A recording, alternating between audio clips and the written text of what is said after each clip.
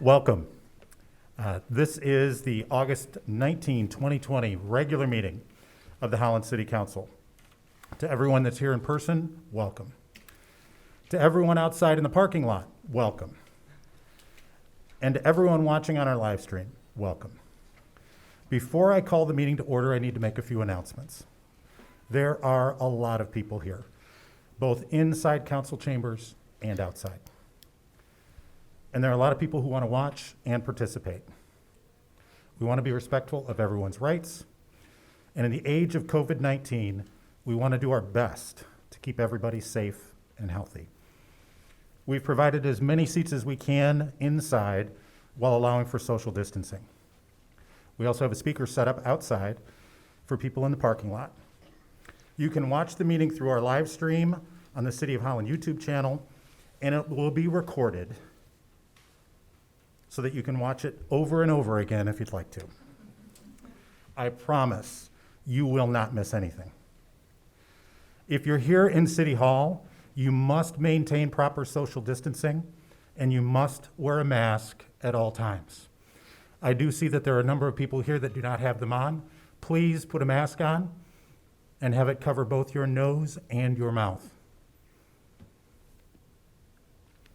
Thank you. We've done a great job with that up till now. Let's keep it up so that we can keep this meeting moving forward. We have worked very hard here at the Holland City Council to have our meetings in person and allow for people to engage with us in person. And we want to be able to continue that. This council engages in civil discourse. We speak respectfully to each other, and we speak respectfully to you. And we expect the same from everyone here. Please be respectful of everyone who speaks. There should be no audience reaction, whether in support of a speaker or otherwise. And so far, everyone's done a great job.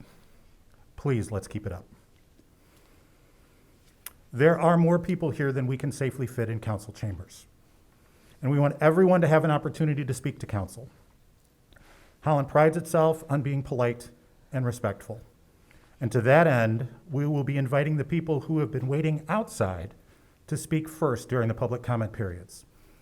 For those of you inside, we will get to you, I promise. But you have more comfortable seats, and they've been outside listening to the speaker and watching on the live stream. Our Assistant City Manager, Matt Van Dyken, will let me know when everyone outside who wants to speak has had a turn, and then those of you inside will be given the opportunity. There will be multiple public comment periods during this meeting. The first will be a general public comment period where you can speak on any subject that is not on another part of the agenda.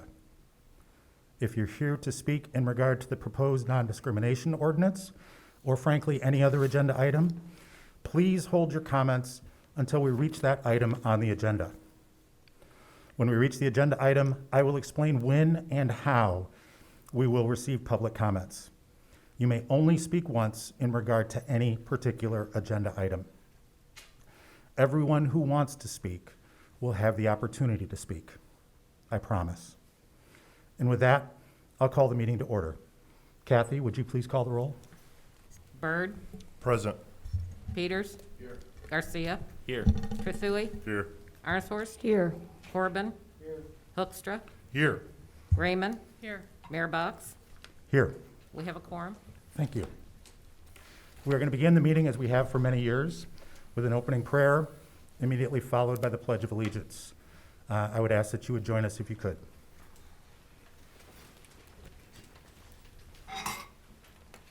Pray with me, please.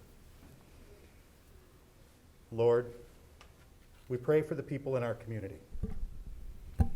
We're a snapshot of all humanity. All ages, backgrounds, education, employment status, politics, and religious viewpoints are our neighbors in the streets where we live. Lord, that you said to truly love you, I must also love my neighbor, which can be difficult when we disagree or lifestyles clash. Yet in overcoming those difficulties, It's possible to see the miracle that you love someone like me. Teach us to love, Lord, as you've loved us, that this world might be a better neighborhood in which to live and share. We pray for everyone, not only those we know by name and chat with through the day, but also less familiar faces about whom we know so little and pass by with just a smile. Bless their homes and their families, and let your love and peace so shine within this community that smiles turn into conversations and strangers become friends. Lord, help us love our neighbor. Amen. I pledge allegiance to the flag of the United States of America and to the republic for which it stands, one nation, under God, indivisible, with liberty and justice for all.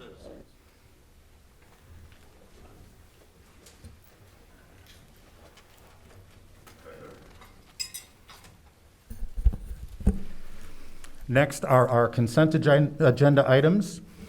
These are items that have been reviewed by council members in our packet. They are considered to be fairly routine, and unless a member of the audience or a member of council asks to have an item removed from the consent agenda and placed on the regular agenda, that agenda, all of those consent items will be voted on with one vote. Kathy, would you please review the consent agenda for us? Item 4B, approval of minutes, August 5th, regular meeting, August 12th, study session. 4C, oaths of office. 4D, Board of Public Works, Clear Result Strategic Energy Management Program. 4E, Board of Public Works, Electric and Fiber Underground Construction Services Agreement. 4F, Board of Public Works, Engineering Contract for WRF Electrical Systems Improvements. 4G, Board of Public Works, Construction Service Contract for WTP High Service Pumps, Upgrades and Transfer from Contingency. 4H, Board of Public Works, Combustion Turbine Bore Scope Inspections. 4I, Board of Public Works, Construction Services Contract for James DeYoung Site Excavation. 4J, Board of Public Works, Revised Purchasing and Contracts Policy. 4K, City Attorney, Downtown, Report Extending Merchants' Use of Streets. 4L, City Clerk, Claims Filed Against the City. 4M, Purchasing, Approved Purchase of Fire Extraction Equipment. 4N, Management and Administrative Services, Appointment of New Director of Finance, Adopt Resolution. 4O, Revocable License Agreement, Projecting Sign, 37 East 8th Street. Thank you, Kathy. Is there any member of the audience that would like to have an item removed from the consent agenda and placed on the regular agenda? Seeing none. Any member of council that would like to have an item removed from the consent agenda and placed on the regular agenda? No. I will entertain a motion to approve the consent agenda as read. Move to adopt the agenda as presented. Moved by Trethewey. Is there support? Support. Support by Aaronsource. Any discussion? Kathy, would you please call the roll? Byrd? Yes. Peters? Yes. Garcia? Yes. Trethewey? Yes. Aaronshorst? Yes. Corbin? Hoekstra? Yes. Raymond? Yes. Mayor Box? Yes. Motion passes. Thank you. Next item is our general public comment period. If you are here to speak about something that is not otherwise on the regular agenda, this is your opportunity to do that. What we do in our public comment period is we allow for 5 minutes during our regular meetings. As you can see, there are 3 lights on the dais in front of me. There's a green light, a yellow light, and a red light. If the green light is on, that means you're doing fairly well on time. When the yellow light comes on, that means you have 1 minute left. And when the red light comes on, your time has expired. And we are very strict about our time limits. Our able city manager will be sanitizing the podium in between each one of the speakers. And so please allow for that. And when you do come to the podium, we ask that you state your name and address for the record. Also, please remember that this is one-way communication. This is your opportunity to speak to council. We will not be responding to questions at this time. And as I said at the opening of the meeting, we would appreciate civil discourse here in City Council chambers. Is there anyone here who would like to speak to council at this time? Please come forward.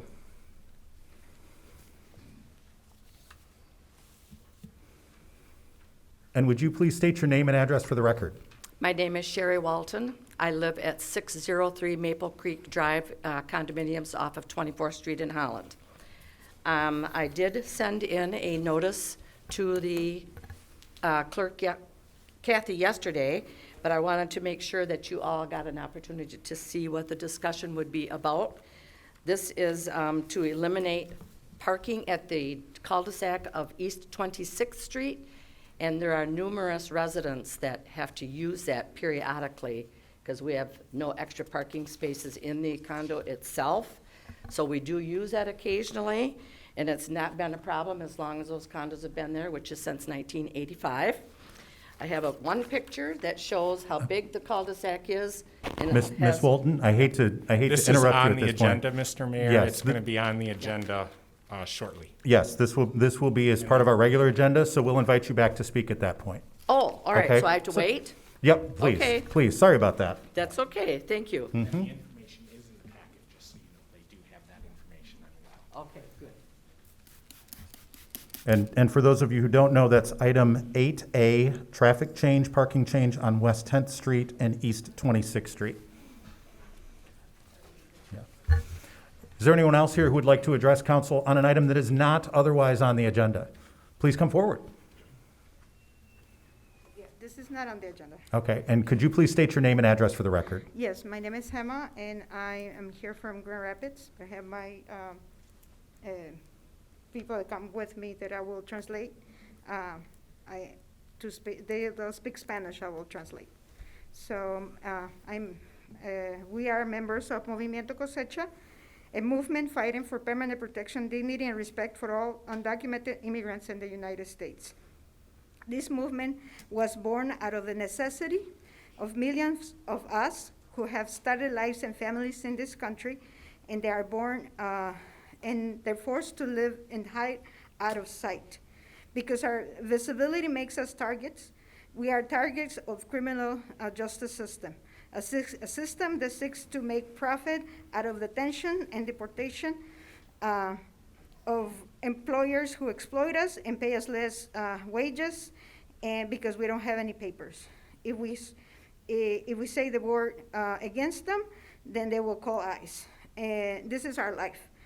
And yet, we believe we shouldn't live this way. This is why we fight for all of us, regardless of status, and we can live a life of dignity and respect.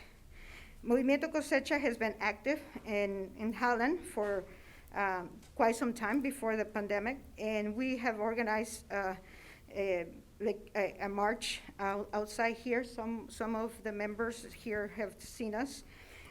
Every day, millions of immigrants, parents, and workers get up in the morning to go to work and to take their children to school. Many have been to do it by foot because there's no public transportation or resources, or they have to ask for a ride. Many others take the risk of drive because they have no choice. Not having a license often leads to ICE detention and family separation. Under this pandemic, these lives of immigrants in our community have become more difficult.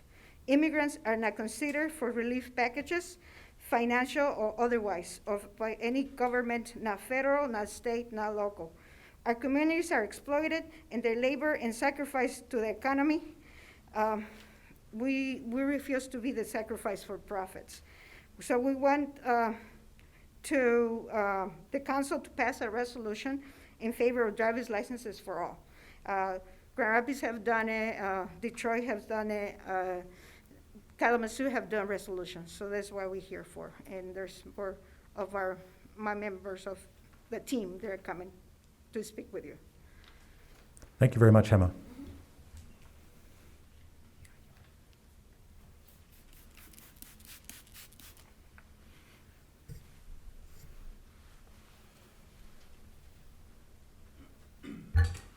And would you please state your name and address for the record?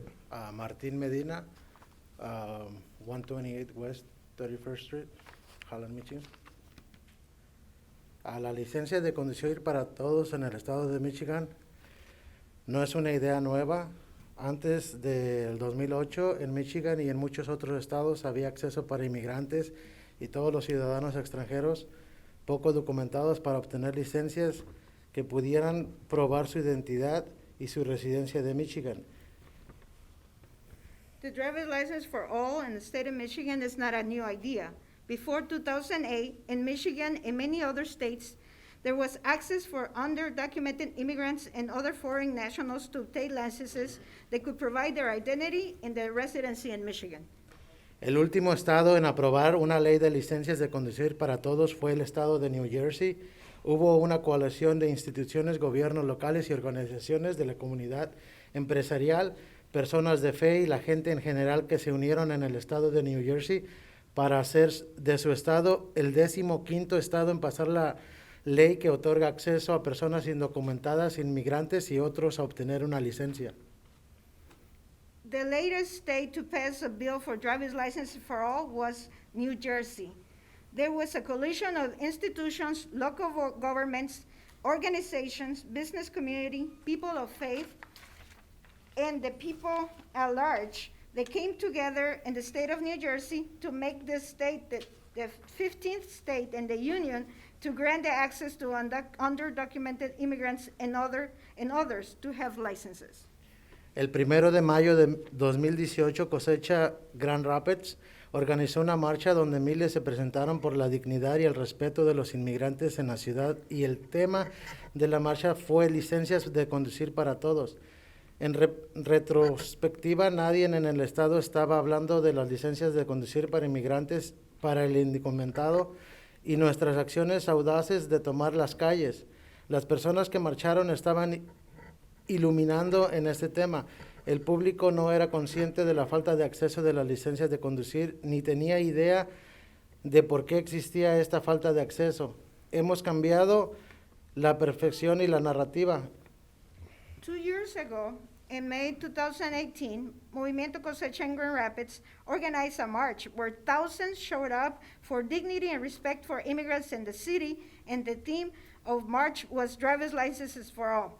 Looking back, no one in the state was talking about driver's licenses for underdocumented immigrants, and with all our bold actions of taking the streets and people that marched, we shined the light on this issue. The public wasn't aware of lack of access to driver's license, nor had an idea why there was a lack of access. We have changed this perception and the narrative. El 1 de mayo de 2019 no solo Grand Rapids marchó para obtener licencias de conducir para todos, sino que Kalamazoo y Detroit organizaron sus propias marchas con el mismo tema. Los inmigrantes de las ciudades vecinas viajaron a estas marchas y miles en todo el estado marcharon con el mismo tema. In May of 2019, not only Grand Rapids marched for driver's licenses for all, but Kalamazoo and Detroit also organized their own marches with the same theme. Immigrants from neighbor cities traveled, and Holland as well, traveled to these marches, and thousands across the state marched in the same theme. El movimiento ha crecido de abajo hacia arriba y de adentro hacia afuera. Ahora las ciudades, los condados están aprobando resoluciones a favor de las licencias de conducir para todos, como la ciudad de Grand Rapids y Detroit, la ciudad de Kalamazoo y el condado de Kalamazoo, el condado de Washington y el condado de Oakland. La Junta de las Escuelas Públicas de Grand Rapids aprobó unanimidad una resolución. La Junta Directiva del Estado de Michigan hizo su propia resolución y entidades comerciales como la Cámara de Comercio de West Michigan y otras partes están a favor. Organizaciones comunitarias, iglesias y personas de fe formando la coalición llamada Drive Michigan Forward. En el propósito de ahora de apoyar y los esfuerzos de la comunidad inmigrante para obtener licencias de conducir ahora. The movement has grown from the bottom up and from the inside out. Now cities and counties are passing resolutions in favor of driver's licenses for all, like Kalamazoo City, Kalamazoo County, the city of Grand Rapids, and the city of Detroit, Washtenaw County, and Oakland County. The Grand Rapids Public School Board unanimously passed a resolution, and the State Board of Education passed a resolution. Business entities like the West Michigan Hispanics Chamber of Commerce and other businesses are in favor. Community organizations, churches, and people of faith have formed a coalition Mr. called Mayor, that's 5 minutes. I'm sorry, your time has expired. Drive Michigan Forward. Thank Yeah, you very much. Thank yeah. you.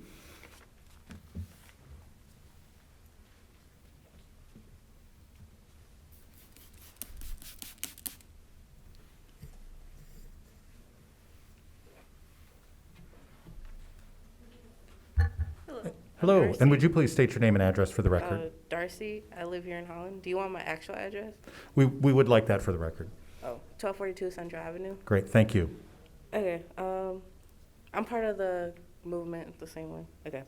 Only the immigrant community has been affected by the lack of access to driver's license, knows and feels the fear of driving kids to school, getting to work, going shopping, or taking a loved one to the doctor. And we're the ones that carry that on our shoulders, the risk of deportation and family separation. If you are not affected, you can just imagine the stress that immigrants are subjected to every day just by doing simple tasks of driving. This is not an American dream, but a nightmare. Proof of color has been subject to this type of oppression behind the wheel. While traffic laws are there to make every driver and the right to transport ourselves safe for everyone, for every person on the roads and on the streets, the system has a way to make drivers of color feel persecuted by the very people that that is sworn to protect and serve. People of color have to educate their kids on how to be on their best behavior while experiencing a simple traffic stop. Do not do sudden moves, do not raise your voice, do not do this or that. And you could be accused of being a threat or being violent, and you could put everyone in the car in danger, or you could be killed. Immigrants have already left their homes, taking great risk and crossing dangerous terrain to come here for an opportunity to achieve their dreams that cannot be fulfilled in their own home countries because external causes like treaties that the U.S. put in place, like NAFTA, the only benefit big U.S. corporations and the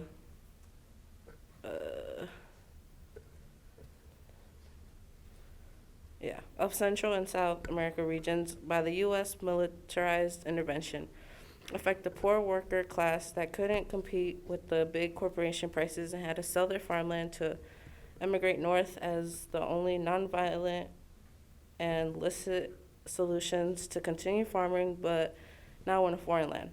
Some could argue that access to obtain a driver's license is a privilege, but I must tell you that freedom to transport oneself from one place to another is a right and not a privilege. The right to feel safe and not scared to drive only because you are lacking the access to documentation and how you look, the color of your skin, and what country you come from. A piece of plastic that shows how good of a driver you are and that you can be tested with the knowledge of the transit regulations established for the well-being of everyone in our community that has a necessity to move from point A to point B should not be mistaken as a proof of immigration status or be defined by it. Who doesn't have the necessity to transport themselves? An access to obtain this piece of plastic with the photo is a necessity. A right to be equal to other drivers and not a privilege, since we all need to constantly move. Other cities and countries have passed resolutions in favor of driver's license for all, or they are on their way to pass them. Do not let the city of Holland be the last in line to speak up for the immigrant community. Show your support now by passing this resolution. It was hot. Sorry. Thank you, Darcy. It is.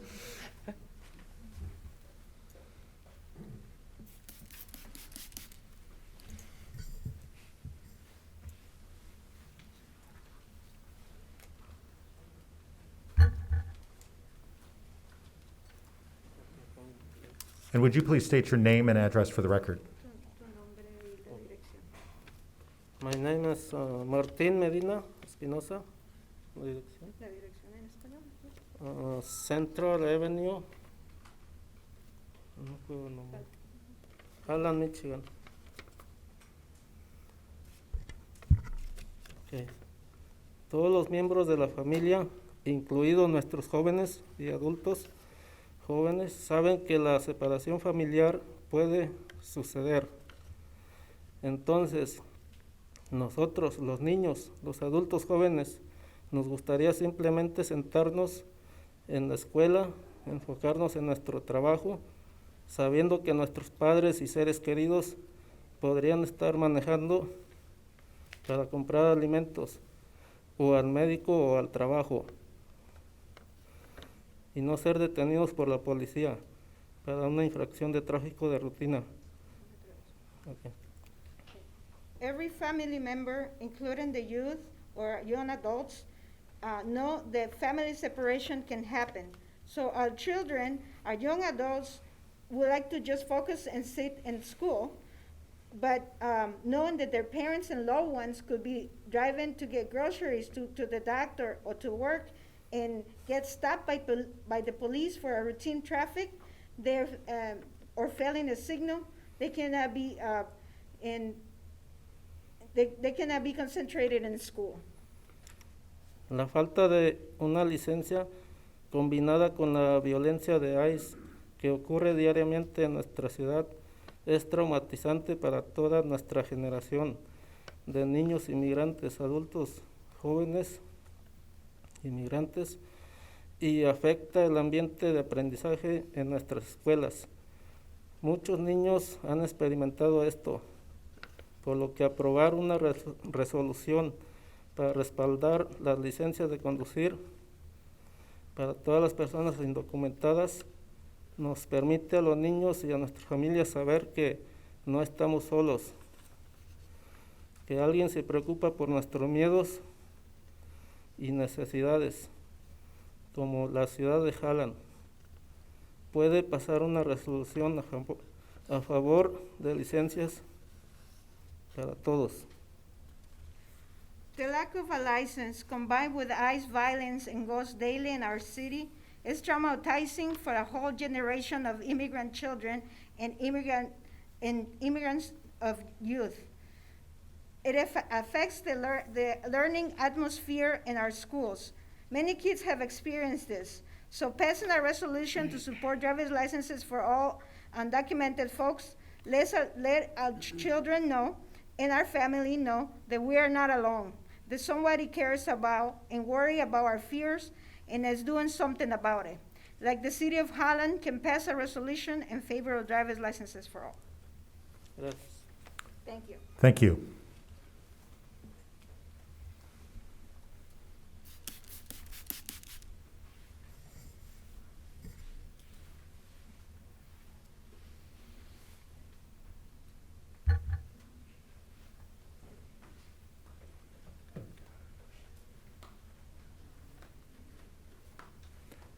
And would you please state your name and address for the record?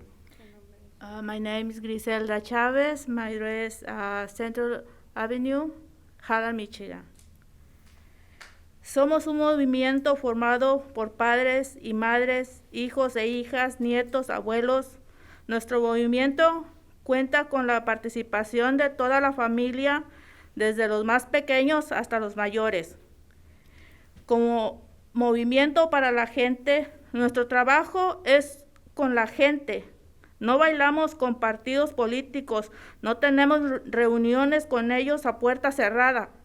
Sabemos que una invitación a sentarse en la mesa es una técnica que los políticos usan para cooptar nuestros movimientos. We are a movement made up for fathers and mothers, sons and daughters, grandchildren and grandparents. Our movement has participation of the whole family, from the youngest to the eldest. As a movement of people, our work is with the people. We do not dance with political parties. We do not have meetings with them behind closed doors. We know that an invitation to sit at the table is a tactic the politicians use to co-opt our movement. No estamos aquí para rogarte que nos escuches. Hacemos más por nuestra comunidad que ustedes como nuestros representantes. Hemos protegido a los miembros de la comunidad de ICE. Hemos encontrado recursos cuando los miembros de nuestra comunidad no pueden pagar la comida de nuestra vivienda y hemos marchado y reunido para que se pueda presentar una propuesta de licencia de conducir para todos. Y ustedes, los políticos, ¿dónde han estado?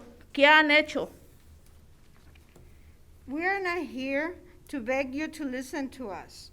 We do more for our community than you have, our representatives. We protect our community for the members for ICE.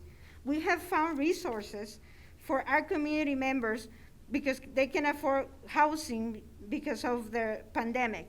We have marched and rally to propose a driver's licenses for all that could be introduced. Where have you been? Where the politicians have been? What have you done? Estamos aquí para darle la oportunidad de demostrar que está del lado correcto de la justicia, y si lo hace, respaldará nuestra lucha por una licencia de conducir, aprobar una resolución de apoyo. We are here to give you a chance to show that you stand in the right side of justice, and that you do, and you will support the fight for driver's license by passing a resolution for driver's licenses for all. Thank you. Thank you.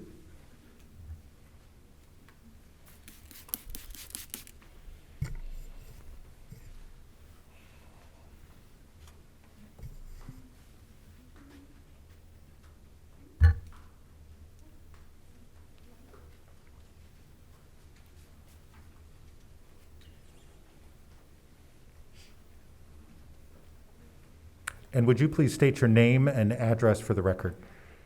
Fidela and 1242 Central Avenue. En octubre del 2018, 40 inmigrantes de todo el estado de Michigan hicieron una peregrinación de 5 días desde Grand Rapids a la capital del estado de Lansing para llamar la atención sobre nuestra campaña de licencias para todos. Caminamos, bailamos, cantamos y cantamos bajo la lluvia a pesar de los desafíos físicos y emocionales que enfrentamos en el camino. Al caminar y protestar, estamos inspirando a nuestra comunidad y haciendo crecer nuestro movimiento. Todos los días, cuando los inmigrantes de todos los rincones del estado estén listos para actuar juntos, tendremos el poder de ganar, dijo Ana, uno de los miembros de nuestro círculo. Desde entonces, también hemos planeado y participado en marchas y movilizando el 1 de mayo del Día Internacional de los Trabajadores para sacar a la luz la difícil situación de los trabajadores inmigrantes en los Estados Unidos. In October of 2018, 40 immigrants from all over the state of Michigan made a 5-day pilgrimage from Grand Rapids to the state capital in Lansing to bring attention to our campaign for driver's licenses for all. We walked, we danced, sang, and chanted through the rain, despite the physical and emotional challenges we face along the way. By walking, we are inspiring our community and growing the movement every day. When immigrants from every corner of the state are ready to take action together, there will be power within. Since we have also planned to participate in marches, we also mobilized on May 1st this year, International Workers' Day, to bring the plight of immigrant workers in the United States, which includes our fight for a driver's license. Que incluye nuestra lucha por las licencias, hemos marchado en desfiles y participado en festivales comunitarios, siempre llevando nuestro mensaje a nuestra gente. Además, también nos hemos manifestado y protestado en diferentes partes de nuestra ciudad, tácticas que han sido examinadas tanto por los funcionarios de la ciudad como por la policía. Pero nuestra lucha puede resistir cualquier crítica, porque la lucha por la dignidad y el respeto no se detendrá, ni siquiera por la policía. We have marched in parades and participated in community festivals, always bringing our message to our people. In addition, we have also rallied and protested in different parts of the state and we have been scrutinized by both city officials and police. But our fight can withstand any criticism because the fight for dignity and respect will not be stopped, not even by the police. Todo este trabajo ha resultado en la introducción de un proyecto de ley de la legislatura estatal que otorgaría licencias de conducir a todos, independientemente de nuestro estado legal, a partir del 31 de octubre del año pasado. Se introdujo una propuesta de ley para licencias para todos, que todos ustedes, los comisionados de la ciudad de Holland, pueden apoyar como una señal de respaldan a la comunidad inmigrante al aprobar una resolución en apoyo de las licencias. ¿Usted respalda esta propuesta? All of this work has resulted in the introduction of a bill at the state legislature that will grant driver's licenses for all, regardless of our legal status. As October 31st of last year, there is a proposal that you all and the City Commission of Holland can support and sign that you can stand with the immigrant community by passing a resolution in support of driver's license. You can also support this legislation. Thank you. Thank you.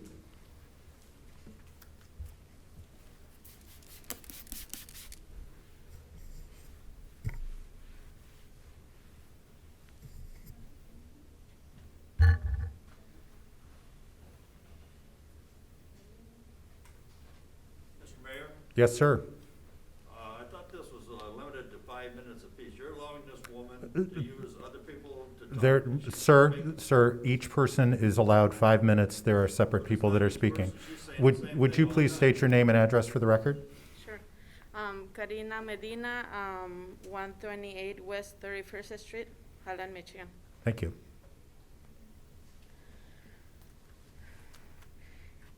Tiene sentido que el gobernador, el secretario de Estado y el fiscal general apoyen las licencias de conducir para nuestros vecinos indocumentados, porque hasta el 2008 el Estado de Michigan lo emitió sin problemas.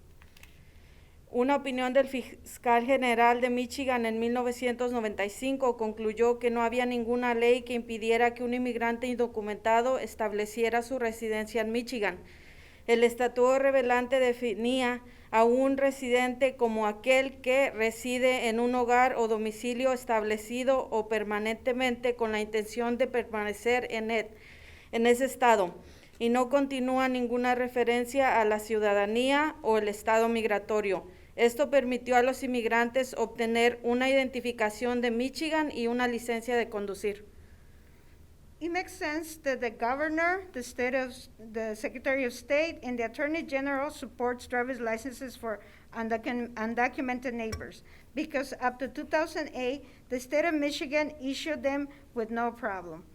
In 1995, Michigan Attorney General opinion concluded there was no law precluding an undocumented immigrant from establishing residency in Michigan. The relevant statute defined a resident as one who resides in settles or permanent home or domicile with the intention of remaining in the state. And it contained no reference to citizenship or immigration status. These allow immigrants to secure Michigan ID and driver's licenses. Pero en el 2007 el fiscal general Mike revocó esa decisión diciendo que solo aquellos que poseían tarjetas de residencia permanentemente podrían establecer la residencia. En enero del 2008, la secretaria del Estado, Terry Lynn, se puso del lado de esa decisión de Cox, diciendo que los inmigrantes indocumentados no podían obtener licencias. La gobernadora Jennifer Granholm se puso al lado de Land al negar las licencias. Más tarde, ese mismo año, en 2008, los legisladores estatales aprobaron una ley que aclaraba que los inmigrantes indocumentados no podían obtener licencias de conducir, enviando a más de 100,000 inmigrantes, cambiando De repente las circunstancias para los inmigrantes que han vivido aquí durante décadas y que ahora manejan con licencias vencidas para trabajar, llevar a sus hijos a la escuela e ir a la iglesia. But in 2007, Attorney General Mike Cox reversed the decision, saying that only those holding permanent resident cards could establish residency. In January of 2008, Secretary of State Terry Land then sided with Cox's ruling, saying the undocumented immigrants could not get the license. Governor Jennifer Granholm sided with Land and denied driver's license. Later in the year 2008, state legislatures passed a law that clarified that undocumented immigrants could not get driver's license, sending over 100,000 immigrants, suddenly changing the circumstances from immigrants who have lived here for decades, who are now driving on expired licenses to work, to take care of the children, and to go to church. Haga que la ciudad de Holland sea seguro nuevamente. Haga que las carreteras sean seguras, otorgando las licencias a todos los conductores calificados y ayuden a proteger a nuestros vecinos de la causa más común de separación de familias. Aprobar la resolución para admitir licencias de conducir e identificaciones estatales para inmigrantes indocumentados. Make this city of Holland safe again. Make the roads safe by licensing all qualifying drivers and help protect our neighbors from the most common cause of family separation. Pass a resolution to support driver's licenses and the state IDs for undocumented immigrants.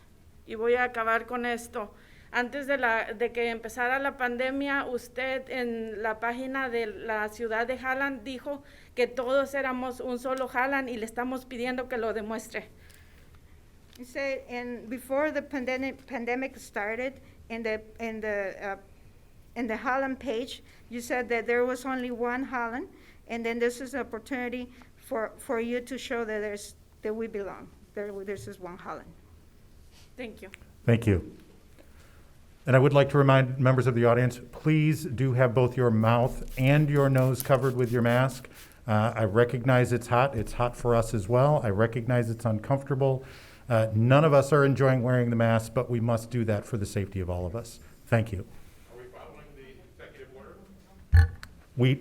Our rules here in council, sir, are to wear masks covering both your mouth and your nose, please. So the executive order doesn't mean anything. Would you please state your name and address for the record? Buenas noches, mi nombre es Silvia Ortiz y soy de ciudadana de Holland. Es condescendiente con la comunidad inmigrante que los políticos afirmen son los únicos que tienen preocupaciones de seguridad con respecto a las licencias de conducir. Por supuesto, también nos preocupamos nosotros los inmigrantes, pero para que quede claro, esto es lo que nosotros, aquellos directamente afectados por el injusto sistema de inmigración de los Estados Unidos, queremos constantemente, nos dicen, que no deberíamos luchar por la licencia de conducir porque tener una licencia facilitaría que ICE nos identifique. La realidad es que ya estamos en la mira y criminalizados por conducir sin una licencia o una licencia vencida.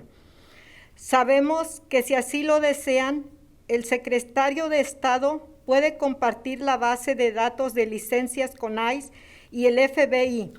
Es por eso que luchamos contra la complicidad con ICE en todos los niveles y es importante que la ciudad de Holland nos apoye en esta lucha, pasando una resolución a favor de licencias para todos. Decir que una licencia nos pondrá en mayor riesgo es simplemente falso. Lo cierto es que ya vivimos con ese riesgo todos los días. Y en todo caso, tener una licencia nuevamente disminuiría significativamente nuestro riesgo de detención. It is patronizing to the immigrant community for politicians to claim to be the only ones that have safe concerns about driver's licenses. Of course, we have concern too, but to make it clear This is what we, those directly impacted by the unjust immigration system in the U.S., we want. We are constantly told that we should not be fighting for driver's licenses because having a license will make it easier for ICE to target us. In reality, we are already targeted and criminalized for driving without a license or expired license. We know that if they choose to, the Secretary of State can share the license database with ICE or with the FBI. This is why we fight against complicity with ICE at all levels. And it is important for the City of Holland to support us in the fight by passing a resolution in favor of licenses for all. To say that licenses will put us more at risk is simply not true. What's true is that we are already live with the risk every day. If anything, having a license again will decrease our risk for detention significantly. Thank you. Is there anyone else who would like to address council on a matter that is not otherwise on the agenda? Seeing none, I will close the public comment period. Next item on the agenda, item 7, special order of the day, public hearings, amendment to GDK Brownfield Plan. Mr. Van Beek. Yes, thank you, Mr. Mayor, Council. I think we might have just a momentary pause here. Oh, here we have. Presenting to you tonight is Finance Director Tim Vogley. Yes, you approved by consent agenda his replacement, but he's still going to be with us through the rest of the year. I'm thinking about Finance Director Emeritus. Sounds like a great title. Mr. Vogley's always welcome here. Exactly. He's going to introduce our two other presenters. What's before you tonight is a recommended brownfield amendment plan that Tim will describe more, and that is being recommended unanimously by our brownfield board. Hi, Tim. Hello. So tonight we want to, there's going to be a public hearing.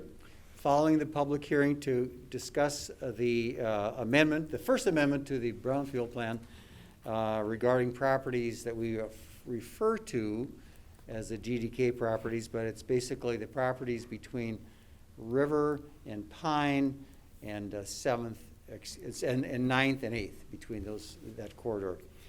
Brownfield was approved, plan was approved in 2016, and tonight we want to amend that to address a building that wasn't originally anticipated in that plan.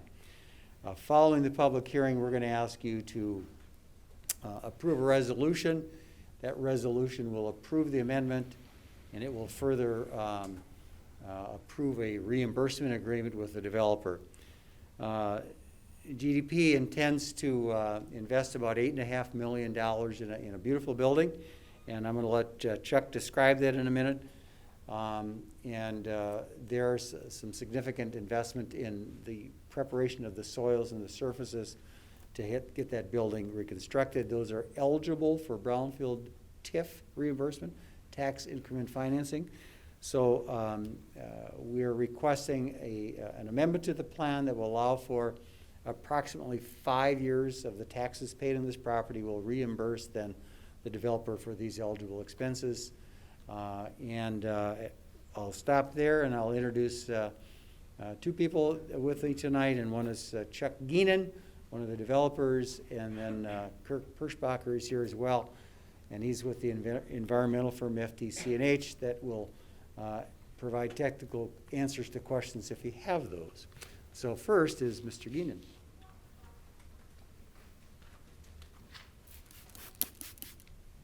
Never got service like this, did you, Chuck? And Chuck, would you please state your name and address for the record? I will. I'm Chuck Geenan. I live at 1276 Beach Drive in Holland, and a City of Holland resident. And we are the developer, so it's GDP, which is Geenan DeCock Properties, is the developer of this property.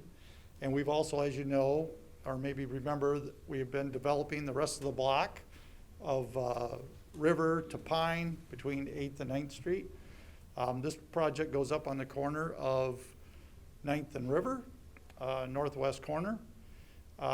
It had a previous building there that we have demolished, which was the old, originally Mutual Bank, and then renovated into the Baker Furniture Retail. That building, though, was preceded, or there was a building before that, that was the old Brower Furniture Building. And so what we tried to do was take the design elements from the previous building, the Brower Furniture Building, and incorporate those into this new building. And we've worked with our client, the Rest Haven Group, and they will be occupying, there's the building of the old Brower Furniture. So you can see there's some resemblance between the two.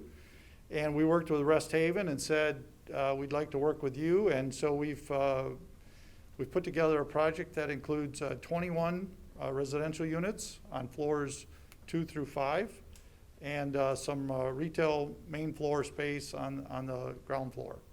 Also, there'll be a small area of covered parking, and we've got in this plan all new snow melt and brick pavers and pedestrian ways and landscaping to finish out that corner, the same quality of what we've been doing in the rest of the block on 8th Street. So the brownfield is for some of the site work, which includes demolition and some of the other specific site costs for this project. And I'd be happy to answer any questions that you might have. Any questions from council? Great, thanks, Chuck. Okay. Public hearing. I'll now open up the public hearing. Is there anyone from the public who would like to speak in regard to the amendment to the GDK Brownfield Plan? Seeing none, I will close the public hearing. What is the pleasure of council? Move we approve? Moved by Hoekstra. Is there support? Support by Trethewey. Any discussion? Yeah, Mike. Chuck, you continually surprise me with your creativity. Unfortunately, I'm old enough to remember the Brower Furniture Building there, so it's going to, I think Jay is too. Yeah. The question is, did you work there? I know. No. So taking some of the design elements from that building, which was kind of unique on that corner to begin with, and bringing them back, I was a little skeptical about a 5-story building there until you showed me what was there before, and now I remember, and once is coming back again. Thank you. That block is looking very great. Got a couple little outlots yet that I'm sure you're working on, but you do bring a wealth of knowledge, a wealth of investment, and some unique design to that area. So thank you very much. Any other comments from council? Kathy, would you please call the roll? Peters. Yes. Garcia. Yes. Trethewey. Yes. Arnsworth. Yes. Corbin. Hoekstra. Yes. Raymond. Yes. Byrd. Yes. Mayor Box. Yes. Motion passes. Thank you. Next item on the agenda is item number 8, unfinished business, 8A, traffic change, parking change on West 10th Street and East 26th Street. Mr. Van Beek. Yes, Mr. Mayor, Council. Usually you have Transportation Director Brian White handling this, but with an otherwise night, I'm pinch hitting for him. You will recall that when we have these types of parking changes that are requested from the community, typically they're triggered by the community, what we do is we put it on one of your agendas, you table it, we send that information out to the neighborhood to see if there's any public comment, and then we bring it back to the table. So that's the place that we're at tonight. I will let you know that the first item is parking changes near First United Methodist Church on 10th Street. You have that information in your packet. There's you can kind of see that on your overhead. But basically, they're asking for 5 parking spaces for a period of time to be no parking to assist with parents dropping off their children. There was no public comment that was received on that item, and staff, through the traffic committee that meets and reviews these, is recommending approval of that item. I will just move on and talk to the second one. That is parking changes at the cul-de-sac road end of East 26th. And in this situation, my understanding is we had people that live on 26th that brought this request forward to the traffic committee, who reviewed it. What they found is that this is an area where at the end of the cul-de-sac, like we have in many other areas, there's an emergency access that goes into Maple View condos. There also is a fire hydrant along that cul-de-sac. And the property owners along 26th asked that we review it, post it as no parking, because there were a variety of problems associated with that. Our traffic committee also noted problems with blocking the fire hydrant, the emergency access, and sometimes larger trucks having a hard time making the turn in the cul-de-sac. Earlier this evening, you did hear someone here that started to speak to this. I don't know if she's here yet or not, but you do have that information in your packet. It's a resident of Maple View condos that has a letter and is asking that you do not take this action. And I see she's back there, so in a moment, I'm sure I'll let her represent her point of view instead of me, but you do have that information also. All right, thank you. I think it makes sense for us to take these separately. And for the members of the audience, this will be a good trial run for a future item on the agenda as well, just so that you understand the process. We've just asked staff to provide a brief report to council.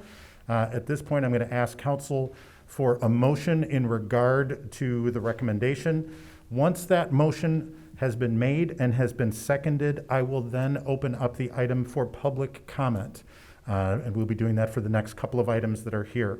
And then after everyone who wants to has spoken in regard to the matter, then council will deliberate, and there will not be any further public comment in regard to that item. So, is there a motion from council in regard to the 10th Street recommendation? Motion to adopt recommendation. Moved by Trethewey. Is there support? Support. Support. I'm going to give that one to Byrd. Now, I'm going to open it up. Is there anyone here from the public who would like to speak in regard to the 10th Street parking change? Seeing none, I will close the public comment period in regard to the 10th Street parking change. Discussion from council. Seeing none. Kathy, would you please call the roll? Garcia, Yes. Trethewey, Yes. Arnshorst, Yes. Corbin, Hoekstra, Yes. Raymond, Yes. Byrd, Yes. Peters, Mayor Box. Yes. Motion passes. Thank you. Next, I will entertain a motion from council in regard to the East 26th Street proposed parking change. Motion to adopt recommendation. Moved by Trethewey. Is there support? Support from Hoekstra. I will now open the public comment period in regard to the East 26th Street proposed parking change. Ms. Wolton, that is you in the back, is it not? If you would like to address council at this time, I promised you earlier in the meeting we would invite you back. I'm inviting you back. This is the appropriate time. And would you please, just for the record, please state your name and address for the record again? Sherry Walton, 603 Maple Creek Drive in the Maple Creek condominiums. And as I stated before, I'm here on behalf of quite a few of the residents, not all, that get to use, over the last 35 years, a couple of spots.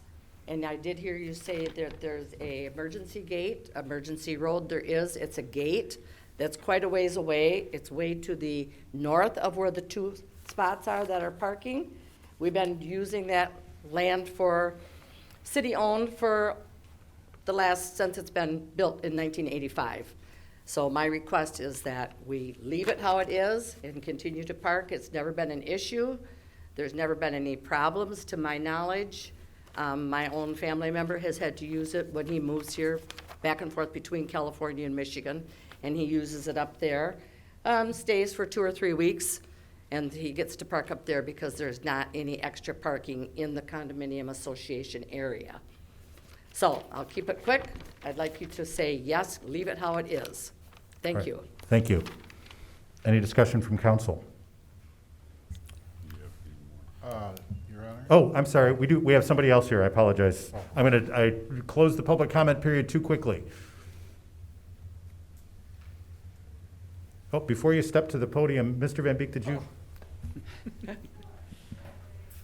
At least I remembered that.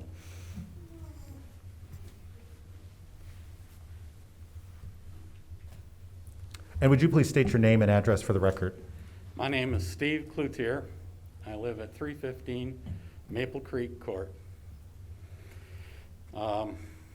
I urge the council to go along with the recommendations because that property is public property, and we don't need to have cars parked in that area.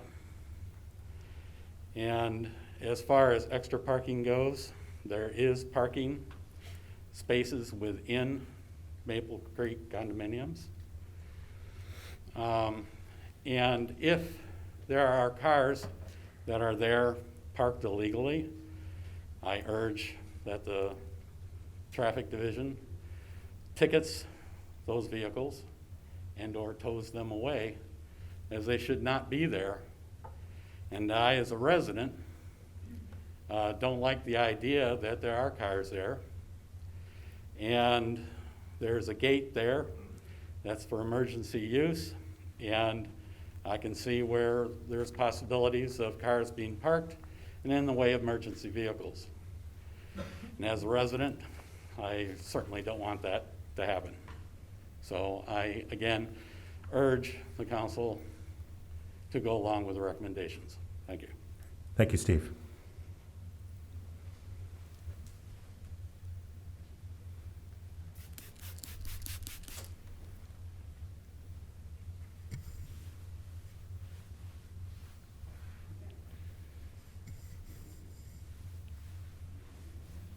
And is there anyone else here to speak in regard to the proposed 26th Street parking change?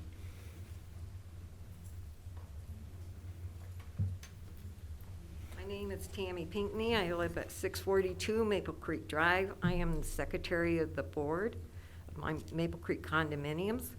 For some reason, our past president got the letter that we were going to have to not park there on 26 cul-de-sac. I have a clear view with that from my condo, and a lot of the semis that come through there with the trailers have a hard time turning in that cul-de-sac when you got cars parked there. I took pictures of a car that's been parked there for over a week with the for sale sign on it. It's a resident.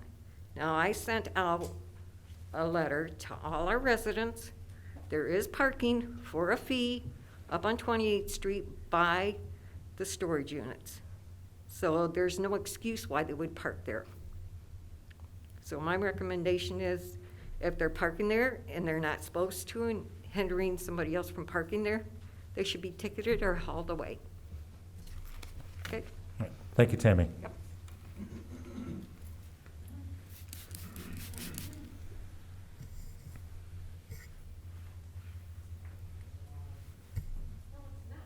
Is there anyone else here to speak in regard to 26th Street? Yeah, please come forward.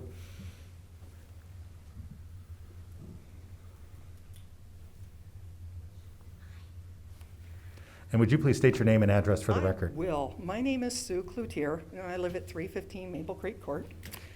And I am on the board of Maple Creek condominiums, but I'm here as a resident, not here as a representative of the board, because I feel as a resident, I have a right to state my view without what they have to say.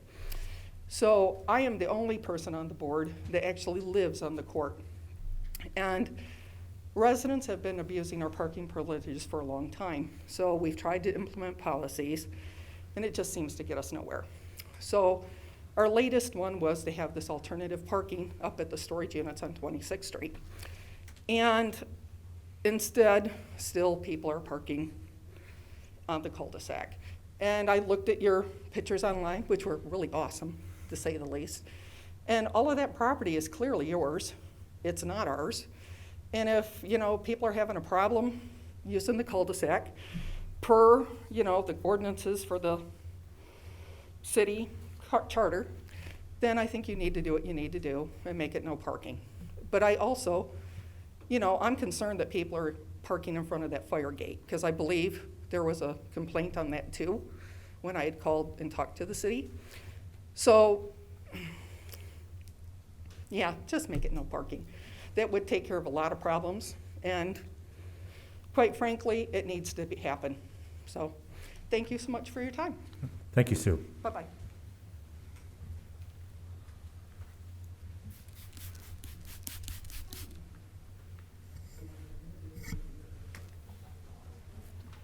And is there anyone else here to speak in regard to the proposed East 26th Street parking change?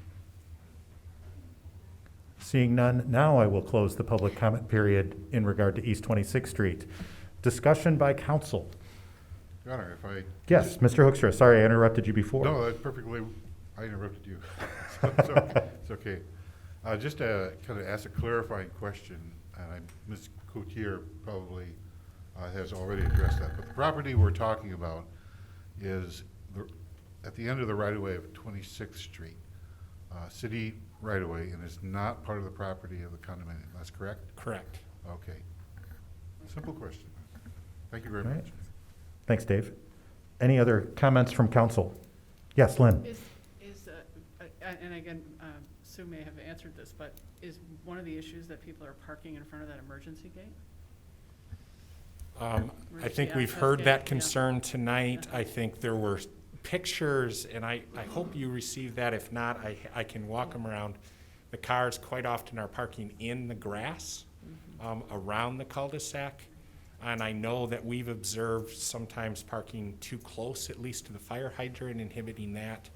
And as I think you've heard some of the residents at least say tonight too, that there are sometimes in that area some trucks that have a hard time making the turn in the cul-de-sac even when so yes, we've had some complaints, and as you know, when we get those, instead of just we turn it over to the traffic committee, so we have our kind of cross-functional team of staff that go out, take a look at the issue, then take a vote on it, and their recommendation in this case is that you would adopt the no parking in this area. Any other questions? Discussion by council. Yes, Quincy. So I know we have had complaints. Have we had complaints where there was an emergency? I don't have that information, Quincy, I'm sorry. Brian might be able to, but we have observed parking that would have inhibited fire hydrant use if it was needed at that moment. Any other questions, comments from council? Kathy, would you please call the roll? We need a motion. Or you do? Nope, we do have a motion. We had a motion prior to the public comment. We have a motion to approve the recommendation to add no parking zone in that area. Sorry. No, that's all right. That's all right. Trethewey. Yes. Arnshorst. Yes. Corbin. Hoekstra. Yes. Raymond. Yes. Byrd. Yes. Peters. Garcia. Yes. Mayor Box. Yes. Motion passes. Motion passes. Thank you. Next item on the agenda, item 8B, Chapter 25, Protection Against Discrimination. Recommendation to, actually with no recommendation coming from staff in this regard. There is one comment that I'm going to make before I toss it to you, Keith, and that is it has to do with the next item on the agenda, just as kind of a preface. We've been receiving in-person public comment. We have also been receiving email public comment. to our email address, publiccomment@cityofholland.com. I know we, as council members, have been receiving comments and forwarding them onto that address as well. We did have a cutoff period of, I believe, at about 4:30 this afternoon, and at that point, there were 173 email comments of over 200 pages of comments. If you do not see your public comment on there, it's probably because it was received after that after that period. But we will be receiving those into the record later. But I just wanted to make that comment for folks before we moved on in this agenda item. And additionally, I would just add, Mayor, as we've been having them for, quite frankly, months now, we didn't accumulate them all up until this point of time. So we also had hundreds of them that have been received by council in prior weeks. Right. That 173 is in the last 2 weeks. All right. Mr. Van Beek, staff report. Yes, thank you, Mr. Mayor, council. I'm just going to highlight a few things contextually and also process, and then I'm going to hand it over to the city attorney. So on January 8, 2020, City Council unanimously approved a motion to direct the city manager and the city attorney to supply council with possible options, not recommendations, concerning the potential change to the city's discrimination ordinances relevant to housing and employment. Additionally, this list of options should include an evaluation of possible risk or exposure to the city of Holland, which I think sometimes has been forgot. That was definitely part of the review made by Ron and myself. Staff did, I'm going to say, actually kind of violate one of the items in there in making a recommendation, and I've made this clear to you, where we did ask and encourage council to, whether it be in a policy or an ordinance, that you include a procedure section whereby complaints that could be received would actually be referred rather than investigated by city staff. We've had a long-standing relationship with the Fair Housing Center that has done that service for us in some areas. Otherwise, to the Michigan Department of Civil Rights. Ron will outline in a second why, I think at least there's a couple reasons why we did recommend that, and that is still in the ordinance as it's outlined tonight. Third, there was a question that Quincy asked on the history of inquiries or complaints to the Human Relations Department. And I'm just going to outline a response to that for Quincy from Esther Fifelski, our Director of Human Relations. She's been here, so she looked back about 6-7 years, and there have been what I'm going to call a handful of inquiries about domestic partnerships, requests for more education, or what the process would be.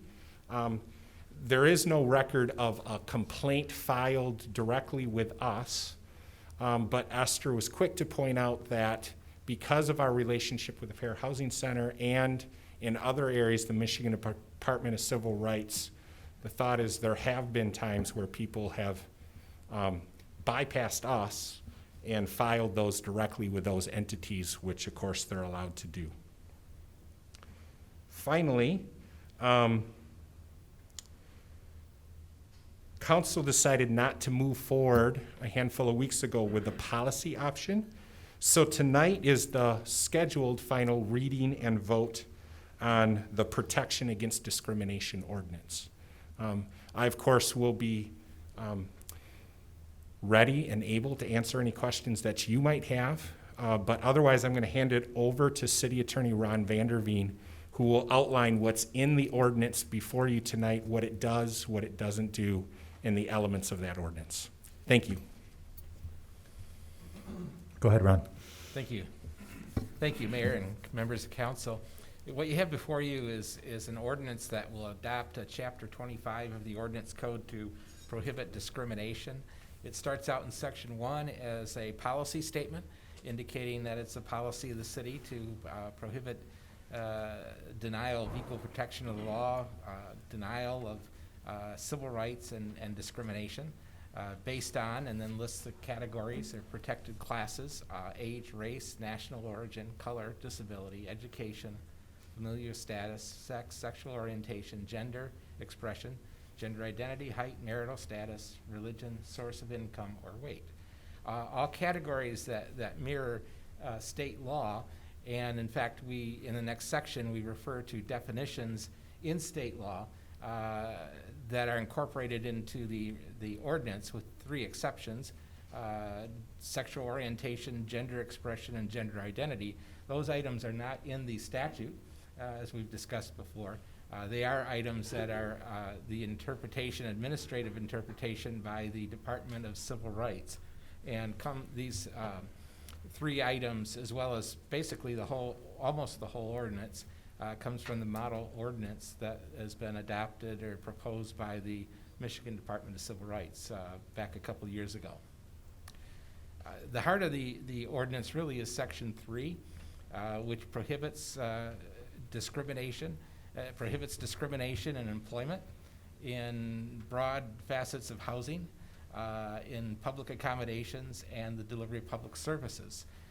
And that prohibits discrimination because of the various protected classes that I just had read off.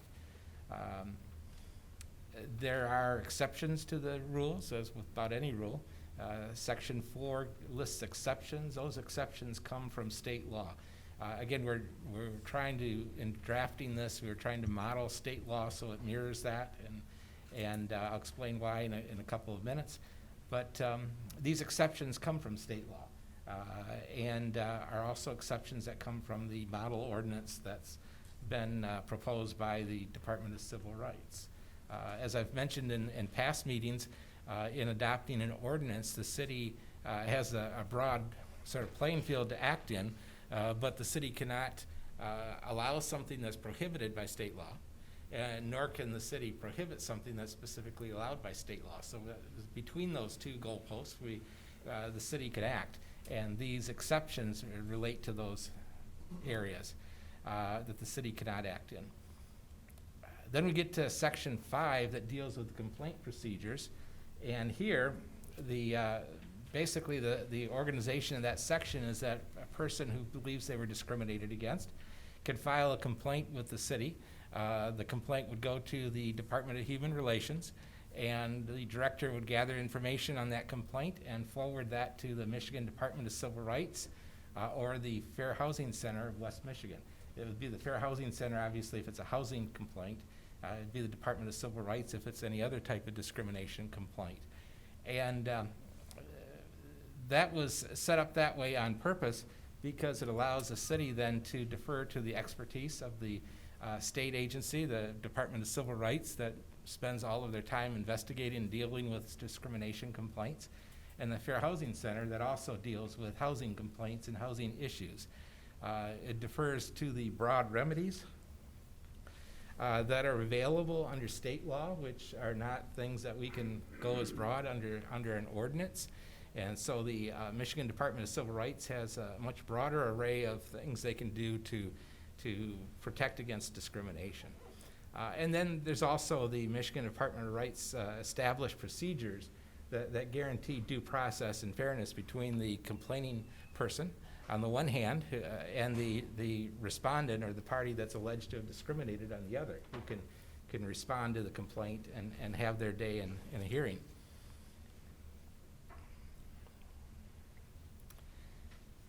Sections 6 and 7 deal with what I would say are rare situations where the Department of Civil Rights might not act on a complaint, that the city might want to act on a complaint.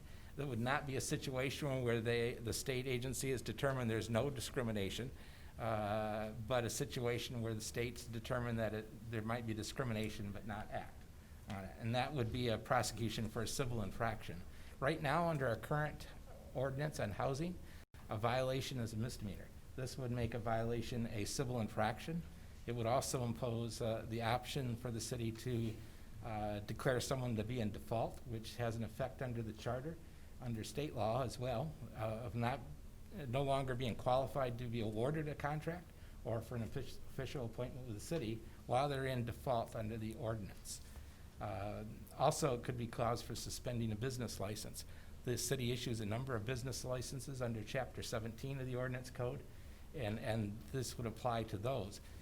although there's a number of licenses, I also would caution there are not that many businesses in town that really are required to have licenses. A lot of businesses don't fall within those categories. Section 8 provides for a report to council, so council can hear what kind of complaints, how many complaints and the data on those that come in, and be aware of how this ordinance is impacting. And then Section 9 deals with interpretation. And while subsection A talks about liberally interpreting it to achieve its purposes, it also includes subsection B that prohibits that it's not to be interpreted to prohibit or interfere with a person's or religious institution's free exercise of religion. That's protected under federal law and state law as well. So again, what we tried to do is mirror state law in coming up with this draft of the ordinance, using a referral, we referred to as a referral system for processing complaints, referring them to state agencies that are able to best handle these things.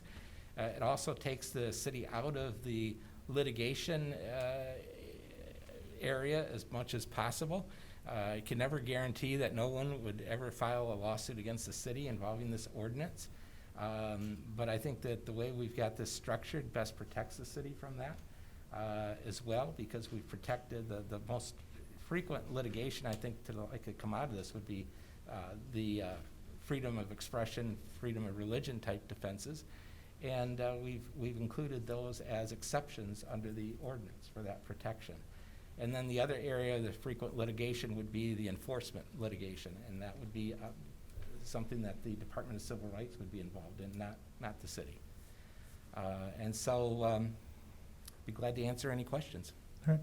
Before I entertain a motion, any questions council has of staff? Yes, Scott.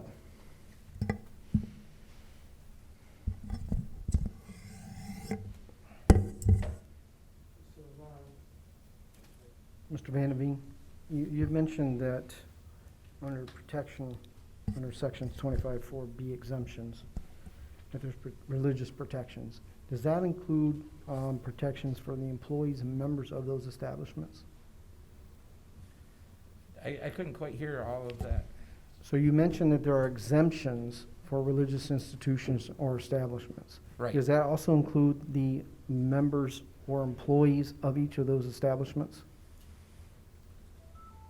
I would say that it would. It's going to be the Department of Civil Rights that's going to interpret that.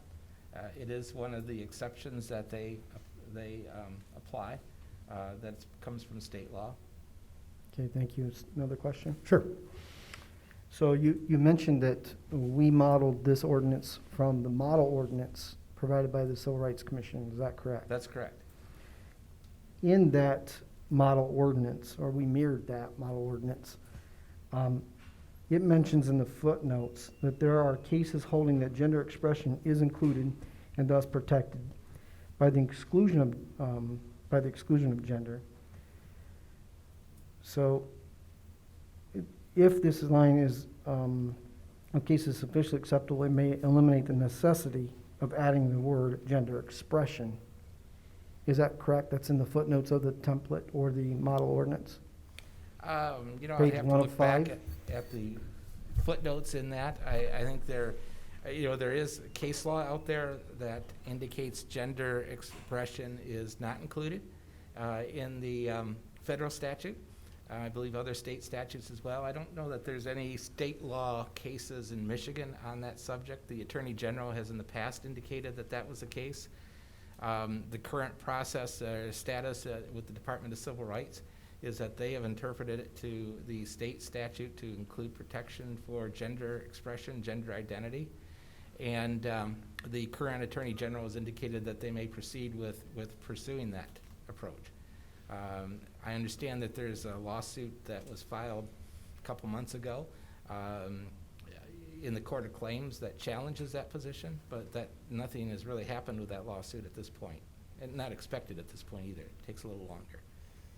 So the model ordinance that we're modeling from states under the footnotes provided by the Civil Rights Commission that if we mention gender in our ordinance, it's not necessarily required for us to mention gender expression because that's assumed to be included.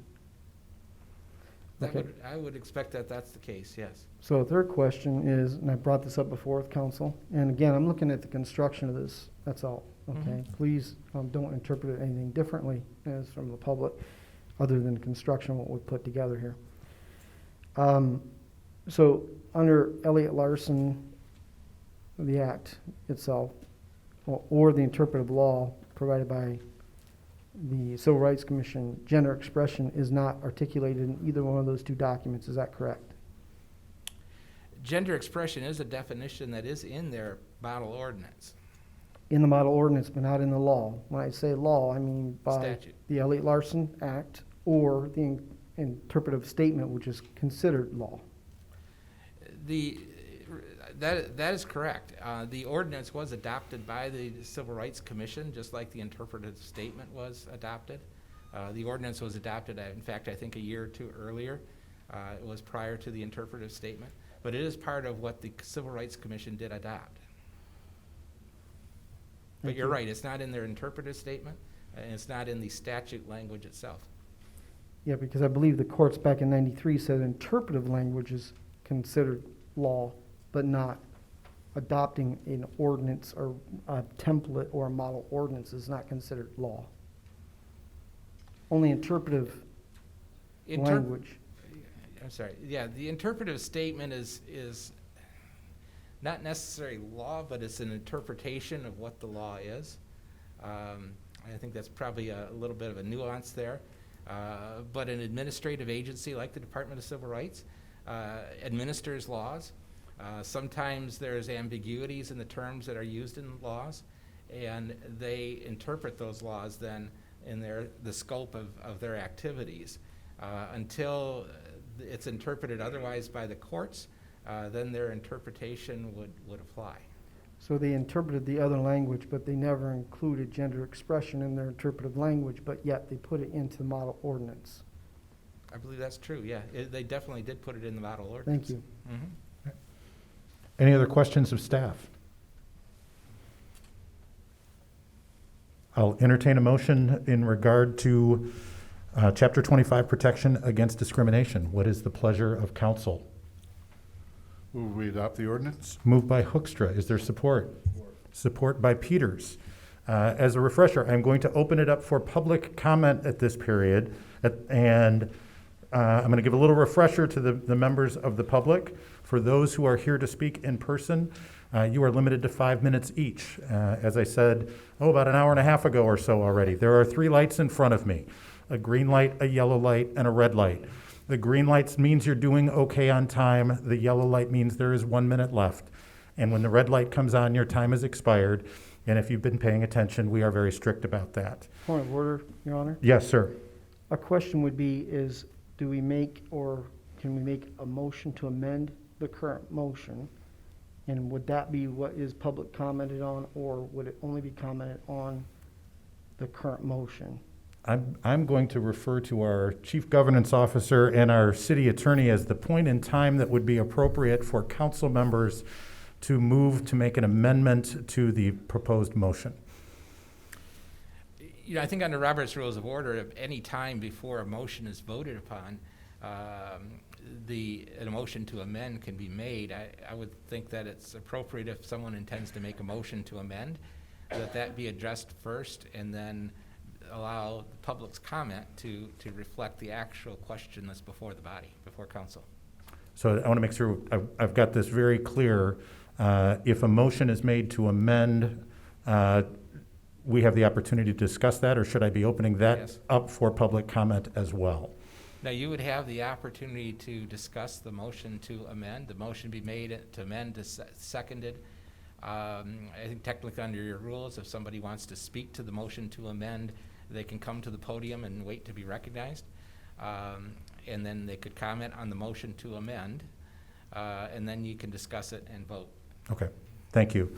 I'm gonna ask you to hold off just a second if there's something else that you were gonna do, because I want to run through the public comment standards first, just so that people understand where it is, and then I will turn and look at you, I promise. Thank you. All right. Thank you, Your Honor.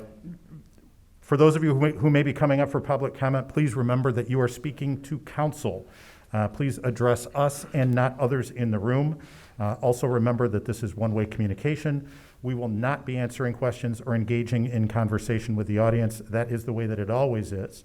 And again, no audience reactions, pro or con. This council strives to be a model of civil discourse. We expect the same of everyone that's here. And as Keith has been doing, he'll clean the podium in between each speaker. And when you come forward, please do state your name and address for the record. And please do your best to speak clearly into the microphone so we and everyone can hear you. We do understand it's more difficult to speak with the masks on, but we appreciate that. Mr. Corbin, I promised that I would take a look at you as soon as I was done saying that. Is there something that you would like to say at this point? Again, please, I'm looking at this from a construction perspective of how we're building this ordinance and making sure that it's can continue to be supported into the future. But my amendment would be, or my motion or amendment to that would be to strike the words sexual orientation, gender expression, gender identity under the meaning section of section 25-2 definitions, and the extended definitions for each under the same section, likewise in sections 25-1 under the purpose statement, but leaving the word gender and sex included in there. I'll provide my argument when we go to discussion. When we actually get to the discussion on that. If it's supported. Okay, so my understanding, just I want to make sure that I clarify, what you're asking is you're making a motion to strike the words sexual orientation, gender expression, and gender identity from any point that they appear in the proposed ordinance, but leaving the terms sex and gender where they appear. That's correct, yes. Okay, okay. There is an amendment, a motion to amend the initial motion. Is there support? There is support. Support. There is support by Trethewey. I will now open it up for public comment. Yes, Mr. Van Beek. Just a reminder, Mr. Mayor, and I apologize if I forgot this, but we still have people waiting outside. Yes, thank you. And that was one of the things that I was going to say in my instructions. We are going to have the people who are outside speak first. And I believe that we've got somebody set to speak. Is there anyone who would like to speak in regard to the amendment on the motion? Yes, Mr. Mayor, just Yes. one clarification too on persons speaking. Under the council rules, a person is allowed to speak once on an agenda item. So this would be that one time on the agenda item. So the person should choose wisely on what they say. There is an opportunity to speak twice under the rules, second time after everybody else speaks, but that would be it in terms of comments on an agenda item. This would count as there's, time. Thank you for that clarification, and that for stating that. So for anyone who is interested in speaking, you will have one opportunity to speak on the agenda item. You will not have the opportunity to speak on the proposed amendment to the motion, and then again on the motion as a whole. So choose your words wisely, choose your time to speak wisely. You get one opportunity to speak in regard to this agenda item. Now, having said that, any other comments? I want to make sure we're crossing all of our T's and dotting all of our I's here. All right. Anyone here who would like to speak in regard to the motion or the amendment on the motion, this agenda item? If so, please come forward, state your name and address for the record.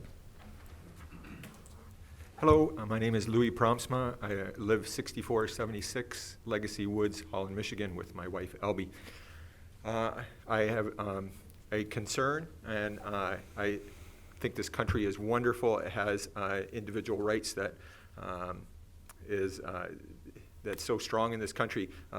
My concern, though, is also about what the history of this country is also strong in faith and family. And so I'm afraid about unintended consequences when we do things, and I like the reference to the goalposts. I think our country has goalposts of faith and family, and I'm afraid what might happen as we look on individual rights and then what happens with these other goalposts that I just said. Thank you. Appreciate the work that you do. Thank you, Louis. Anyone else who would like to speak in regard to this agenda item? Yes, please state your name and address for the record.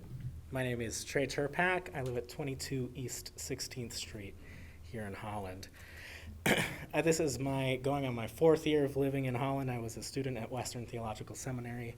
I am going to be an ordained minister in the Reformed Church in America, and I'm also an out gay man who's partnered. And I thought I would bring the council kind of 3 thoughts of mine regarding those intersections. The first is that this ordinance is good prudence. I think your role is to set laws and other policies, in this case an ordinance, that helps the city of Holland live well together. And I think this is just a good, prudent, wise thing to do. One of the things is disability. It was in 1991, I believe, that the Americans with Disability Act was passed, and so we're a little overdue for that being included in the ordinance, as well as I think it brings us up to where legal law is in the United States regarding sexual orientation and gender identity. The second thing is kind of, there's a lot of folks here who are going to say Christian things, and I love my Christian siblings in Christ, and I think you're in a peculiar place of being part of government that oversees a whole host of different religious things. And so if you're a Christian who holds a conservative point of view and is wondering how to love your neighbor well, I'd like to share with you this quote from the Christian Reformed Church in North America. In 2003, in Canada, the conservative government passed same-sex marriage, and the CRC said this: "It follows, therefore, that church members ought to affirm the validity of legal recognition for folks in same-sex marriages or for various different gender identities. Otherwise, it threatens public justice. Justice and grace are due to all people, even those whom we have profound disagreements with." My last point is a C.S. Lewis point. And if you're wondering how do I think about this as a council member, C.S. Lewis, and I think Abolition of Man, someone can correct me, but talks about the law is the bare minimum we owe each other. And as Christians, and I think our Holland community is very Christian, we live so much above the law. I'm asking you to do the bare minimum. Put in a non-discrimination ordinance so that we can referee the very basis of how we interact with each other. So do it because it's prudent, because it's just, and it sets up the playing field for us to love each other well. Thank you. Thank you, Trey.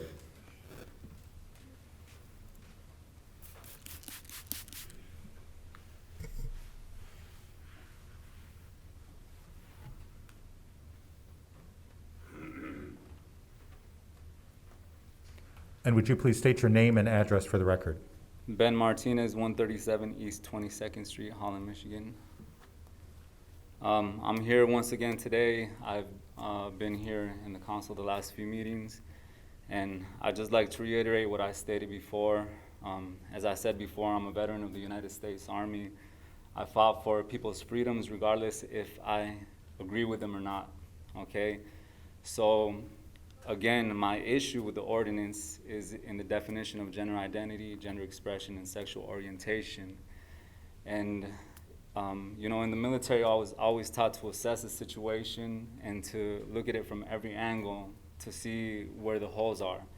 You know, and one of the things that concerns me is, again, you know, as I stated before, in the city of Merriam, Kansas, and as well as Austin and some other cities around our nation, a similar ordinance has passed, you know, expanding those definitions, and it has been ruled, especially in Merriam, Kansas, that you cannot discriminate against someone in a public facility, and that's what I think the ordinance says. You can't discriminate in public facility, public setting.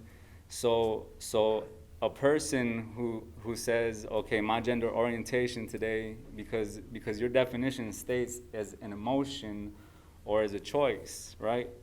So what if I choose to be a female today? You know, can I walk into the bathroom? You know, and I'm not saying that anyone in this community would do that, but I'm looking at it from another perspective, because there are criminals out there, there are people out there who would like to go in after children and harm them. You know, so how easy is it for me to go into the Secretary of State? Because I was there yesterday. I can go in there, I can get my license changed from male to female with just a simple signature. And that's it, you know. So I'm looking at it from this perspective, you know, when you expand those definitions, just like it happened in Merriam, where they say you can't discriminate from someone going into a restroom if they say they're a woman. You know, so what if that person is not actually trans? What if they're not actually, you know, and they say, well, I'm gonna go in there and I'm a sexual predator, you know? You can't be posting hashtag Save Our Children and really be considering this, you know what I mean? Because this is where I see the danger.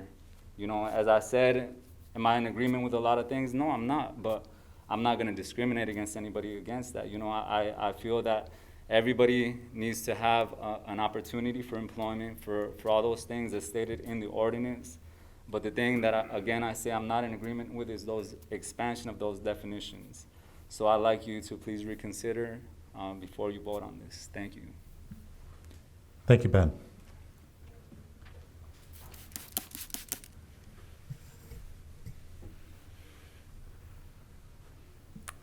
And please come forward. And for those who are waiting, you can start coming forward as he's cleaning the podium. That'll make things go a little bit faster. Yes, please do. And would you please state your name and address for the record? Yes, hi, my name is Araceli Zuniga, and I live in 743 Lillian Street, north side of Holland.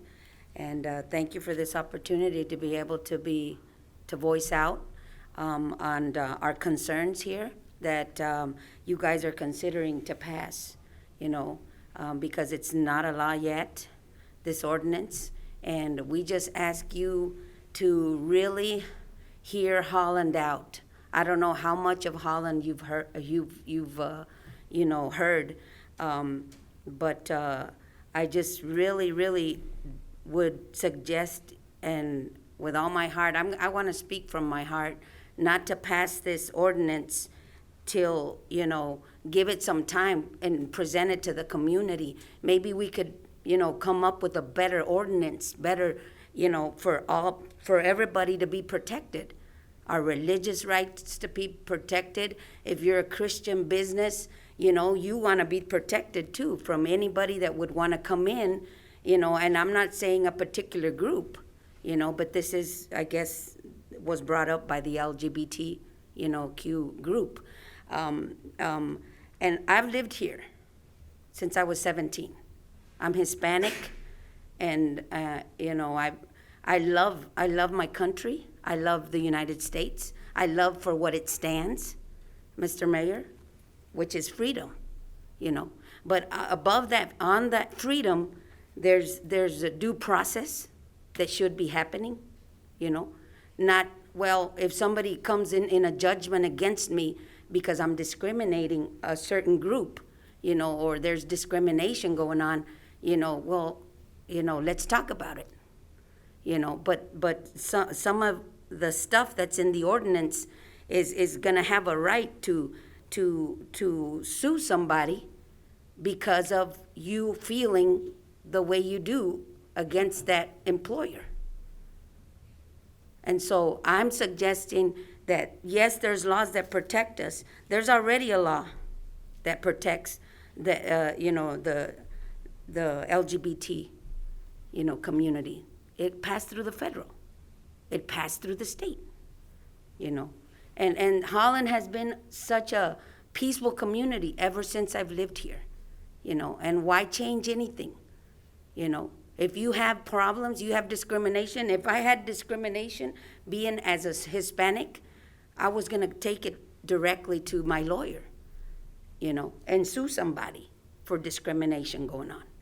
Rather than, you know, there needs to be a law, an ordinance on the way I feel about my group, of what I'm doing, you know, the attention, the hurt, you know. So we are concerned about this ordinance, and we strongly suggest that you make a better ordinance to have protection on not just the LGBT group, protection on you know, people of their businesses, freedom of religion. I'm not going to impose my religion on you. If you have the word freedom of religion there, why don't you specify what religion? If you have freedom of sexual orientation, why do you want to expand even more? You know, keep what you do in the bedroom, keep it there. But you don't have to impose, you know, your beliefs or, you know, the way you feel. If you want to be a woman, you want to be a man, you know, keep it in the bedroom. You know, why pass laws? There's no discrimination for you already. You're protected. Go put a lawsuit, a civil lawsuit. But don't pass ordinances, Mayor, Mr. Mayor, and City Council, that protect only one certain group, you know. We heard another group here of Hispanics being discriminated, you know. But where is it gonna stop? We need to, it stops with laws that have already been in place. Laws that has caused this Holland community be peaceful, you know, businesses thriving, you know. We don't want the same things to happen of what's been going on in other states, you know, where laws have been passed to protect a certain group, you know.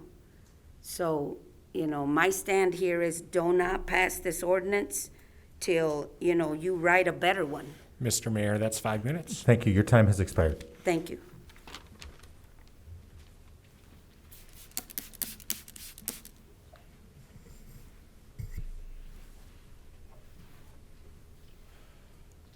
And would you please state your name and address for the record? Yep, Isabel Tagle, 11964 Jonker Way, Holland, Michigan. My name is Isabel Tagle. I was made aware of this ordinance today and am totally unprepared, but as a Holland resident, felt I should speak up. And I'm going to get my point across as fast as I can. I lived in Holland my whole life. I went to both West Ottawa and Holland High, and not once have I ever seen any sort of discrimination towards the LGBT community. I love all people and have taught my children the same, regardless of gender, race, etc. My daughter just turned 9, and she's my whole world.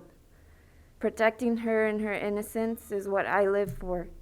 As she grows older, she's wanting to be more independent, such as staying up a little later or going to the restroom at a restaurant with her friends without me breathing down her back. There's so much going on in this world, and Holland has been this little escape from the world where everyone gets along, and the people here love and will go out of their way to help you.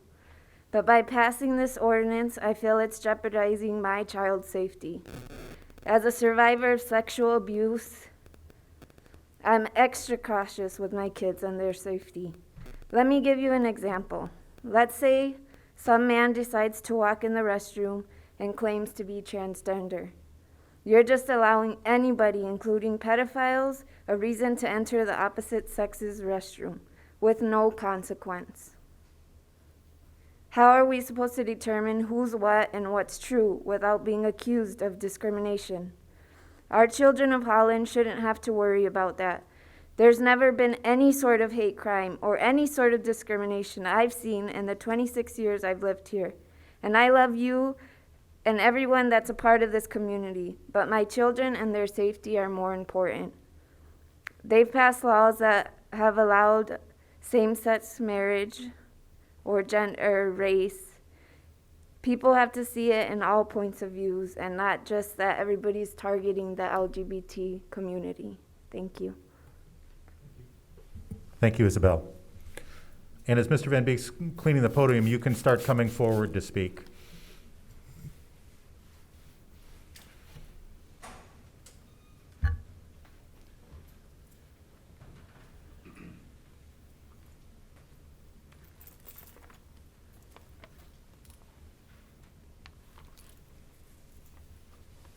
And would you please state your name and address for the record?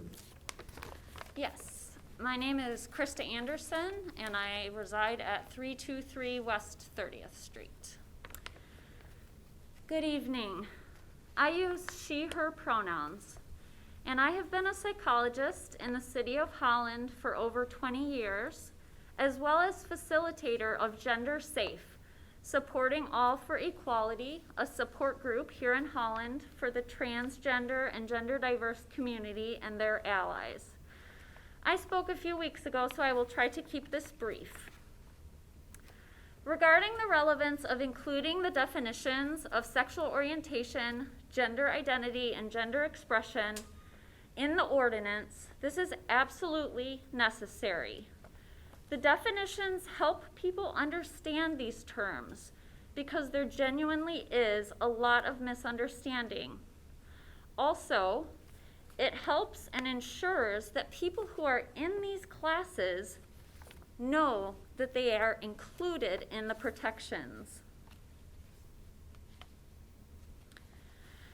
As far as the concern of trans folks committing acts of violence when using the bathroom that aligns with their gender identity, there is absolutely no evidence of this whatsoever. I can tell you from listening to folks in Gender Safe that many fear going into public restrooms and avoid this whenever possible. They are simply going in there to do their business. Unfortunately, what there is clear evidence of year after year is the brutal murder of transgender women of color due to anti-transgender discrimination. In the 7 years that the Human Rights Campaign has been tracking statistics, a minimum of 22 transgender people in the United States, primarily women of color, have been murdered due to transphobia.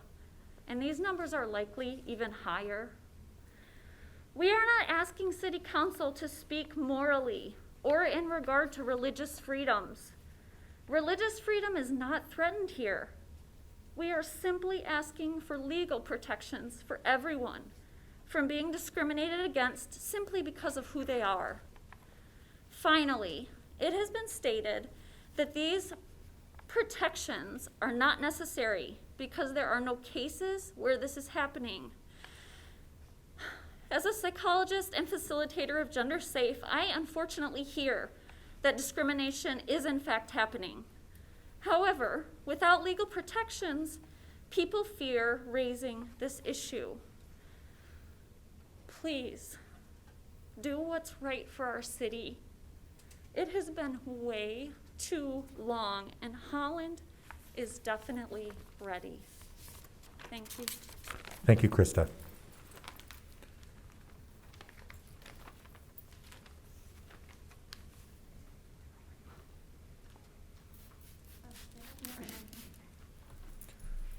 And you may start coming forward.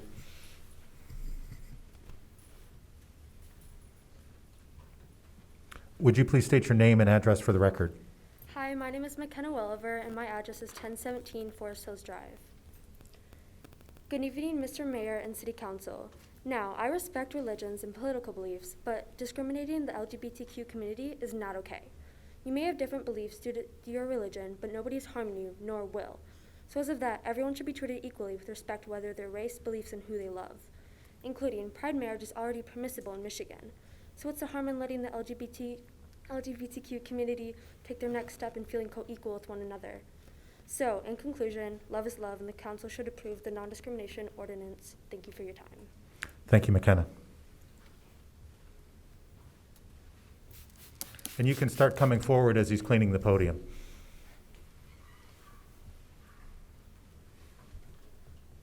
Would you please state your name and address for the record? My name is Hayla Jones, and my address is 1320 Seminole Drive, Holland, Michigan. Can you get a little closer to the microphone so we can hear you? Thank you. Am I allowed to tilt it up? Yeah. Wonderful. Thank you. Thank you for the opportunity to speak on in support of this ordinance of great importance. I struggle with the fact that the ideas found therein are not yet considered basic logic and human decency.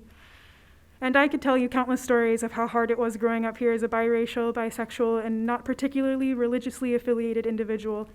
But my story starts instead when I left Holland and started being asked where I was from, and the shame that I felt and the anxiety I had that they knew about Holland, that they knew about our politics and our racism and our homophobia, and I had to make sure that they knew that wasn't the kind of Hollander that I was.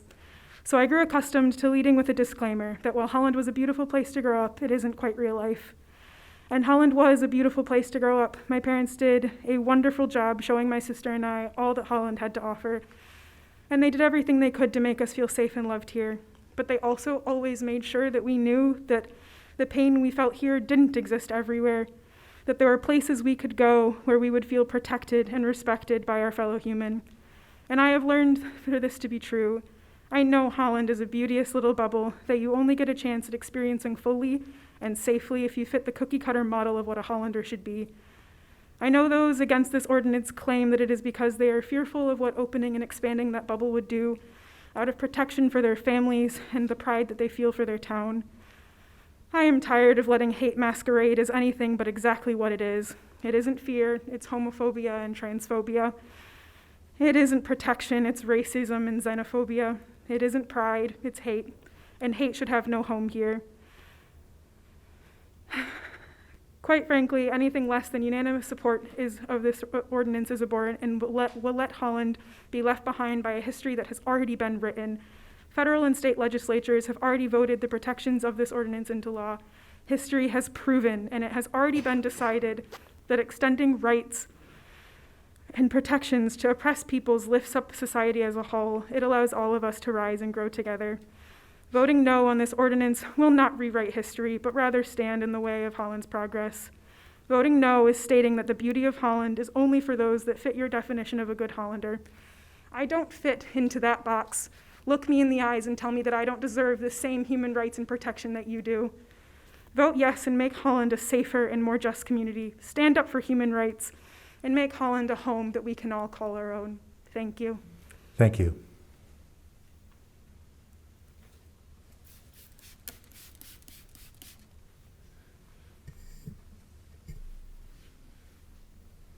And would you please state your name and address for the record?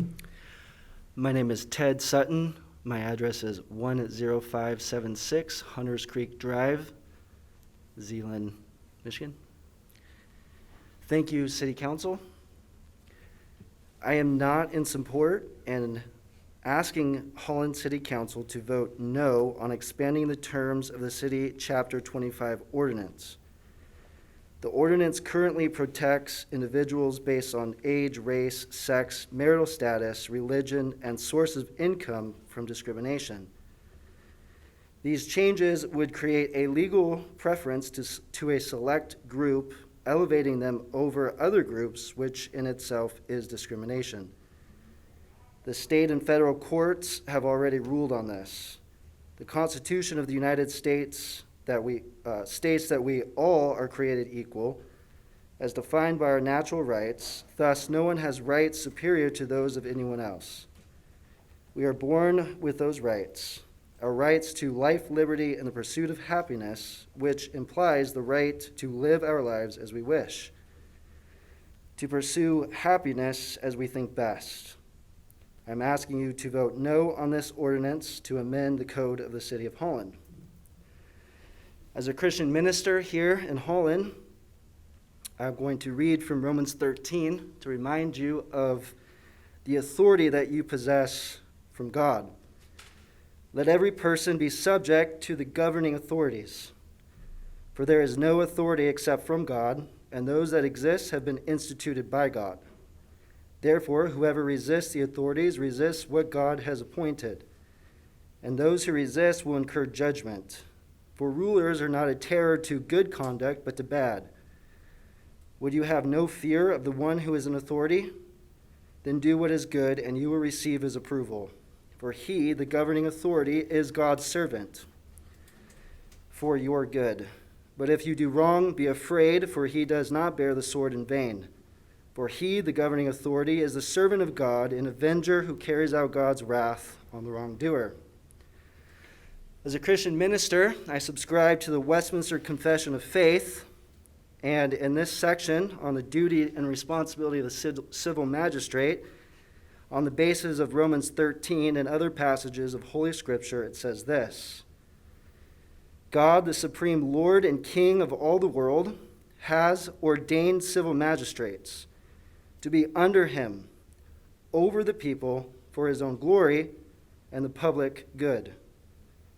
And to this end hath armed them with the power of the sword, for the defense and encouragement of them that are good, and for the punishment of evildoers. Civil magistrates may not assume to themselves the administration of the word and sacraments, or the power of the keys of the kingdom of heaven, or in the least interfere in matters of faith. Yet, as nursing fathers, it is the duty of civil magistrates to protect the church of our Lord Jesus Christ, without giving the preference to any denomination of Christians above the rest, in such a manner that all ecclesiastical persons, whatever, shall enjoy the free and unquestioned liberty of discharging every part of their sacred functions without violence or danger.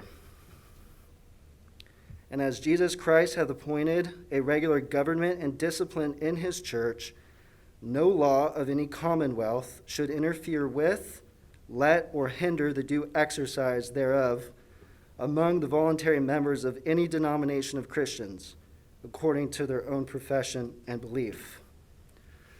As a Christian, and especially as a Christian minister, I am also obligated by Scripture to pray for the magistrates, and so I will end in this prayer.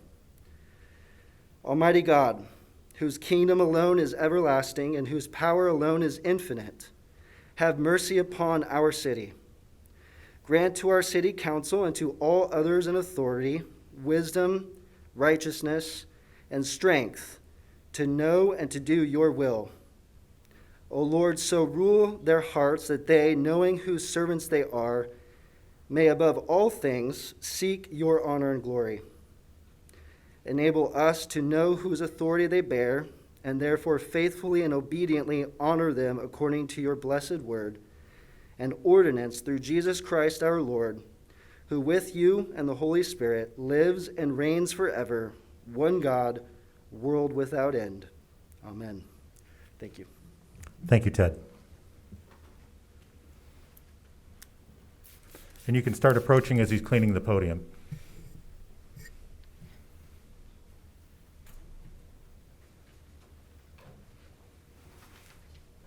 And would you please state your name and address for the record? My name is James Alvader. My address is 639 Jasmine Court. Thank you for the opportunity to talk to you tonight, Council. I appreciate it very much. Thank you, Mayor. Appreciate it. I am not at all in support, and I urge you guys to vote against this. Sex itself has already been determined nationally, male and female. It's already there. It's already been protected by the states and federal at the federal level in our Constitution. So if a person believes they've been discriminated against, they can take that to the Fair Housing, they can take it to the Michigan Civil Rights, they can go to commission, or they can go to the Human Rights Commission. There's numerous different ways they can go and take complaints and concerns, okay? But you should be discerning enough not to bring this to the local level. To bring it to the local level is going to be a damage not only to you, but the community. Holland is conservative. You know this. 13% of this community voted you all in. 87% of this community has been here for years and years, and it has a very conservative base. So what's going to happen here is something you guys aren't going to foresee. There's going to be a bounce back. There's going to be a backlash on this, on what you're proposing. So if you decide to vote for this, okay, I am in favor of all of it except for just 2 terms.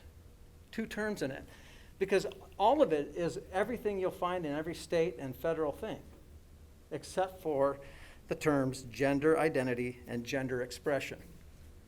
Those 2 terms are extremely dangerous for you, for Holland. It's very dangerous. And if you should at least consider excluding those, and I'll tell you, you should at least consider excluding those or amending it. If you decide to even use the terms, you should amend it for the public school sports. Because what's going to happen, know this, your new ordinance would be putting other non-compliant communities you have invited to participate in Holland, in legal jeopardy. Here's how I believe it'll happen. And you know, you'd also be putting yourself in legal jeopardy, okay? And the city of Holland and everybody. It invites potential lawsuits, especially when the substantial and obvious risk of severe injury increases. Here's an example. We have a friend, Hamilton. We love Hamilton. We've been in the community for years. Hamilton's very, very conservative. You can almost guess that they're never going to have something like this. Sir, please just address council. Okay. They're never going to have anything like this, okay, in their ordinance. But yet you've invited them to come up. They're going to be sending their 250-pound linebackers up, okay, that are science-based athletes, male, and they're going to be going up against a gender-choiced female, 125 pounds, and you do the math. This is not about ideology. This is not about a political shove down your throat. This is solid science, folks. And what's going to happen is you're going to damage both of them. You're going to damage psychologically the boy, 250 pounds, that tackled this girl and crippled her, and you're going to damage her because she's going to be crippled. Both entities are going to come after you for the decision. And it's going to put Holland in jeopardy.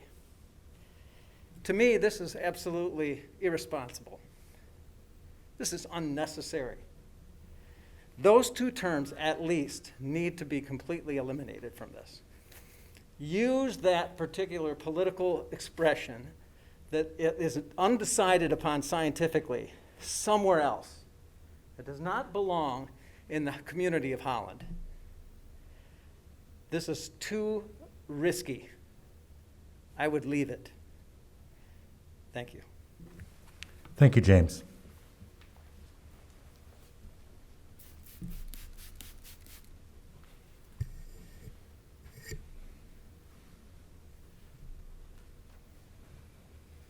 And would you please state your name and address for the record? Sue Altvader, 639 Jasmine Drive, Holland. Thank you, Mayor and Council, for allowing me to speak today. I would like to say, consider your children. I am not in support and urge Holland City Council to vote against expanding the terms of the City Chapter 25 ordinance. This ordinance will open the door to very potentially dangerous situations for our children, especially little or young girls who may be forced to use bathrooms and showers with biological men. Have the ramifications of this been considered? Are you all seriously considering the innocent children of the families of this community? Your daughters and granddaughters, are you considering them?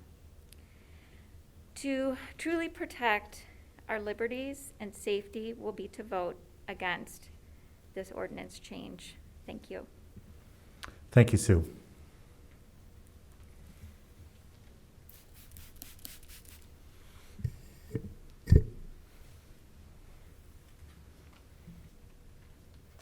And would you please state your name and address for the record? Yes, sir. My name is Doug Potgetter. My address is 758 Apple Avenue.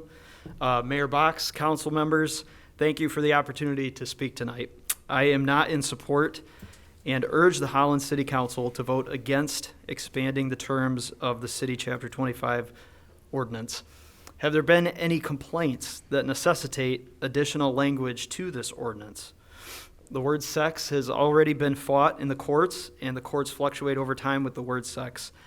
I strongly advise you not only to vote against this ordinance, but to remove the words sexual orientation, gender expression, and gender identity for moral and ethical reasons. I'd like to read part of an article by Ryan T. Anderson, a PhD senior research fellow, and I quote, "Determining reality is the heart of the matter when it comes to the gender question. On the one hand, transgender activists want the authority of science as they make metaphysical claims, saying that science reveals gender identity to be innate and unchanging. On the other hand, they deny that biology is destiny, insisting that people are free to be who they want to be. Which is it? Is our gender identity biologically determined and immutable, or self-created and changeable? If the former, how do we account for people whose gender identity changes over time? Do these people have the wrong sense of gender at some time or other?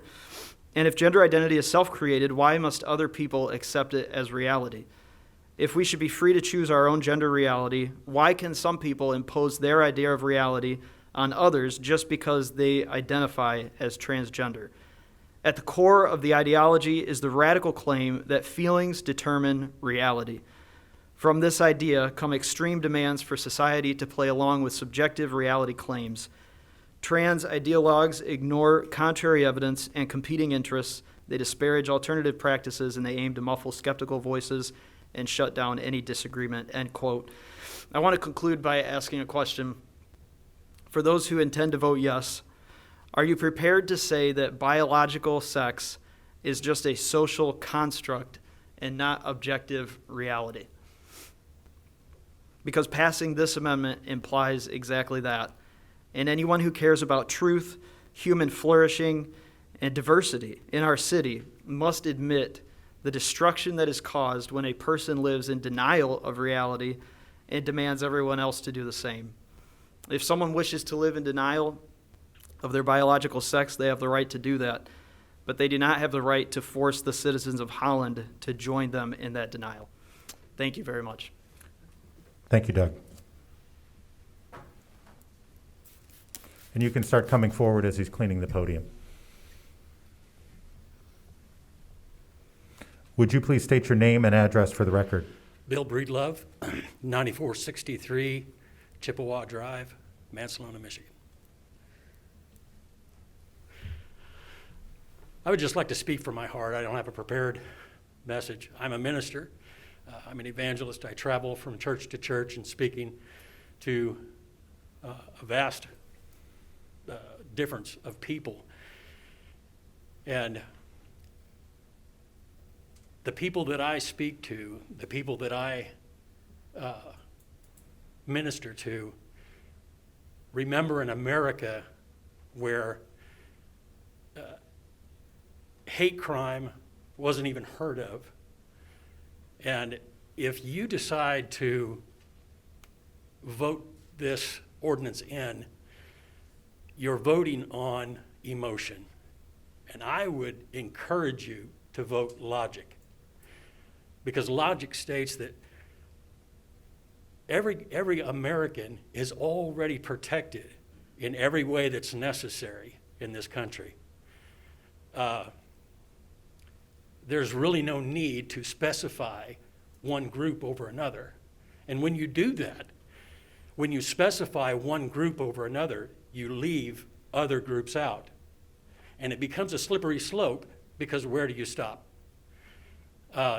Will the next ordinance include pedophilia? Will the next ordinance include bestiality? You say, oh, that's not going to happen here. That's absurd. 25 years ago, just 25 years ago, for a city council to even consider what you're going to include, what you're intending on including in this ordinance, would have been unheard of. All they need is a little more time. Thank you. Thank you, Bill.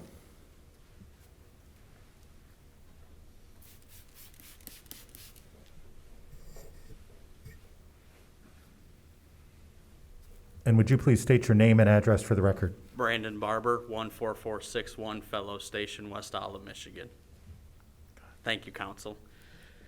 I am not in support and urge the Holland City Council to vote against expanding the terms of the City Chapter 25 ordinance. In this ordinance, you are elevating one group over another by providing very specific description to the word sex. The ordinance definition describes different styles of sex, giving detailed terms such as sexual orientation, gender expression, and gender identity more standing. Why? Why are you elevating one group over another group with extended language? This is a form of discrimination. Sex has already been protected at the state and federal level and the Constitution of the United States. So if a citizen perceives that they have been discriminated against, they can go to the Fair Housing, Michigan Civil Rights Commission, or the Human Rights Commission. They can take their complaints to these established agencies. You don't need to bring this to local level because There are already protections and agencies to help those that feel that they have been wrong. Vote against this ordinance, please. And I also want to say that the pushing of this agenda, it feels as if we are being, while we're not, I'm a member of a church, Lighthouse Baptist Church, and we very often are made to feel like we are not allowed to express our religion with others, but yet we have to take this because this is the way they feel. And I just feel that as the statement says, and I believe Brother Breedlove said, we're elevating this group of people, but yet we're leaving the others behind. That is not equality. I believe that is discrimination. Thank you. Thank you, Brandon.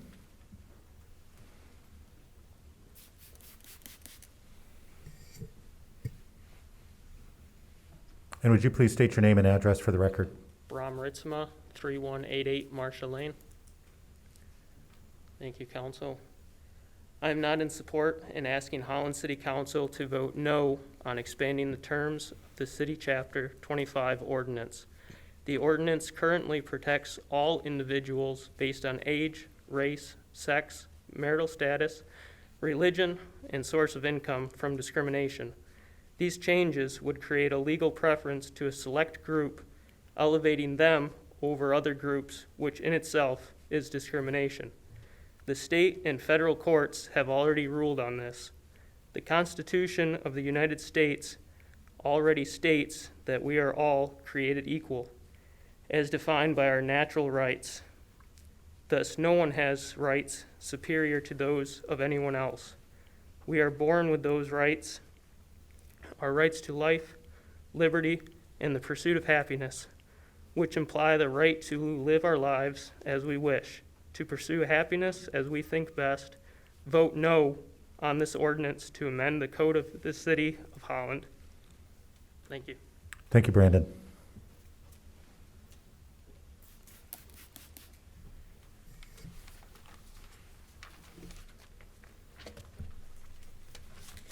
And would you please state your name and address for the record? Hi, my name is Chippy Honeycutt, and my employer's address is 41 Graves Place, Hope College. Thank you for your vote tonight on the non-discrimination order. I think it's important to make this a priority for our city, and please pass the ordinance as is. It is important that each member of society feel valued and able to contribute in positive ways within their community. Could you move a little closer to the microphone? We just want to make sure everybody outside and on television can hear as well. This ordinance, which ensures that both place to live and work are equally available to all willing and qualified applicants, increases the opportunity for all of us to live together and thrive. We each have gifts to offer the City of Holland and should not be excluded from housing or employment, and therefore shunned from the greater society for reasons based on gender identity, disability, education, or sexual orientation. I have been inspired by the 100th anniversary of the women's suffrage movement and the women's right to vote, which was also fiercely fought against and opposed. It sounds like this ordinance does still allow for private institutions and self-identifying religious institutions to continue to discriminate based upon the added classifications in this ordinance, so there should be very little pushback. I hope to continue to live and work in Holland and to be able to welcome all people who wish to make Holland a city of inclusion for all groups identified in this ordinance.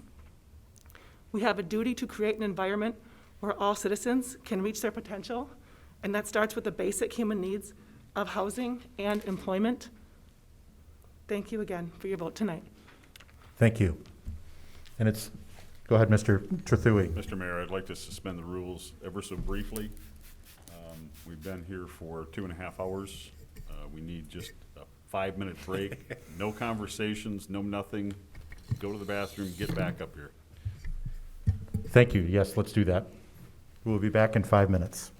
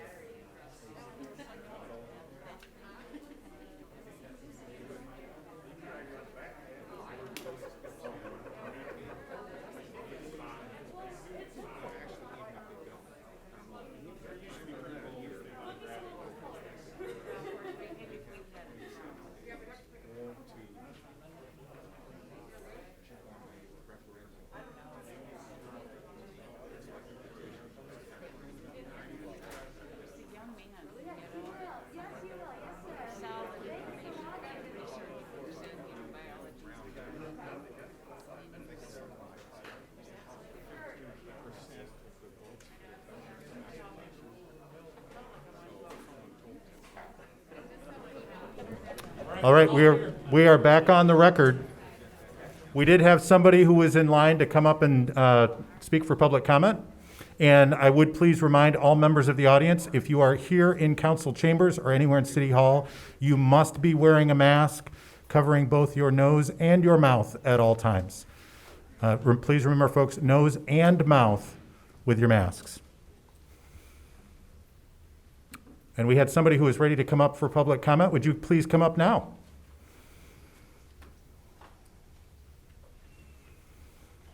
And would you please state your name and address for the record? My name is Jana Honeycutt, and I live in Holland, Michigan. Go right ahead. All right.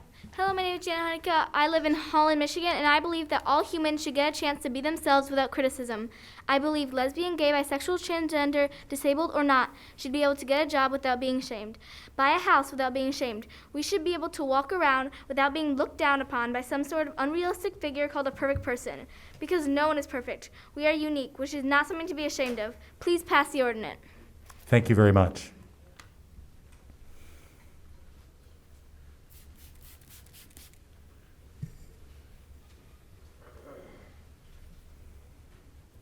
And would you please state your name and address for the record? Dr. Alina Chavis, clinical address 729 Lincoln. This is my third time speaking, so by now you know who I am. The last few times I've spoken, I've shared my own reasons for advocacy. And I've shared the first time about the injustice or the lack of justice around the lack of this ordinance. I'm asking today that you keep the ordinance as is and do not change the language. I spoke about the protections before that we do offer to women and others for the right to vote and to go to school. I spoke about how we Hollanders have literally chosen to leave out a group of people on purpose of certain rights and liberties and protections in the name of religion. And guess what else, Holland, we did in the name of religion? We've done lynchings, the KKK, the Crusades, all in the name of religion. Thank you for voting on this, and I ask that you vote again to support it. We have let our country and Holland weaponize religion as the people in Holland have continued to do it and to do it legally. We have chosen to protect the oppressor rather than the oppressed. I'm not going to debate religion. I'm not a theologian, I'm a social worker. But the God that I know is about love and justice, not about hate and exclusion. And also, separation of church and state is here for a reason, to keep us from doing exactly what we've done. The second time I spoke about the frustration of being black and raising children and being married to a black man in the community where discrimination is still being accepted as a difference of opinion or a preference. I spoke about the frustration and complete exhaustion of having to advocate over and over again for the hurt caused by two persons of color and to LGBTQIA individuals in this community. And that day after that meeting, there were multiple Holland residents, clinical and medical professionals that spoke, and you voted to pass this ordinance. And yet again, we are here.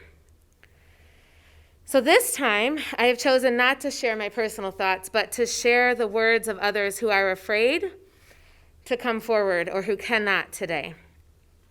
50-something lesbian female. I'm sending you my words because it isn't safe today, nor has it ever been safe for me in Holland to be out at my job. I tried once, and I was then ostracized for standing up for an injustice in my office. People who said that they supported me did not have my back. I was laid out to dry. I had no protections, and I've since lost 2 jobs because of who I am. Not because of what I think or believe, but because of who I am. If this ordinance does not pass, you're choosing to turn your back on this reality. Parent of a queer child.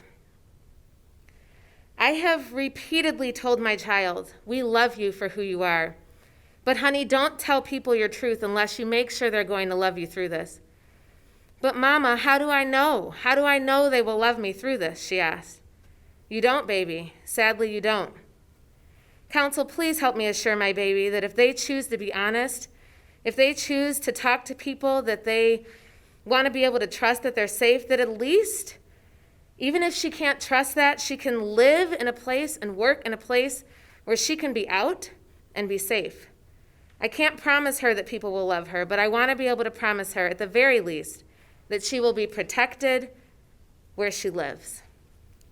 A trans male.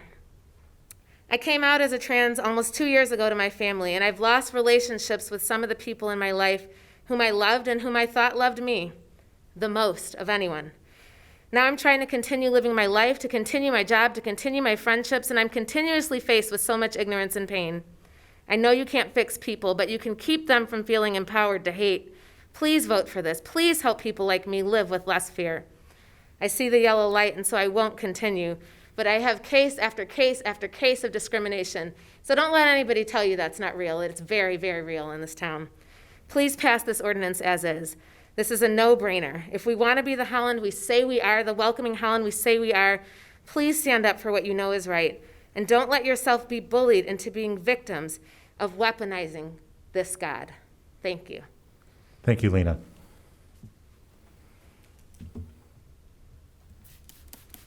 And you can start coming forward as he's cleaning the podium.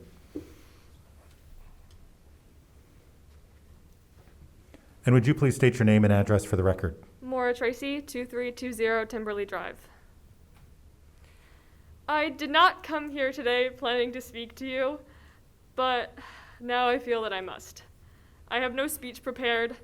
I am speaking to you with an open heart, with 100% authenticity, and from my heart. First of all, I would like to tell you to please not change the wordings of the amendment to the ordinance to sex and gender rather than sexual orientation and gender identity, as it will erase the protections made for people with sexual orientations that may differ from what we consider the norm and can be easily misconstrued as a protection to women. I am angry and I am tired because people who oppose this amendment will tell you that we do not experience discrimination when my friends, my trans brothers and sisters, are told that they are not real by their classmates, that people who have come into this room will tell you that they are not real and that they do not deserve to be seen as who they are and that they can be discriminated against for that. When the first person I met at my new job proceeded to dead name my friend and use the incorrect pronouns when they had already told me that they knew that they had come out as non-binary.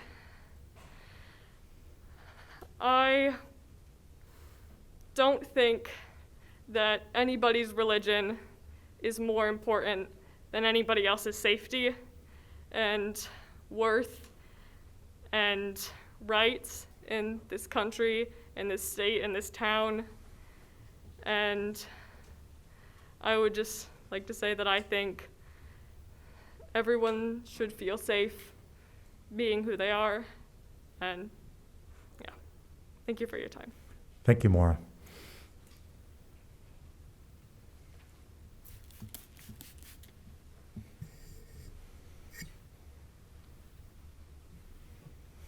And would you please state your name and address for the record? Yes, excuse me. My name is Phil Harrington, 335 West 32nd. And I would like to speak about the word welcome. Because of my Dutch ancestors here in Holland, I rather like it that the signs of Holland spell welcome with a K. Because of my English ancestors, who are actually here before, in fact, my family was here early enough to welcome the first Dutch settlers to this place. I know that how you spell welcome is not as important as how you mean welcome. Is your welcome genuine and complete? Because of my profession as an ordained minister of the gospel of Jesus Christ, who preached and modeled a radical welcome to those left out by the dominant culture of his day, I have inherited a concern for those today who are left outside of legal guarantees of their rights. And so I hope that you listen. I know that you are listening to those people who are most affected by this ordinance, or who would be left out by a change in the wordings. But I also urge you to place more weight on their voices than on the voices of those, there are some, who would not really know, who don't really know the people who they would prefer you leave out, because they really don't see a need to even listen to them.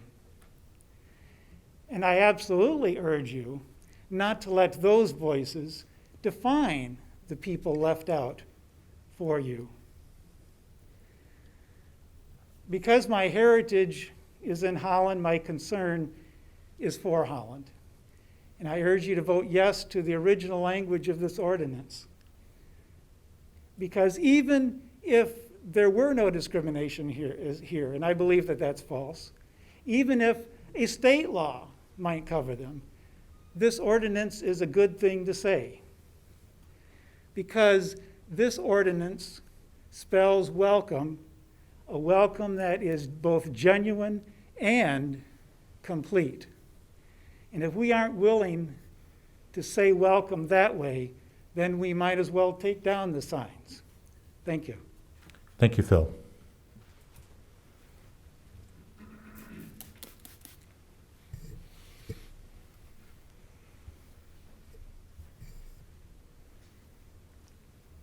And would you please state your name and address for the record?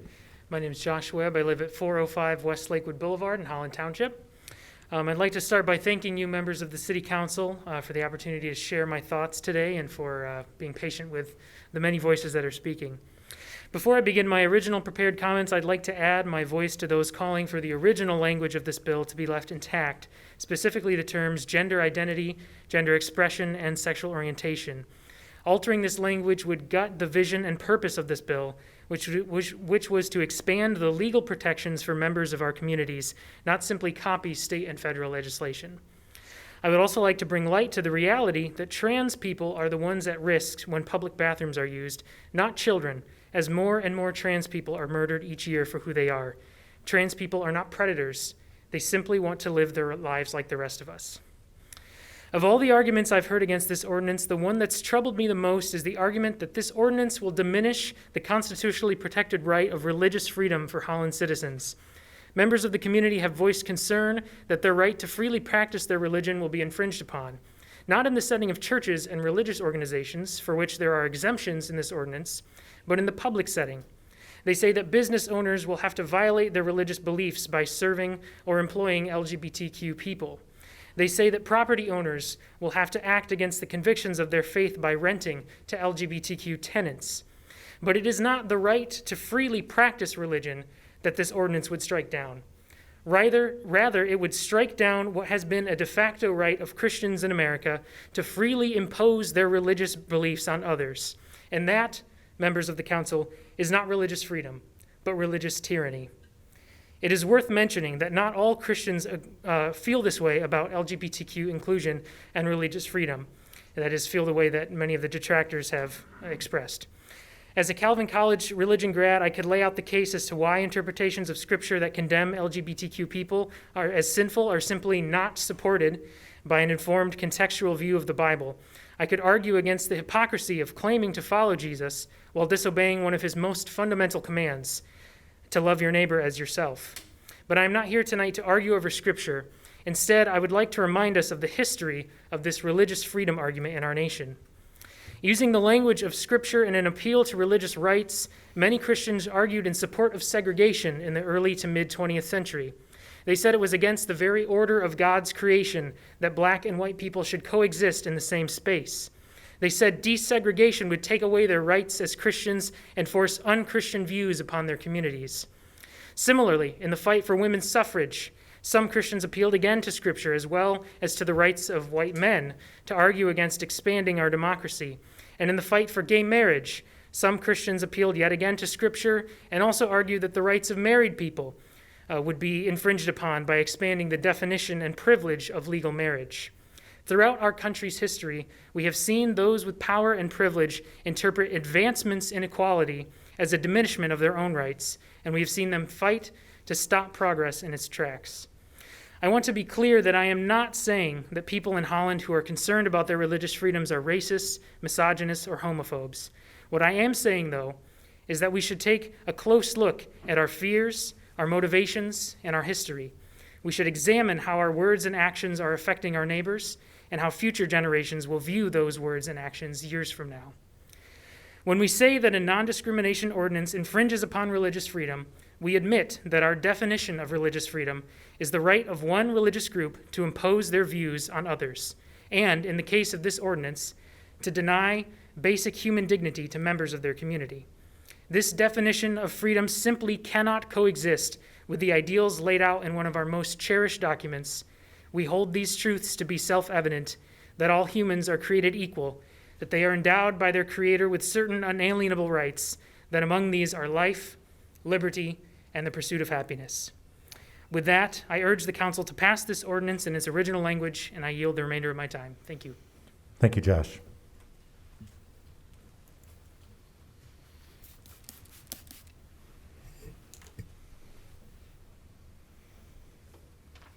And would you please state your name and address for the record? My name is Bethany Erickson. I live at 295 Howard Avenue and on the north side of Holland, and I work for Holland Hospital Home Health. I use she, her pronouns. I am a cisgendered, lesbian-leaning bisexual female who can pass as straight, and that is what I chose to do for the first 32 years of my life. You see, I was raised in a faith community which believed that acting on same-sex attraction was sinful. Therefore, I chose to do my best to live as though I was straight. This allowed me to play an active role in my conservative Christian community and afforded me the belonging and support of a faith community that I saw as my family. Somehow, choosing to live as though straight myself did not seem like enough. I voted against recognition of same-sex marriage in the state of Michigan in 2004, thereby participating in a majority vote to deny a minority group equal rights to the same legal protection of marriage I myself would enjoy a couple years later with my now ex-husband. As a Christian, I felt it was my duty to require others to live in alignment with my personal beliefs because my beliefs convinced me that those who believed and lived differently than me were in very real danger of eternal conscious torment after death. If I still believed this way, I might think that spelling out protections for sexual orientation, gender identity, and gender expression would serve to encourage life choices that would put members of our community at greater risk of hellfire. This was my worldview. I now realize how misguided I was. While altruistic at face value, this worldview fails to see autonomous individuals. The members of our society are not a landscape in our own personal narrative to be contorted to fit into our own framework. Each member of our society has a right to their own story, beliefs, religion, or absence of religion. We ourselves are not ideologies or beliefs to be sorted into right or wrong, acceptable or unacceptable. We are human beings with full faculty and personhood to believe, decide, prefer, self-actualize, and love who we love. As I hear people speak to this council from positions of fear and condemnation towards LGBTQ people, it is obvious to me that these folks have not really gotten to know LGBTQ people. I used to be the same way. Sure, I had gay friends and acquaintances, but I viewed them through a lens that assumed things about their character and behaviors which they never personally earned. It took over a decade of getting to know real people for my heart to change. Over time, I realized that I should not ask my government to create or deny laws in ways that would require others to live according to my personal beliefs, even as I continued to live as though straight to satisfy my own religious community. It has only been over the past few years that I have allowed myself to let go of the need to pass as straight. Living a more authentic life in West Michigan has not been easy. Like so many in the LGBTQ community, I have lost my prior faith communities. I have been asked not to return to a retreat that I led music at every year since I was 13. I lived in fear at work, not knowing if it was safe to answer personal questions honestly until I took a chance on enough occasions to be almost sure I will be okay. You see, searching the laws and my HR policies in 2018 did not provide me any certainty that I would have legal protection if I mentioned my female fiance in polite conversation with a manager and they felt the need to discriminate against me. This ordinance could give me that peace of mind, could tell me that the law is on my side and that my government will protect me equally. As a person who once voted against same-sex marriage, I understand that you want to keep the beliefs and preferences of your more conservative constituents in mind.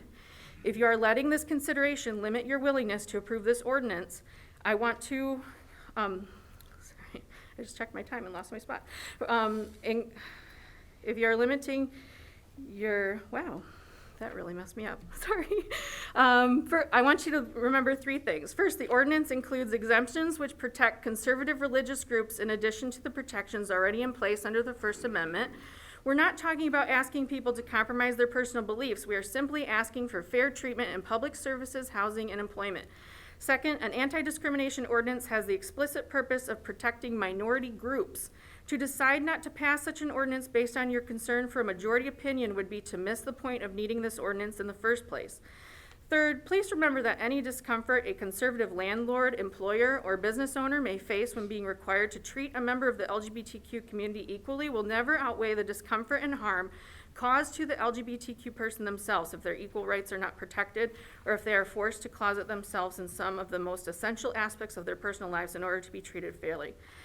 Please pass this ordinance with the original language so that each of those categories can be protected. A watered down language just won't do the same thing. I appreciate that. Thank you. Thank you, Bethany.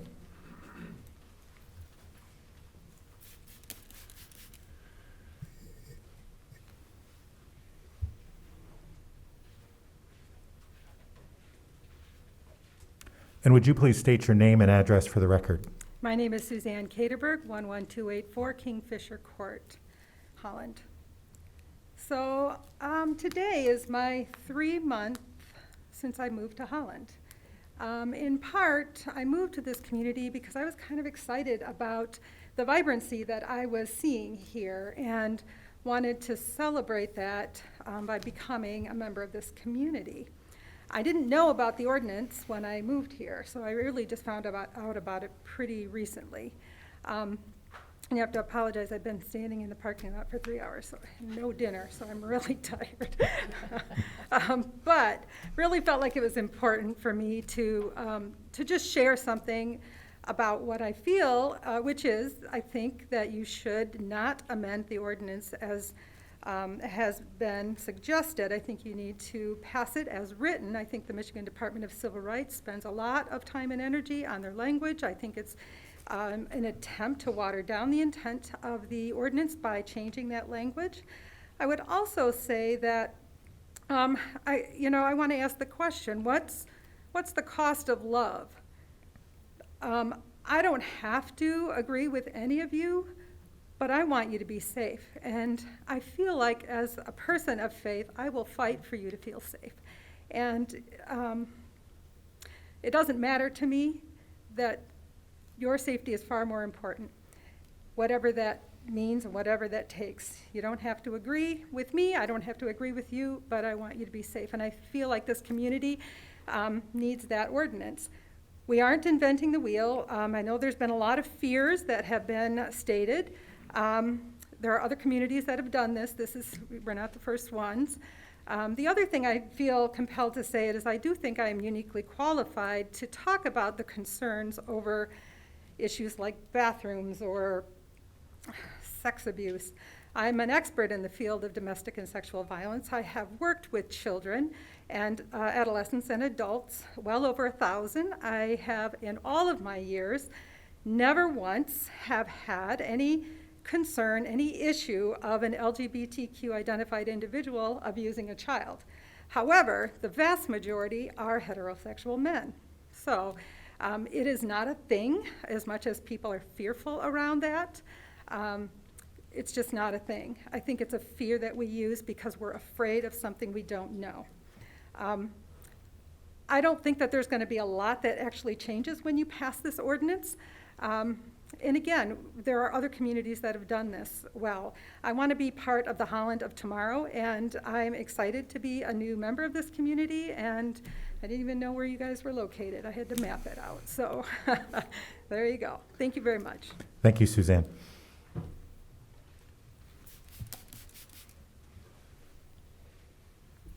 And you can start coming forward while he's cleaning the podium. And would you please state your name and address for the record? Sure. I'm Shakira Stowers, and I live at 533 Columbia Avenue. And like Suzanne, I am also pretty new to Holland. I have been here for about a year now. And within the first few weeks of being here, someone told me, I don't know if you can tell underneath the mask, but they told me, "You don't look Dutch." And that was one of my first impressions of living here, which was not great. But also, day to day, I don't have to deal with some of the same things that a lot of people have to deal with, especially those that are the main focus of our meeting tonight. So those who are different from the norm or who aren't cookie cutter Hollanders that some people mentioned earlier, those who are identifying differently with their gender or maybe their sexuality, they have to go through some comments and incorrect assumptions and all sorts of things every single day. And that's really tough for some people who don't see it at all, or maybe only the glancing comment. And it is a fact that that stuff does happen. And sometimes, yeah, that hurts people's feelings, but the fact is that people's feelings are being hurt. So that kind of evens out, I guess. Anyway, so I heard when I first moved here, I guess around the speech here, sorry, I haven't prepared much, but it's taken about 10 years to get where we are today talking about this. And I'm originally from Iowa, and in Iowa, we voted an ordinance like this into law in 2007. So that was 13 years ago. And I'm standing before you today as living proof that families still exist in Iowa. Crops have been harvested. Communities have grown and thrived. I was a teenage girl. I didn't get beaten up by any 250-pound males. I'm still standing here today, proof that signing an ordinance into law that makes it visible that people are protected doesn't really affect me as a person, besides knowing that the rest of my community or some people in my community feel safe and they feel seen, and that they know that their community and their leaders are looking out for them. But nothing changed. Nothing, burned down or anything like that, or no one got assaulted. So that's my personal living proof that if that comes here to Holland and the city, that I know that I will feel welcome and others will feel welcome when they first arrive too, just like I had.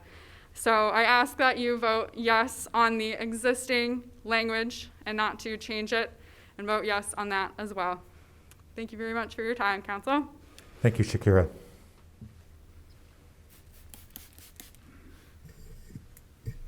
And you can start coming forward as he's cleaning the podium.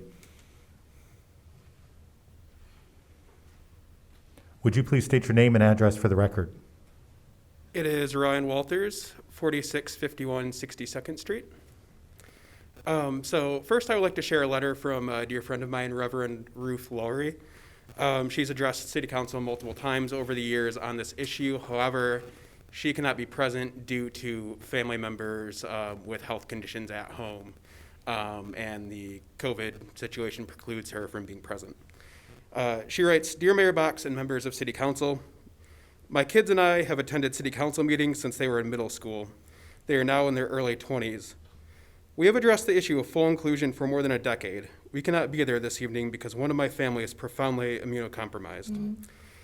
Sadly, who you will be able to actually hear this evening will be skewed because some of us believe that science exists and others do not. If someone is willing to read this letter aloud during public comment portion, I would be grateful to have my voice heard. As time goes on, more science demonstrates the biological connections of homosexuality. Please see Dr. David Meyer's articles, Accepting What Cannot Be Changed, and Research in Sexual Orientation as two examples. You will hear religion cited this evening as a reason not to vote for the non-discrimination ordinance. Some of you will use that as a justification for this. By all that is holy, I am pleading with you to consider what you might be misguided or even wrong on such assumptions and presumptions. Religion has been used as an excuse for slavery, child abuse, mistreatment of women, war, and colonialism. Please understand that an NDO will not preclude people from worshiping as they want. It will, however, preclude people from using religion as a rationale to exclude people. I was ordained in the Reformed Church in America in 1989. To this day, many, even most churches in the RCA will not welcome me as a senior minister precisely because of my gender. My roots are deep in the Reformed tradition. My great-grandfather was pastor of Borculo CRC. However, recognizing the limitations of these traditions, I have moved to the Presbyterian Church in the USA precisely because of these limitations. I have asked for no law to be changed. However, in legal matters, in how we live together, we must have legislation that welcomes everyone. It is imperative for Holland, if we want to be a world-class city where we are all welcome, to pass the NDO tonight. Please do not use religion to use law to exclude. Our children's eyes are on you, as they have been for more than a decade. Only you can decide what you are going to do, not others. But I am hopeful that you live the truth of the words of the Reverend Dr. Martin Luther King Jr. when he said in April 1965, it may be true that you can't legislate integration, but you can legislate desegregation. It may be true that morality cannot be legislated, but behavior can be regulated. It may be true that the law cannot change the heart, but it can restrain the heartless. It may be true that the law cannot make a man love me, but it can restrain him from lynching me. Thank you for reading and prayerfully, thank you for legislating a form of desegregation. Thank you, Ryan. I'm sorry. May I make some comments Yes, as certainly. a lifelong Hollander? So I'm an alum of Holland Christian and Hope College. I got my bachelor's in psychology at Hope. I've went on for my master's in industrial organizational psychology. I am a member of Holland UCC and other various organizations throughout town. Unfortunately, from the opposition this evening, there's been a lot of engaging in hypotheticals and thought experiments. What if we have an LGBT client or tenant or employee? And unfortunately, many of these people I know and love are not thought experiments. They're human beings who deserve dignity and respect. Actually, the most salient example on my mind is somebody who I attended Holland Christian with. He was adopted from halfway across the world. His parents felt strongly, so strongly, to give a child from halfway across the world a shot at the American dream that they presumably spent thousands of dollars and untold amounts of time and effort to bring him here. And after he came out as gay to his family, they're not on speaking terms anymore. His family disowned him.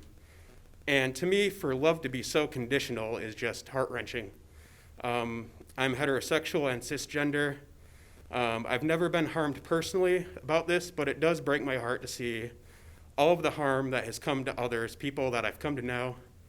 In every chapter and season of my life in Holland, I have had LGBT coworkers, other students in my class, teachers, bosses, and all of them deserve a fair shot. They shouldn't be thrown out on the street. Mr. Mayor, that's 5 minutes. I'm sorry, Ryan, your time has expired. Thank you. Thank you.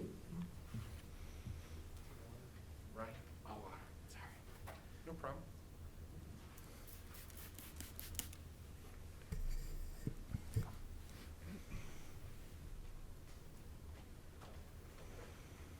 And would you please state your name and address for the record? Reverend Brad Bartlemay. I'm the lead pastor at First United Methodist Church, 57 West 10th Street. I want to thank you all for the opportunity to speak tonight and for your willingness to sit so long in these deliberations. I do appreciate it. I come to you as the pastor of a congregation here in Holland, 600 members. Before COVID-19 put us online, we were averaging over 330 a Sunday in worship. Among the things that we hold dear in the value of this faith community is the full inclusion of all people in the life of the faith community and in the presence of God. We have worked hard to say that the church is not just this monolithic institution that is automatically opposed to the full inclusion of all people, particularly LGBTQIA persons. Instead, I come before you now to say that Christians, that the followers of Jesus Christ are not of one mind on this, but rather many of us look to scriptures such as this one, from Isaiah 43, verse 1. Do not fear, for I have redeemed you, I have called you by name, you are mine. I love that scripture. The notion that there is a God who loves me, who claims me, who has redeemed me. And because of it, I do not live in fear. But my friends, there are members of our community who live in fear because their gender orientation, their sexual orientation, their identity might not be like mine, cisgender and heterosexual. There are persons in our community who are afraid for their physical well-being. There are persons in our community who are afraid to be their authentic selves because they fear it might have an impact on their housing. There are persons in our community who are afraid to be their authentic selves because they fear it might impact their employment. I encourage you this evening to take notice of that letter that you received from myself and 65 of my colleagues who are clergy serving here in Holland, saying that the faith community wants to become a place that is fully reconciled, fully accepting, fully affirming, and allied with all persons, including our LGBTQIA siblings. Thank you. Thank you very much, Brad.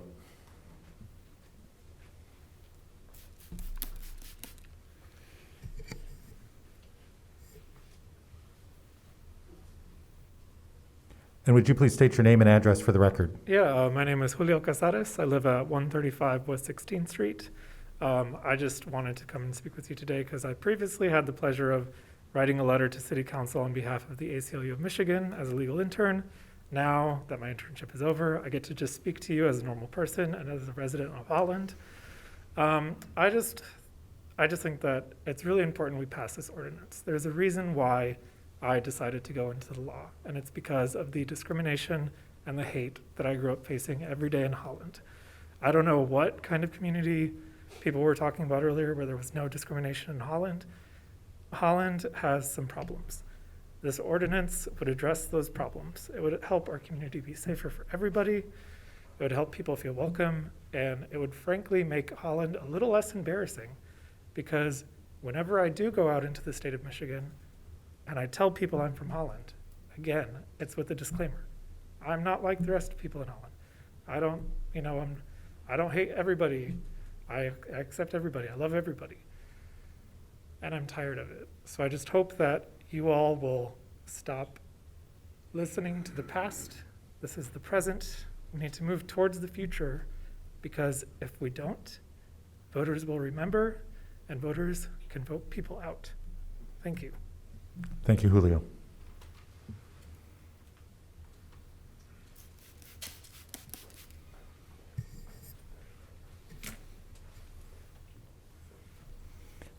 And would you please state your name and address for the record? My name is Alyssa Cheadle Pearson, and I reside in Ward 3 at 131 West 18th Street in Holland, and I also work in the city. My pronouns are she, her, and I am a cisgender, heterosexual, married woman. I've been following the public comments and city council discussions around the non-discrimination ordinance closely, and I'm grateful for the council's dedication to civil discourse and the opportunity to address you today. I didn't grow up in Holland, and when I was offered a job here, I was hesitant to take it because of Holland's reputation as unwelcoming to the LGBTQIA people. Many against the ordinance have referred to a friendly, safe Holland. However, as an ally, I didn't know whether I wanted to live in a community that doesn't honor the humanity and rights of all. Over the past several months, I have been heartened by the support I have heard from my fellow residents. However, I have also been disgusted by some of the comments that have shown a deep misunderstanding and unwarranted prejudice against our gay, lesbian, and trans residents. As a scientist, I would ask you to review the evidence for the fears that a non-discrimination ordinance, such as the proposed, would lead to more acts of child abuse or pedophilia. You won't find that evidence because it doesn't exist. What there is clear evidence for is that gender identity and sexual orientation are not choices. And furthermore, the damage done to our fellow residents who are not protected from discrimination on the basis of their identities is real and profound. I've been especially disturbed by the idea that such prejudice and discrimination is a Christian viewpoint or even virtue.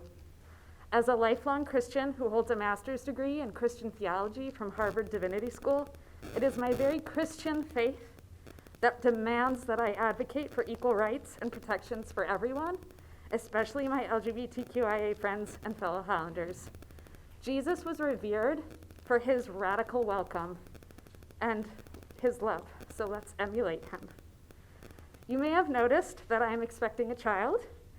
Many who have spoken up against the ordinance have appealed to fear about the well-being of their children. I'm afraid for my child too. I don't want my child to grow up in a place that doesn't honor the humanity of all people, including LGBTQIA people.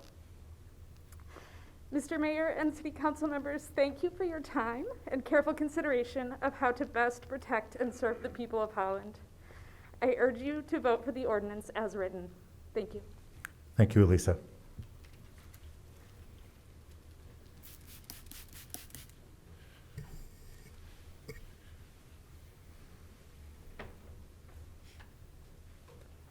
And would you please state your name and address for the record? Paul Pearson, and I live at 131 West 18th in Holland. I'll keep this brief. It's simple. All people deserve equal protection, especially the LGBTQIA plus people who face it on a regular basis. It's your duty to protect everyone. That's why we elected you.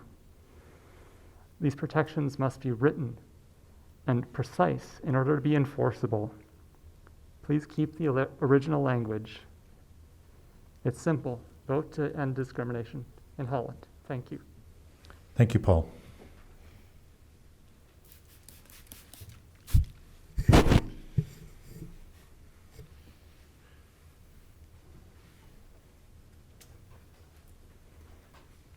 And would you please state your name and address for the record? My name is Katie Moran. I live at 94 East 14th Street, which is Hope College property.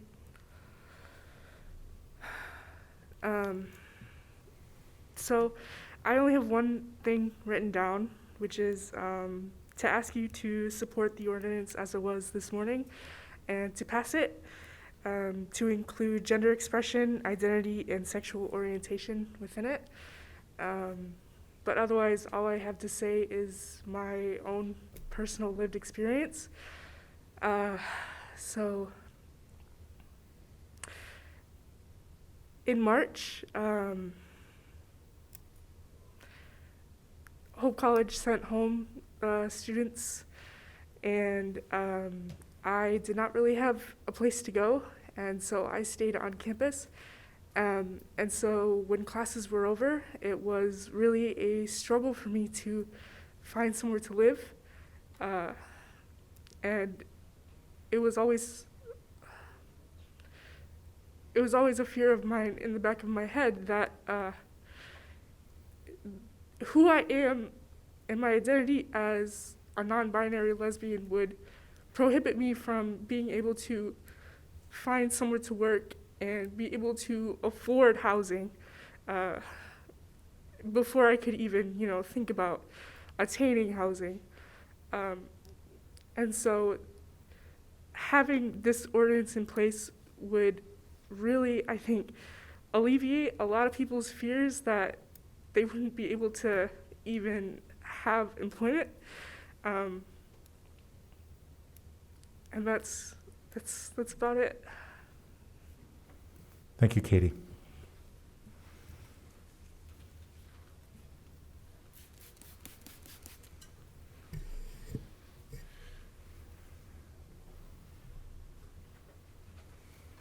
And would you please state your name and address for the record?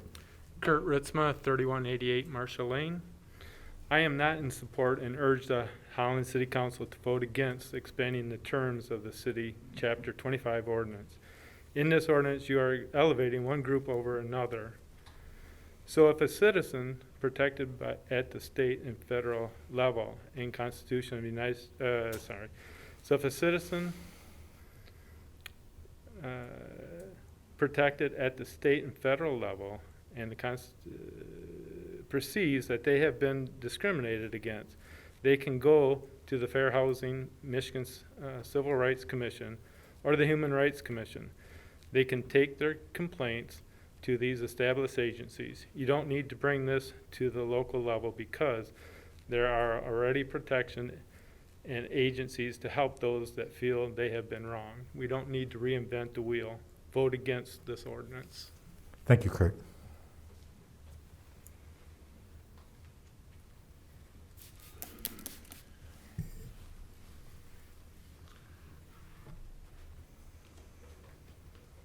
And would you please state your name and address for the record? Yes, my name is Craig Ebel. I'm 13002 Blueberry Lane, Holland, Michigan.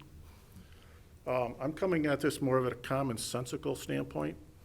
I'm not against, I am against this ordinance. The homosexual lifestyle, the reason I am against it is I've had experience in the past where homosexual men have come on to me. I love them. I pray for them. I'm not homosexual. But from a commonsensical standpoint, I cannot see them in leadership positions, number one, especially like with all boys. What's going on with the Boy Scouts right now, they had these very same arguments years ago. And now you see what's going on there. The Catholic Church, when they were having a hard time finding priests, they opened the doors to homosexual priests. I'm being blunt, but you know what? We got to face the truth, and that's the truth the way I see it. And my Bible also says, I'm sorry, but God is not mocked. He says it.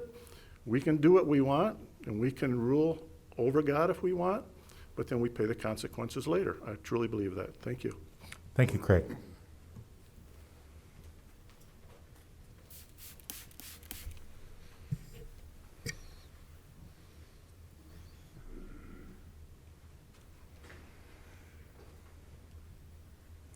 And would you please state your name and address for the record?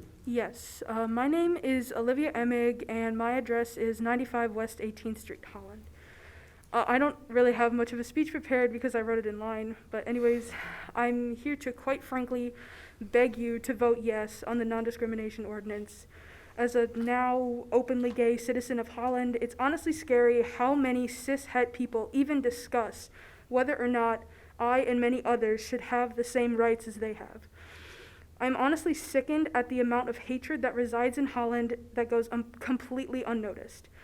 Please, please vote yes so I and others like me can live the free and happy lives that so many people today claim we already do.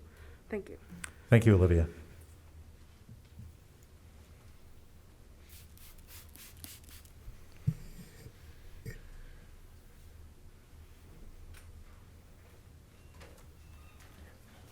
And would you please state your name and address for the record? Barbara Bowen, 2508 Sawtooth Court, Holland, Michigan. I do not support, and I'm asking the Holland City Council to vote no on expanding the terms of the City Charter 25 ordinance. I believe God's word is sharper than a two-edged sword. So I'm going to back it up with scripture, even though I've heard some say, but God's word says this. Leviticus 18:22, you shall not lie with a male as with a woman. It is an abomination. Leviticus 20:13, if a man lies with a male as with a woman, both of them have committed an abomination. They shall surely be put to death. But this was back during the law, but it still holds true. The blood will be upon them. 1 Corinthians 6:9, or do you not know that the unrighteous will not inherit the kingdom of God? Do not be deceived.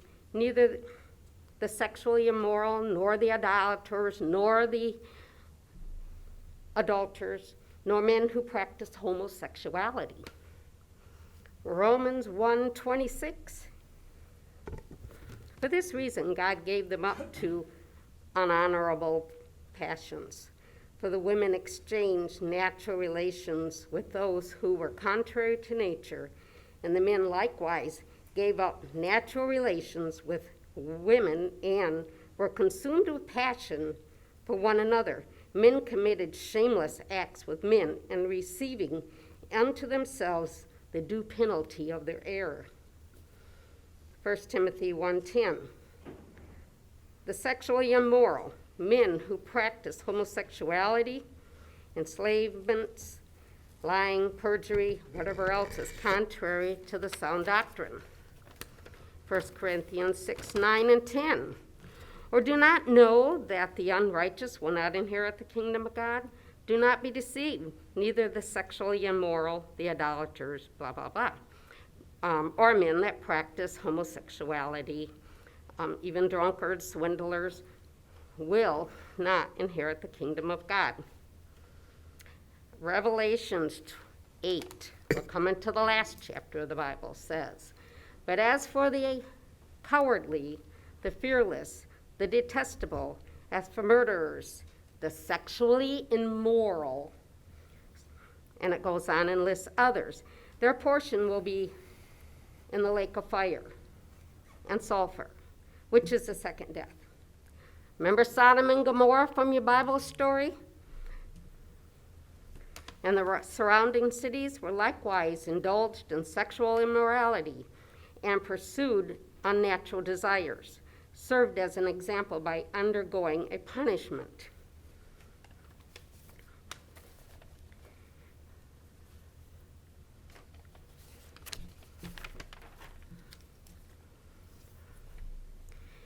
The ordinance currently protects individuals based on age, race, sex, marital status, religion, and sources of income from discrimination.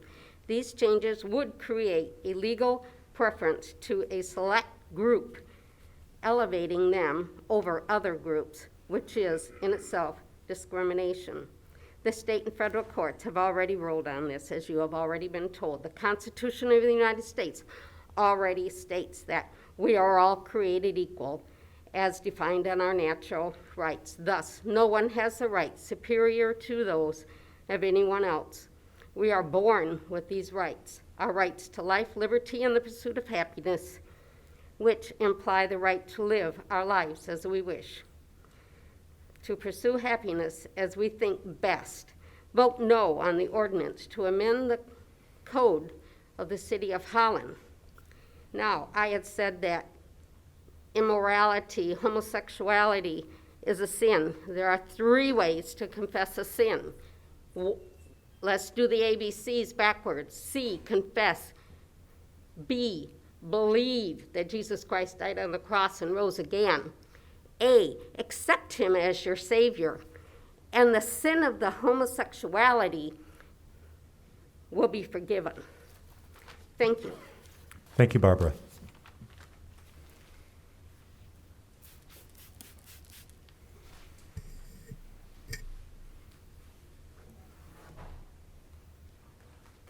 And would you please state your name and address for the record? Hi, my name is Daryl Van Tongeren. I live at 27 West 25th Street. City Council, I'm speaking to you today in support of the proposed non-discrimination ordinance, but I'm asking you to adopt the ordinance as it was originally written, not with the amendment striking out those terms, to protect all the citizens of Holland. I'm a social psychologist, and I teach my students that we all hold biases. Many times these biases come out in ways that we're not fully aware of. These implicit biases can often cause blind spots that can lead us to make arguments or hold opinions that on the surface seem pretty rational or supportive, but in reality, they're linked to fear, mistrust, or prejudice. So for example, some people have argued that Holland doesn't need an ordinance because the community is already loving, accepting, and supportive. If that were truly the case, then why not be supportive of an ordinance that ensures equal protections for all? Some have contended there's no reason to define sex in the current ordinance because it's already clear. But then usually that's followed up by a lengthy discussion on what sex actually means and how this can be confusing. If someone's in support of clarity around a definition, why not include the clear and obvious definitions? Why strike out terms? Some have argued that there's no need to enact an anti-discrimination ordinance because they haven't seen the data on discrimination, or they're not aware of people being discriminated against. Although, if you've listened carefully, so many people have come forth and shared personal stories of having experienced discrimination. Saying that there's no data is akin to victim blaming. Also, if there's no ordinance and there's no protections, how would people have proper channels to report these?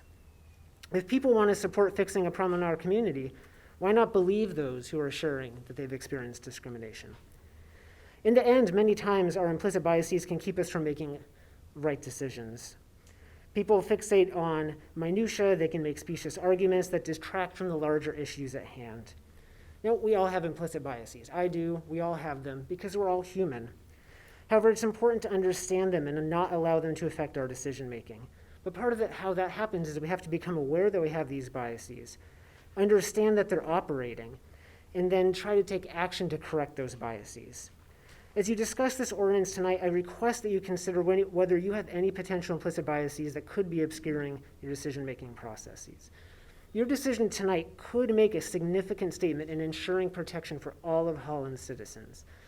Please vote yes for the original ordinance as it was written, not by actively removing people who would be protected, so we can all make sure that we all get to live here. Thank you. Thank you, Daryl.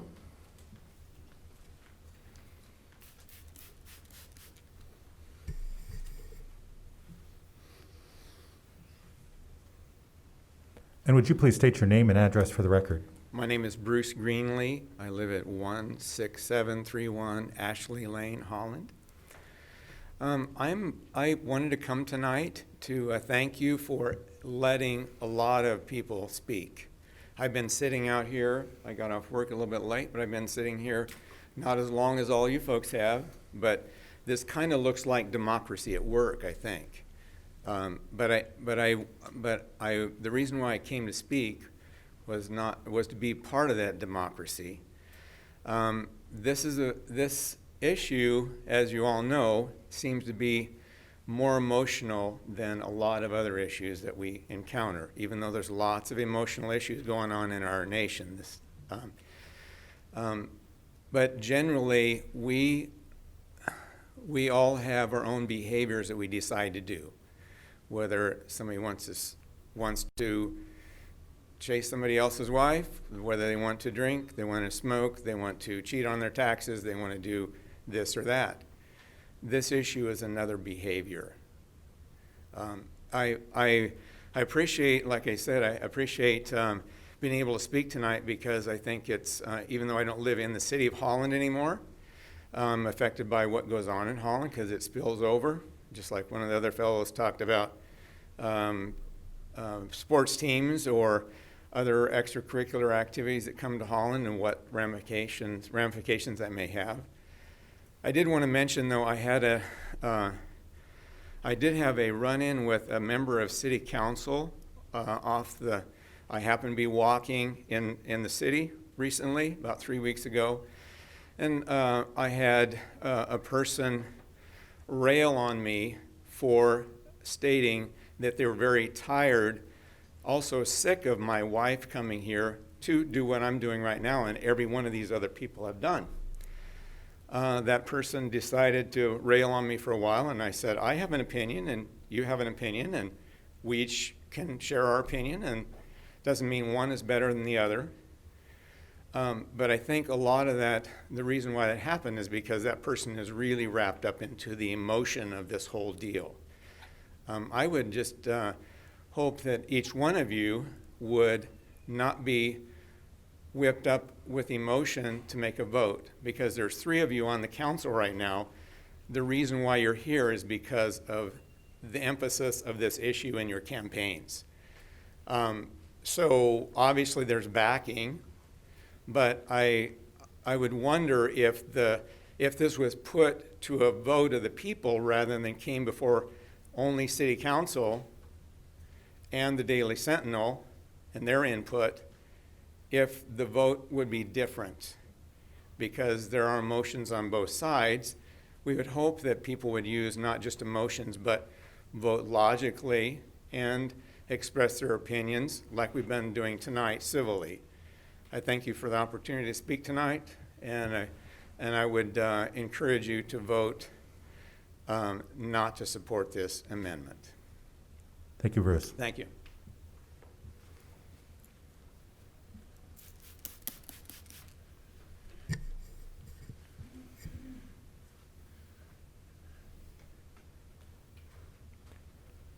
And would you please state your name and address for the record? Yes, I am Kat Schulte, and I live on West 14th Street. Thank you, Council, for still being here. I know you have heard from me before. I didn't plan on speaking tonight, but there are a couple of things that popped up that I just felt like I wanted to reiterate. I know there's a motion out there to strike the language of gender identity and gender expression from the ordinance, and I would ask that you vote no on that.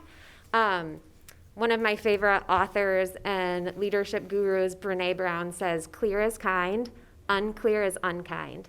And I think the more clear that we can be in this ordinance, the better. It helps protect those that we're trying to protect with this ordinance, as well as protect business people so that they know what the law is. Let's just be very clear. I also, for the most part, I've been super encouraged by what I've heard. I've been reading along with the public comments that people have sent in, and I feel like this community as a whole is super supportive of what you guys are considering tonight. But some of the comments tonight honestly have made me very saddened, and have actually just reiterated for me how important it is that we pass this ordinance this evening. Hearing people equate gender expression with pedophilia and fear of pedophilia in washrooms. Someone referenced homosexuals not being capable of leadership. The word abomination was used. And I deeply value the freedom that our country gives all people to have the beliefs that they have. But these beliefs can be harmful for people who are from the LGBTQ plus community. I heard someone say tonight that they wanted us and wanted you to think of the children. I have 2 small boys. I watch them play on our street with all of their friends. And when I look at the statistics, some of these beautiful children that I see every day fall into this community. I love children who surely will fall into the LGBTQ plus community. And they deserve to grow up in a place where they are loved and cherished and protected. So please do that. Please pass the ordinance. Thank you so much for your time. Thank you, Kat.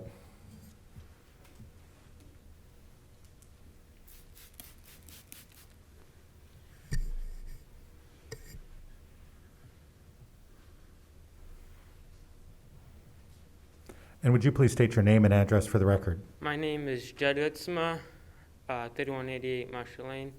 I say do not pass this thing give the LGBT people liberties. Do not pass it.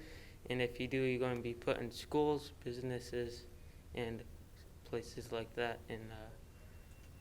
in not a good situation, and especially with sports and like football, wrestling, like that, because they're going to be tackling and wrestling, and it's just not a good situation to put people in, and that's all. Thank you, Do not Ted. pass it.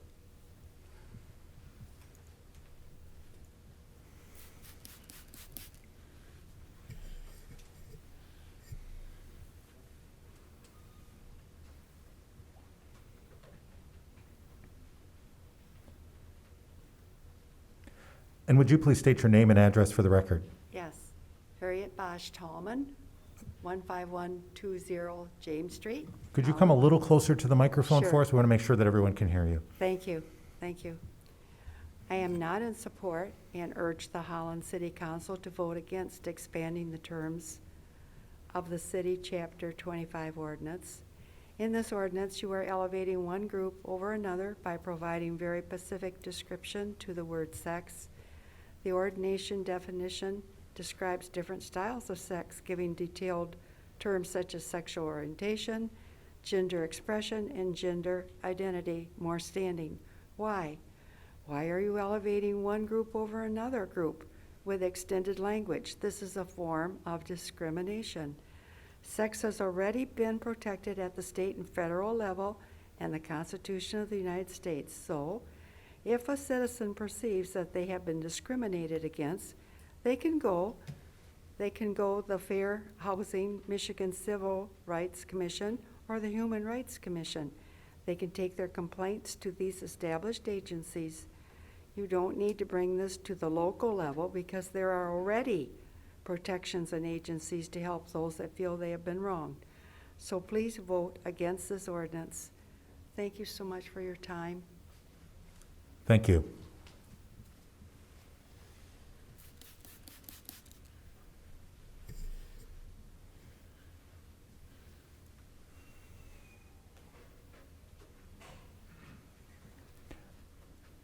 And would you please state your name and address for the record?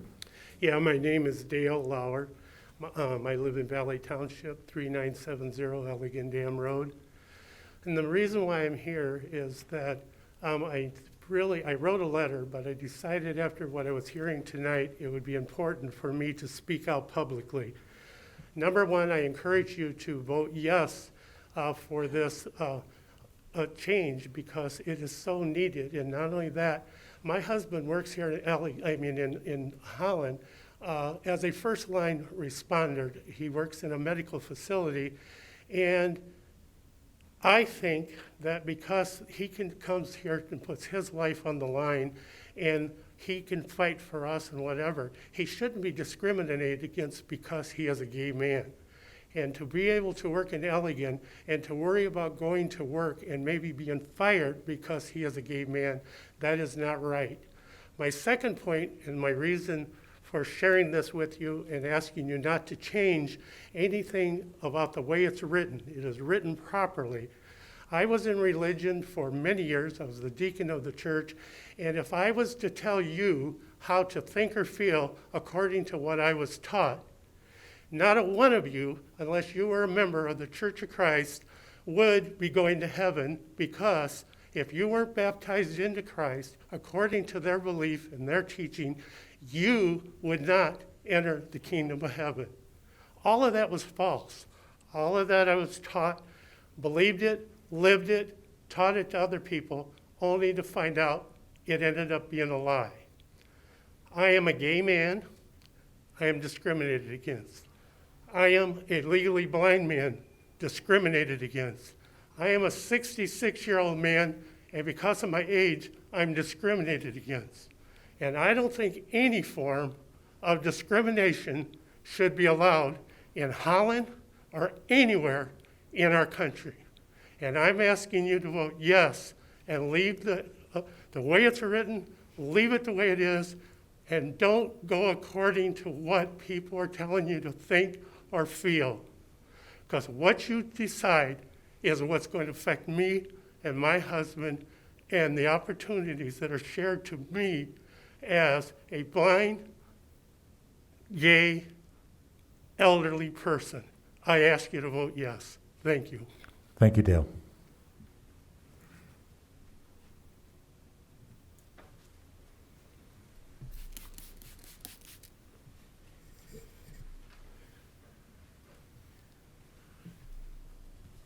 And would you please state your name and address for the record? My name's Tyler Tsima, 3188 Marshall Lane.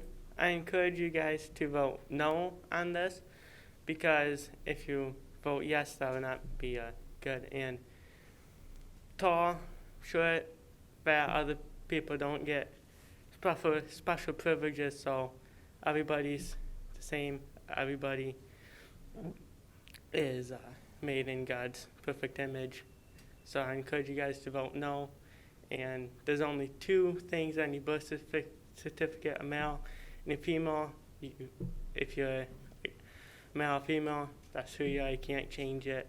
So I encourage you guys to vote no. Thank you, Ty. Yep.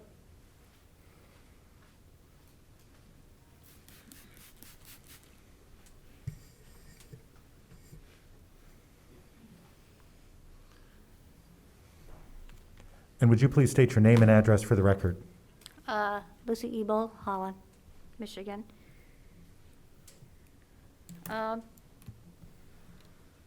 When my daughter and I were shopping for a wedding photographer, we interviewed a certain photographer because we really liked the wedding pictures that we saw online. During our meeting, it became obvious that she would deny the service. Was she discriminated against us because of our race? Was she discriminated against us because of our sex? No. She was a business owner, and she had set parameters for the type of business she wanted to provide. She was a photographer that took artistic wedding pictures and made it clear that she did not and would not take traditional wedding pictures. We wanted traditional wedding pictures. Should we have filed a complaint against her with the Michigan Civil Rights Commission or the Human Rights Commission? No. We respected her and the way that she chose to run her business, and we hired another wedding photographer, and we were happy. We could have given her a hard time. We could have sued her. We could have made a lot of money. We could have put her out of business. But why? We could have perceived that she was discriminated against us and sued her for discrimination, but why? We know that a business has a right to run their business any way they choose to. You know, there are already laws that protect all of this that people have already talked about. There will always be a business willing to serve or hire anyone and everyone, because in a capitalist society, a business that has the right to run a business the way they want. It makes no sense to ask an ice cream shop to sell me a pizza or expect a pizza place to sell me an orange. Should I sue or report the ice cream shop for not having strawberry ice cream, which happens to be my favorite ice cream? No, I shop somewhere else. There are always other businesses who will sell me strawberry ice cream. This is what makes America so great. If I want good Italian food, I don't go to a Mexican restaurant, I go to an Italian restaurant. If I want good Chinese food, I visit a Chinese restaurant. As a director of a department, when I was interviewing a potential candidate, first and foremost, I looked for the best qualified candidate based on the work history and experience. I hired young people, senior citizens, tall, short, overweight, underweight, even LGBT members. The law just didn't permit me to ask their age, their sex, their religion, their race, their national origin, their color, their marital status, sexual orientation, or anything in between. I hired the best candidate based on their qualifications. I go as far as asking my employees to conduct a second interview, and then they make the recommendation. That is very important to me. I want them to get along. This is America, a wonderful capitalist society that has so many options. All of the above can be viewed as discrimination, and we can write many, many, many, many laws and try and prevent all the discrimination in the world. But really, are we really going to do that? I don't think so. Because in reality, all we will do is take away more and more freedom from the Americans. And pretty soon, nobody's going to be able to leave their house to look or look around or smile, because who knows? I might be discriminated against you. If I look at you wrong, oh my gosh, I'm perceived. So then they sue me. Really? Is that what you want? Think about what's going to happen in 10 years when you're no longer here, when you no longer have your role here. What are people going to think of you then? You got to think about that. This is not good. So I ask you to vote no on the ordinance amendments, because you will be placing a group above the other groups, and this in itself is a type of discrimination against all the other groups. So you make a law for one group, you discriminate against the other group. So when does it stop? All the other citizens setting up the city of Holland for potential lawsuits for writing such a law. Think about all the lawsuits that have come down after you're long and gone and dead. Who knows? But think about it. There's going to be lawsuits. You see the whole nation. Everybody's suing everybody around here. Is that what we want in Holland? Really? The law is on the LGBT side. It protects all of us equally. So think about that.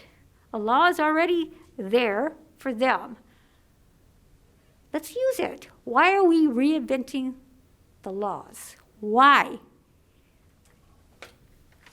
And I think that you guys really need to think about this long and hard. Because what you're doing is, a lot of you ran on this campaign. You ran on passing this ordinance. That was your campaign promise. So you're trying to live this promise for who? For yourself, so you can be reelected? Think about it. Do you really think that is worth it? You're putting your own campaign promises above the citizens of the city? Think Mr. about Mayor, that. that's 5 minutes. Thank you, Lucy. Your time has expired. Thank you.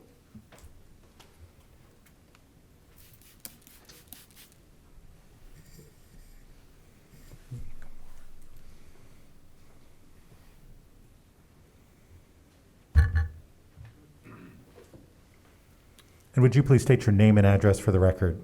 John Zimmer, 367 Turnberry Way. I could come at this many different directions, but I'm going to stick pretty much to the rights and the political part of this. I want to say that if you pass this ordinance, you are creating a protected, distinct class with special rights. We already have laws in this country that protect all of our rights. But if you pass this ordinance, you're creating a distinct class. They have preeminence over us. That takes away my rights. That discriminates against me. If I own a business or I have private property and I have somebody that wants to rent my home, or they want me to produce something that's against my beliefs, and I don't do it, then they can bring a lawsuit against me, which is wrong. I have just as much right to express my beliefs and my opinion. I just thought of this when I came in. I don't know if they still exist, but when I was a kid living around Holland, I thought there were ordinances that were against public display of affection. Now, I'm heterosexual, and I find it offensive when I see a heterosexual couple making out in public. But I find it even more offensive when I see somebody who's not heterosexual showing affection to each other, because it's unnatural. God didn't create us that way. So, we already have these rights in this country. Why are we attempting to create a protected class that has preeminence over everyone else? This isn't progressive. This is regressive. This is returning us to what our forefathers left Europe for. They left feudalism, where you had lords and you had servants. And if you didn't do what the lords wanted, you were dead or you starved to death.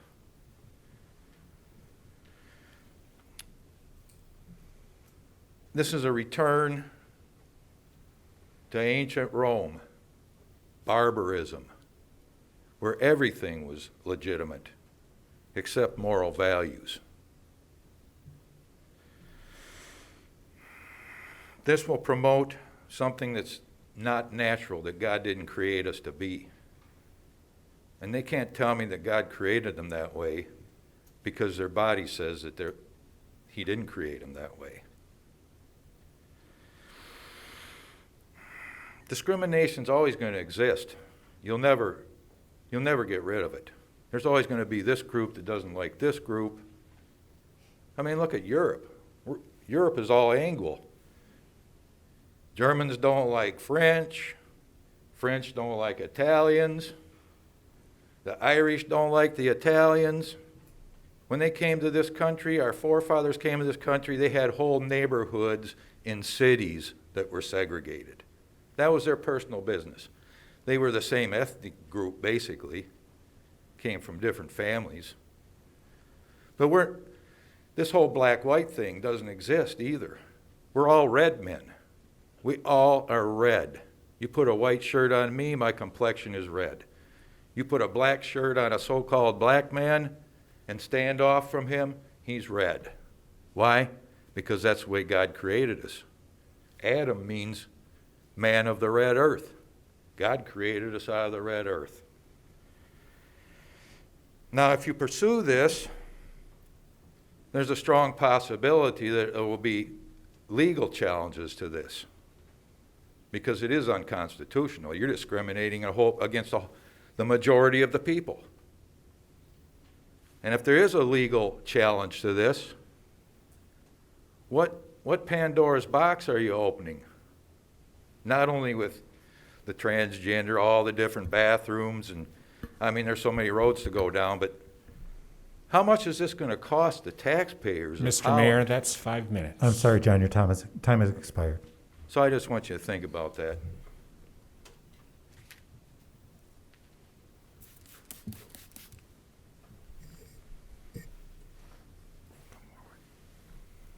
You can come forward.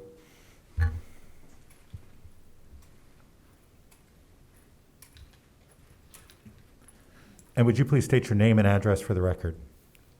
Yes. My name is Virginia Greenlee. I live in North Holland, and you've seen me before. I want to say, first of all, I think you are all stupid with your masks. There's a recent international conference in Europe that basically has said this is a global scam. Viruses die and get weaker. They don't get stronger. We are not in a hot spot. So we're playing the game, the scandemic. Now, to go on with the issue at hand. And history will prove how foolish we've been. In terms of our community, Van Raalte acknowledged God as the giver of this gift of this community that we were to steward well. He founded this community so that God could have a place, kids could have an education to learn about God and develop character, and for us to steward it well. And he said that as long as we remembered God first and his kingdom, this community would prosper. This community has been a very prosperous community. Go look to Muskegon, look at a difference. We've been blessed, we've been spoiled. This community has had a lot of jobs, a lot of factories, a lot of blessings, and it wasn't by accident.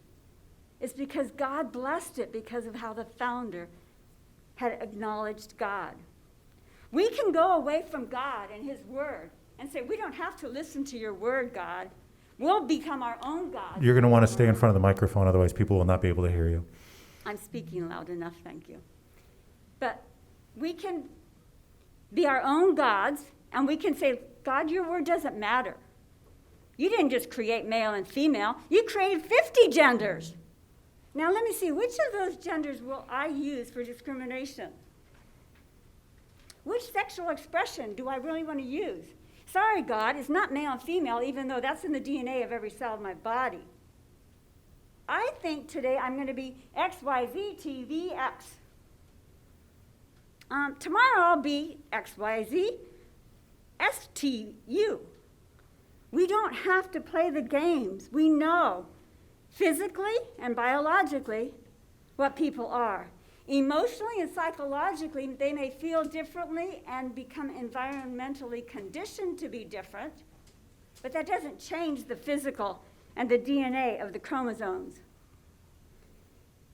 And then, let's see, physical, sexual, biological, emotional, and spiritual.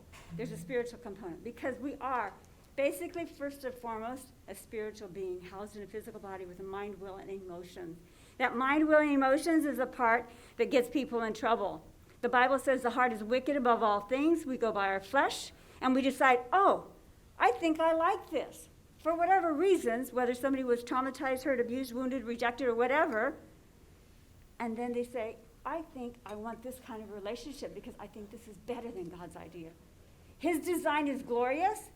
It's higher than what we can imagine, but we don't want that. We want to just do our own thing and have our own way and have the relationships that we think feels good. And 95% of the people, if they have a relationship with somebody that has come out gay or transgender or whatever, they will compromise their theology for the sake of their emotions and their relationship of compassion and love for that person that's come out gay.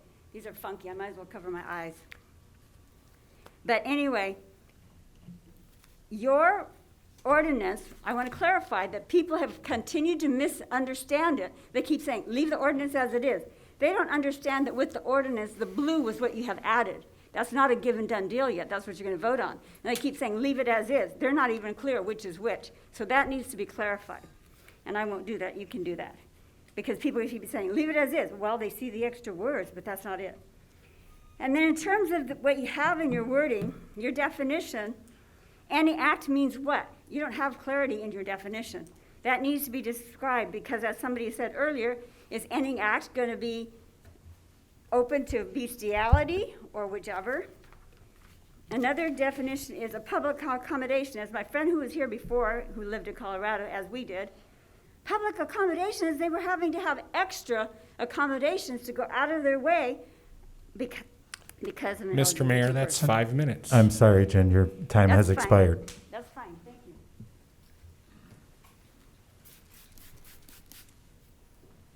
And I think, Mr. Mayor, that is the people from outside. So the people that have been very patient inside, I think now might have their opportunity. Wonderful, thank you. And thank you everyone in here for being so patient. Is there anyone here in council chambers that would like to address council? If so, please come forward. It's been a long time sitting there, hasn't it? And would you please state your name and address for the record? Art Spencer, 92 Liberty in Holland.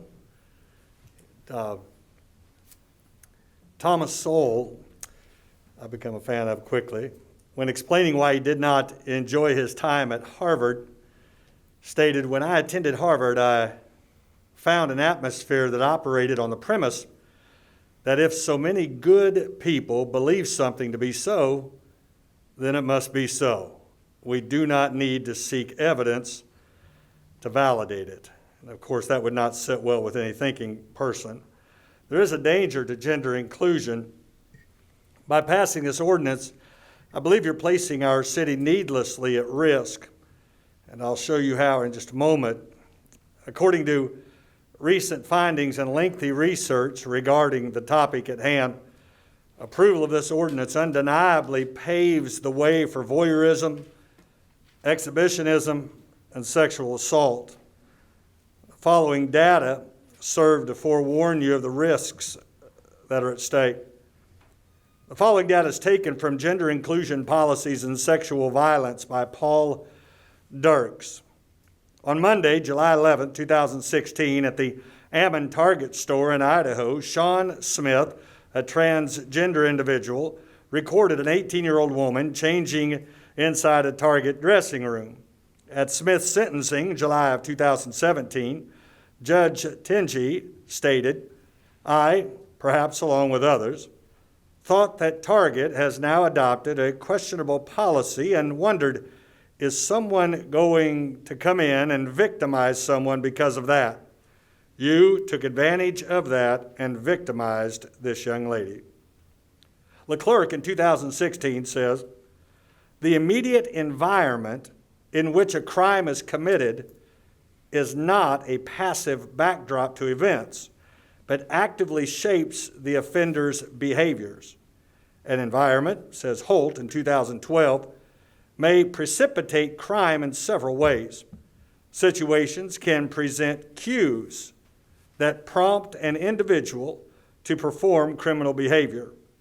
They can exert social pressure on the individual to offend. They can weaken moral constraints and permit offenders to engage in deviant acts. And they can produce emotional arousal that creates a criminal response." In light of recent studies on criminality, it is not in the least unlikely that relaxing constraints in certain venues may serve to open doors to sexual offenders, either to offend when they would not otherwise, or to offend in that particular venue instead of elsewhere. Easier access and lessening of suspicion seems to create an environment where harms are more readily perpetrated. By May of 2017, 250 media reports of these kinds of offenses, including 27 reports of men identifying or expressing as women in their offending. In some cases, such as at the University of Toronto in 2016, incidents were clearly related to gender inclusion policies. We performed a geographical analysis which found a significant correlation between the number of offenses and those states which had gender inclusion policies. 9 out of the 10 highest offense averages per population belonged to states and provinces that had gender inclusion policies. So again, though while there are no recorded assaults in Holland, Michigan, there are also no verifiable incidents of discrimination against the homosexual community. I said verifiable. Now, while you are creating a solution to a problem that doesn't apparently exist, it certainly appears, as a result of this data, that you're also creating an environment conducive to crimes that will scar good citizens for the rest of their life. Now, we understand that many will actively discriminate against the Christian community as soon as the Bible is used as a moral compass. Yet know this, every one of us have a final authority. Every one of us have that final authority. Yours will either be your experience, your intellectual property, your emotions, or your relationships. But for those that choose God as their final authority, Mr. Mayor, that's 5 All right. minutes. Sorry, Mr. Spencer, your time has That's expired. fine, not at all. Appreciate your time, and enjoy the rest of the evening. Is there anyone else here who would like to address council? If so, please come forward. And would you please state your name and address for the record? Good evening. My name is Dana Rokamp. My pronouns are she, her, hers. My address is 10358 Summerwood Drive in Zeeland. Holland is where my husband and I spend the majority of our time and certainly our money at local breweries, restaurants, and shops. I am also very involved in Out on the Lakeshore and Holland Pride, which I am so thankful for. It is where I have made the majority of my friends here. When this ordinance failed to pass 9 years ago, I admit I was so frustrated I wanted to leave this area. Nothing would change, so why do I want to spend my money and invest my time in a city where leaders made the choice not to protect everyone? I felt like I didn't belong here. Luckily, there are people in this community like Jennifer Adams who lead by example, who know that progress doesn't happen when people give up and leave, that progress happens when you persist, show up, and you do the work to change hearts and minds or elect different leaders, even if it takes 9 years. Today, I stand here as a proud, active member of this community.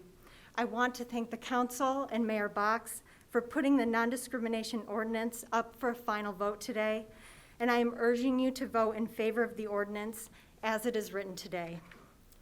This brings the city in line with the standards set by the Michigan Department of Civil Rights, and it protects our family, friends, neighbors, and coworkers in Holland who are often discriminated against, including those who are LGBTQ, among many others who are included in the ordinance.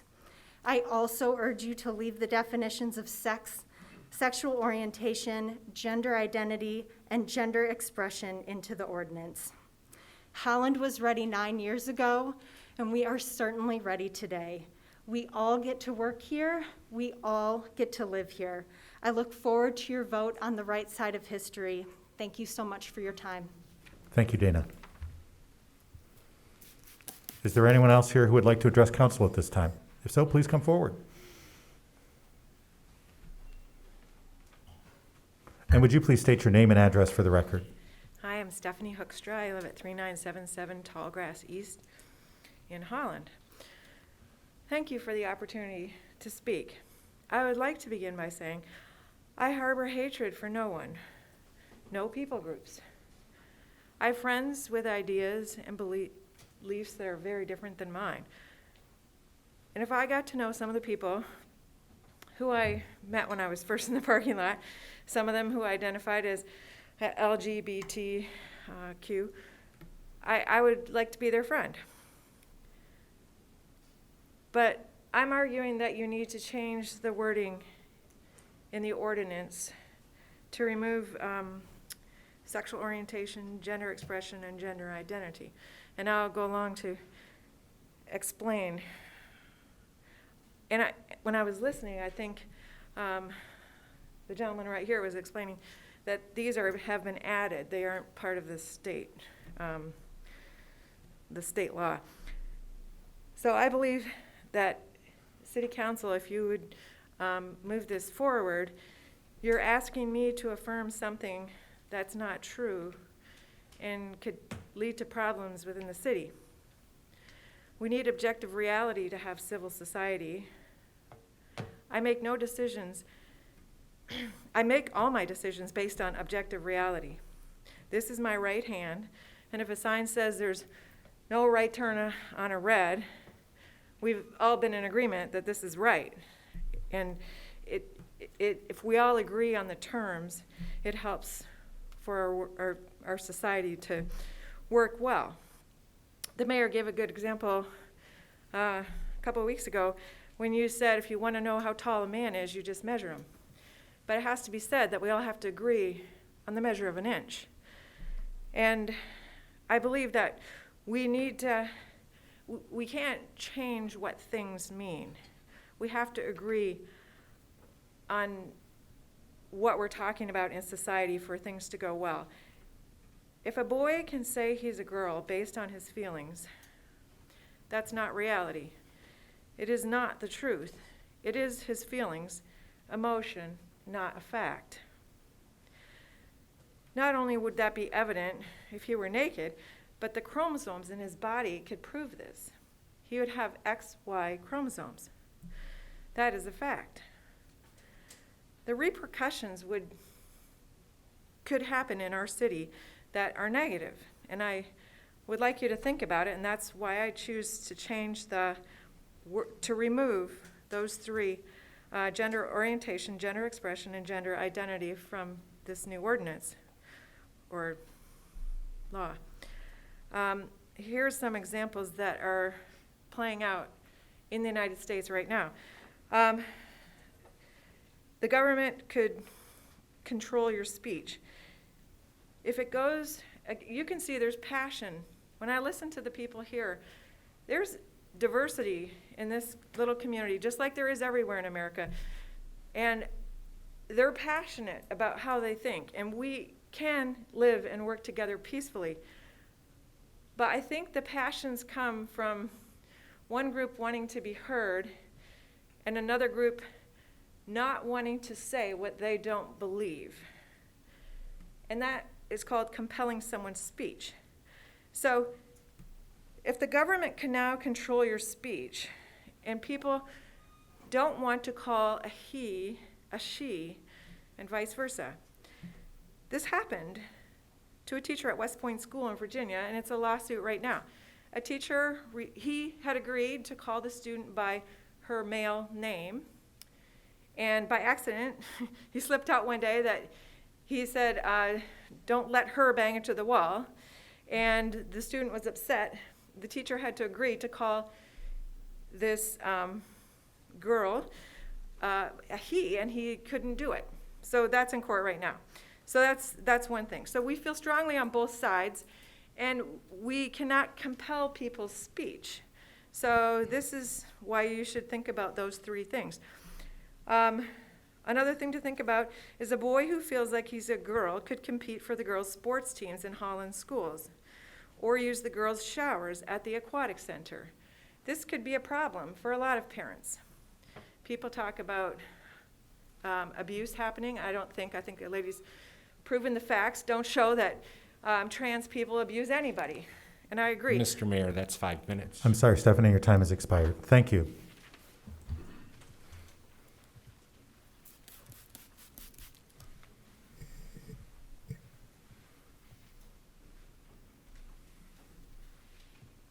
And would you please state your name and address for the record? Yes, Jill DeYoung, 684 South 160th Avenue.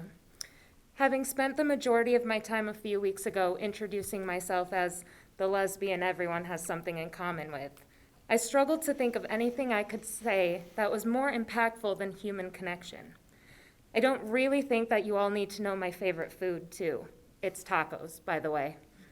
How could I help you better see the vision and dreams that we have for this community? So instead of talking more about myself, I want to use this time to highlight some voices from the past that I think we may have forgotten. In 2018, the Human Relations Commission stated, "An inclusive city is one that values all people and their needs equally." Then, in an attempt to further define inclusivity, they held a series of meetings at which people could give feedback. The voices that spoke there were numerous, powerful, and clear. At 14 different feedback meetings, people were asked, what does an inclusive city feel and look like? And some of the responses were as follows. One that doesn't fear change. A diversity of people and ideas. Where love motivates action, not fear.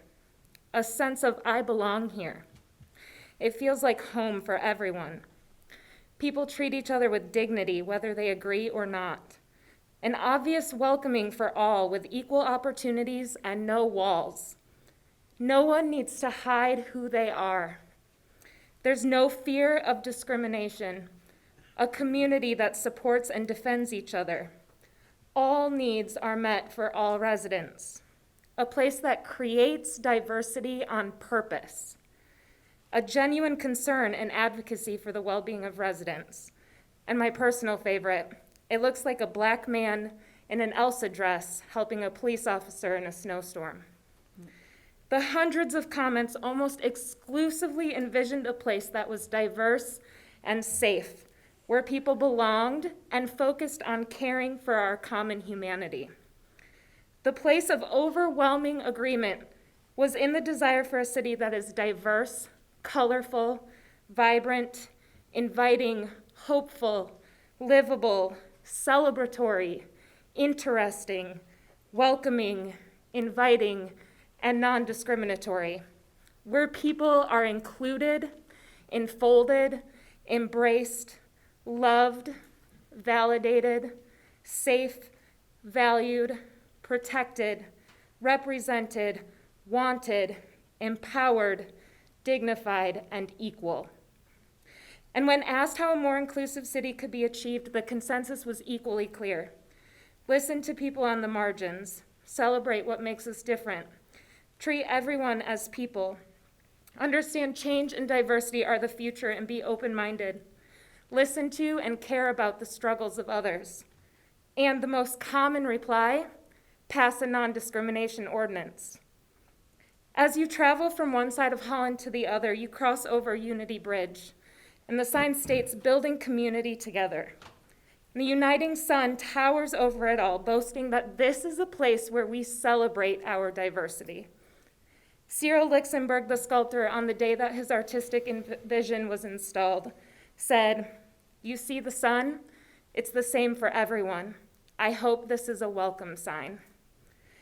I want to thank each of you for your extended attention and diligent work. I know that this is a difficult position to be in, and all of your work and energy has not gone unnoticed or unappreciated. I hope that in your final considerations and vote tonight, you will honor the messages of Holland area's largest sculpture and its creator. Affirm that as the light of the sun shines on each of us, so too will the light of opportunity and equality.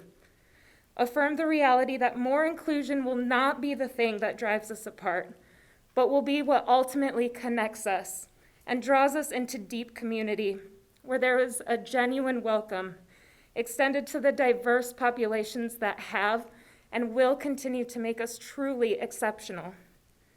More so, I hope you will honor the voices who have spoken, not just these past weeks and months, but for years, who have requested just one simple thing: include us as humans, chosen and dearly loved. Pass the non-discrimination ordinance as is. Let us all live here. Thank you. Thank you, Jill.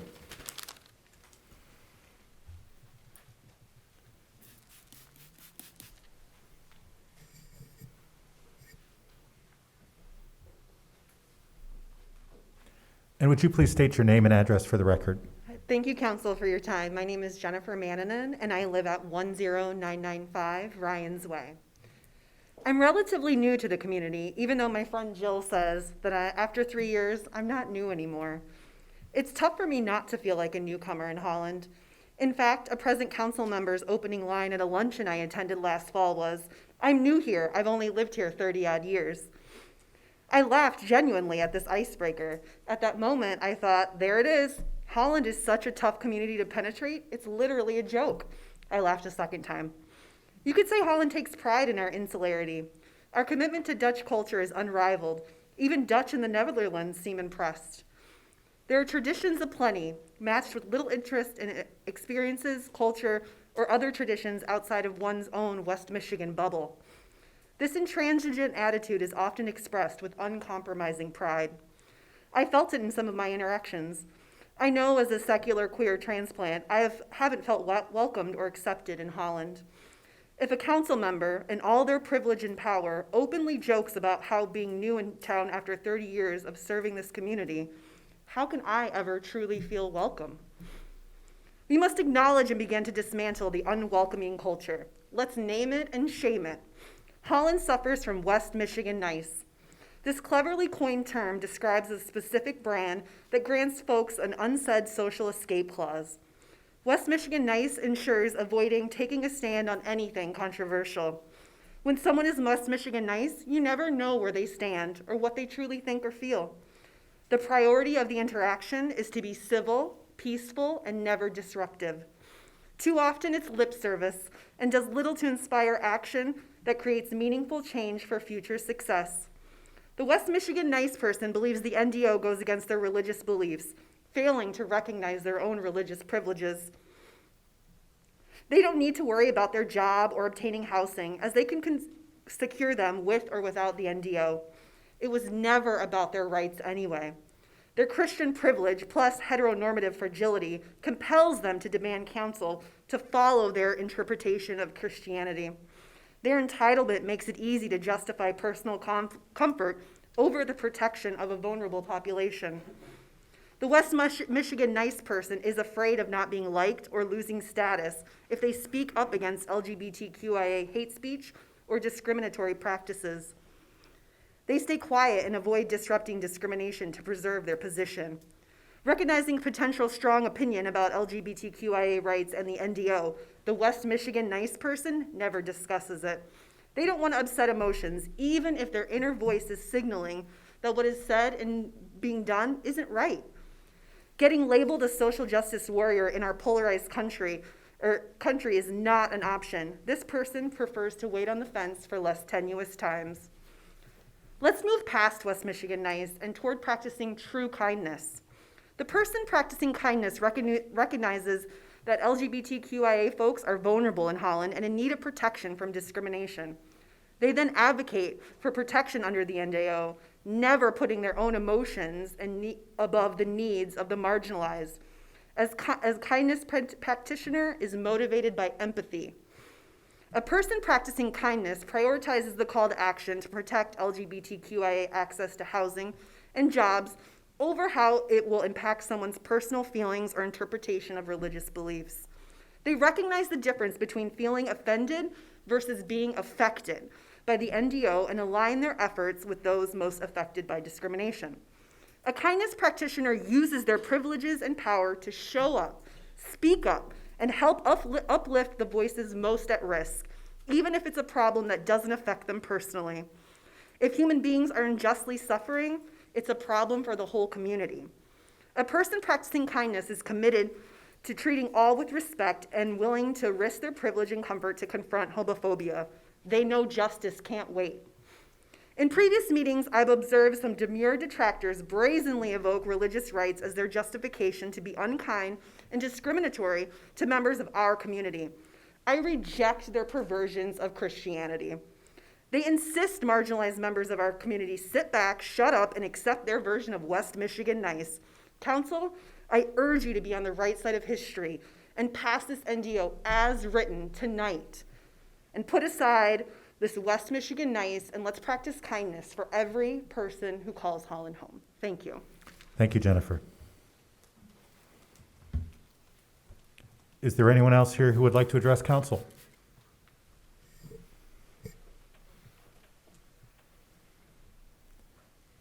And would you please state your name and address for the record? Yes, my name is Amber Marie Cowles. I live at 1892 Parkcrest Southwest in Wyoming, apartment 4. Hi, my name is Amber Marie Cowles. I am an out and proud transgender lesbian, and I lived in Holland for 3 years before moving to Wyoming to find a little more affordable housing. I would like to address council to urge council to pass the ordinance as it is written. I've heard a few things about sports. I am a 15-time marathon finisher. If anything, shooting estrogen into my body made me slower.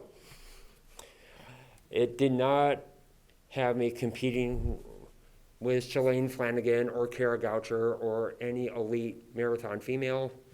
It actually made me slower and made me more vulnerable to injury. Also, I have been in the bathroom at Target, and I once again, I just go in, I close the door, I look for an open stall, I close the door behind me, I wash my hands, and I leave. I am not looking at women. If I am, it's just to make sure the sink is open or the stall is open, not to do it. Also, I'm a behavior technician who works with autistic kids. I work with kids. I am a professional, and I have a girlfriend of my own. Also, I am also an intern at Every Woman's Place in Muskegon, where I work with domestic violence and sexual assault and abuse victims. Not a single woman has ever accused the transgender community of assault. Now, my Bible says love your neighbor. I want to know, does that include your LGBT neighbor? Does that love and say I can work in the city of Holland without fear of being fired for who I am? I want to know, does that mean I can rent a house in the city without wondering if I'm going to be denied or evicted for who I am? You know, And I've read the Bible too. In fact, I go to Grace Episcopal Church. And at my church, I am welcomed, I am affirmed, I am Amber Marie, and according to them, part of my lifestyle is making delicious muffins. It's not going to the bathroom to cause harm. And you know, I don't want to take the full 5 minutes because I don't have 5 minutes to say, but in the words of Lady Gaga, I'm beautiful in my way because God makes no mistakes. I'm on the right track, baby. I'm born this way. Thank you. Have a good night. Thank you, Amber Marie.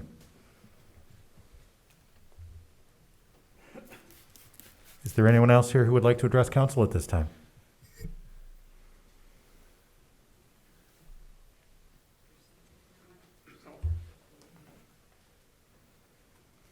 And would you please state your name and address for the record? Yes, I'm Mary Lou Braidaway. I live at 8145 Otagon, Holland, Michigan. I'm a little nervous, actually. I'm a former public school teacher, a former foster mom, an adoptive mom of kids of differing races, differing views in life. I love diversity. I love my kids. I love people in general. I don't especially like public speaking because I'm a senior citizen and I have a little anxiety problem. I do not agree with passing this ordinance. I love people, but I feel that this is actually discriminating against people.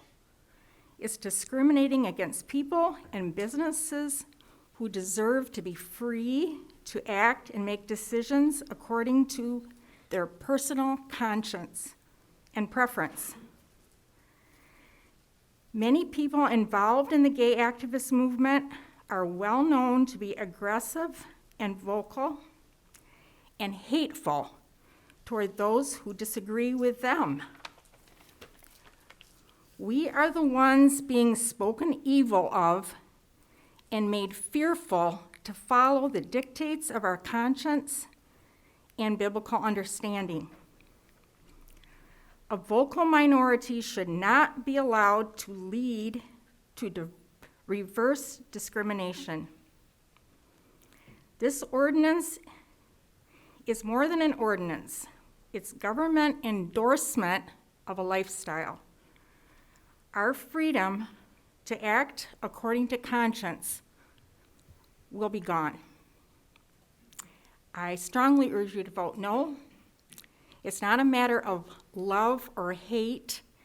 It's a matter of doing what's right and respecting all people. Thanks so much. Thank you, Mary Lou.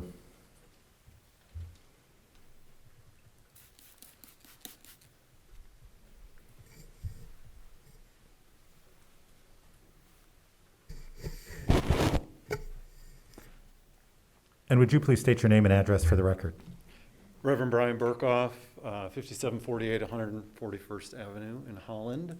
I'm a pastor here in Holland, also a candidate for U.S. Congress in the 2nd Congressional District, which includes the city of Holland. And I stand before you as a white, straight male who is Dutch and Christian, experiences about peak privilege here in Holland. I don't experience discrimination, but there are people who do. And so it is imperative that we include language specifically protecting people around sexual orientation, gender identity, and gender expression. There's a reason we have other things named: language, age, religion, race. We leave them in because they're important and we don't think you should discriminate on those reasons. And so people have come up here and said some are asking for special privileges or special protections. No, they are not. They are asking to be treated as equal humans.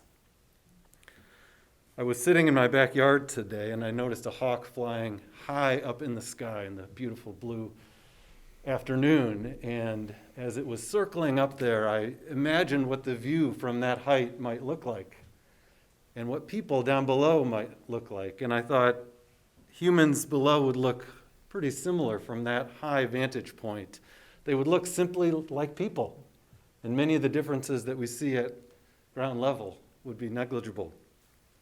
And the truth is, we are all simply people, all of us. Some of us are tall, some of us are short, some of us are somewhere in between, some of us are white, some of us are brown, some of us are black.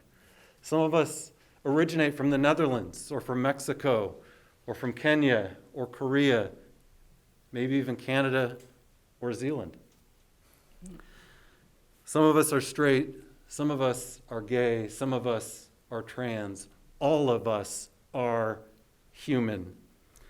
And so with that clear-eyed vision of a hawk soaring at great height, let us make the brave and moral choice to recognize the humanity and dignity of all our neighbors. No one should be discriminated in Holland because of their sexual orientation, their gender identity, or their gender expression. We are living, friends, in the 2020s, not the 1920s or the 1950s. It is time to do what's right. Let's not look back on this time and say we didn't do everything possible to affirm the dignity of all our neighbors. And please don't make me go home to my children tonight and tell them that Holland is a place that supports discrimination. And so as a pastor, as a person of faith, as someone who loves Jesus and loves my neighbors, every single one of them, please vote yes on this non-discrimination ordinance. Thank you. Thank you, Brian.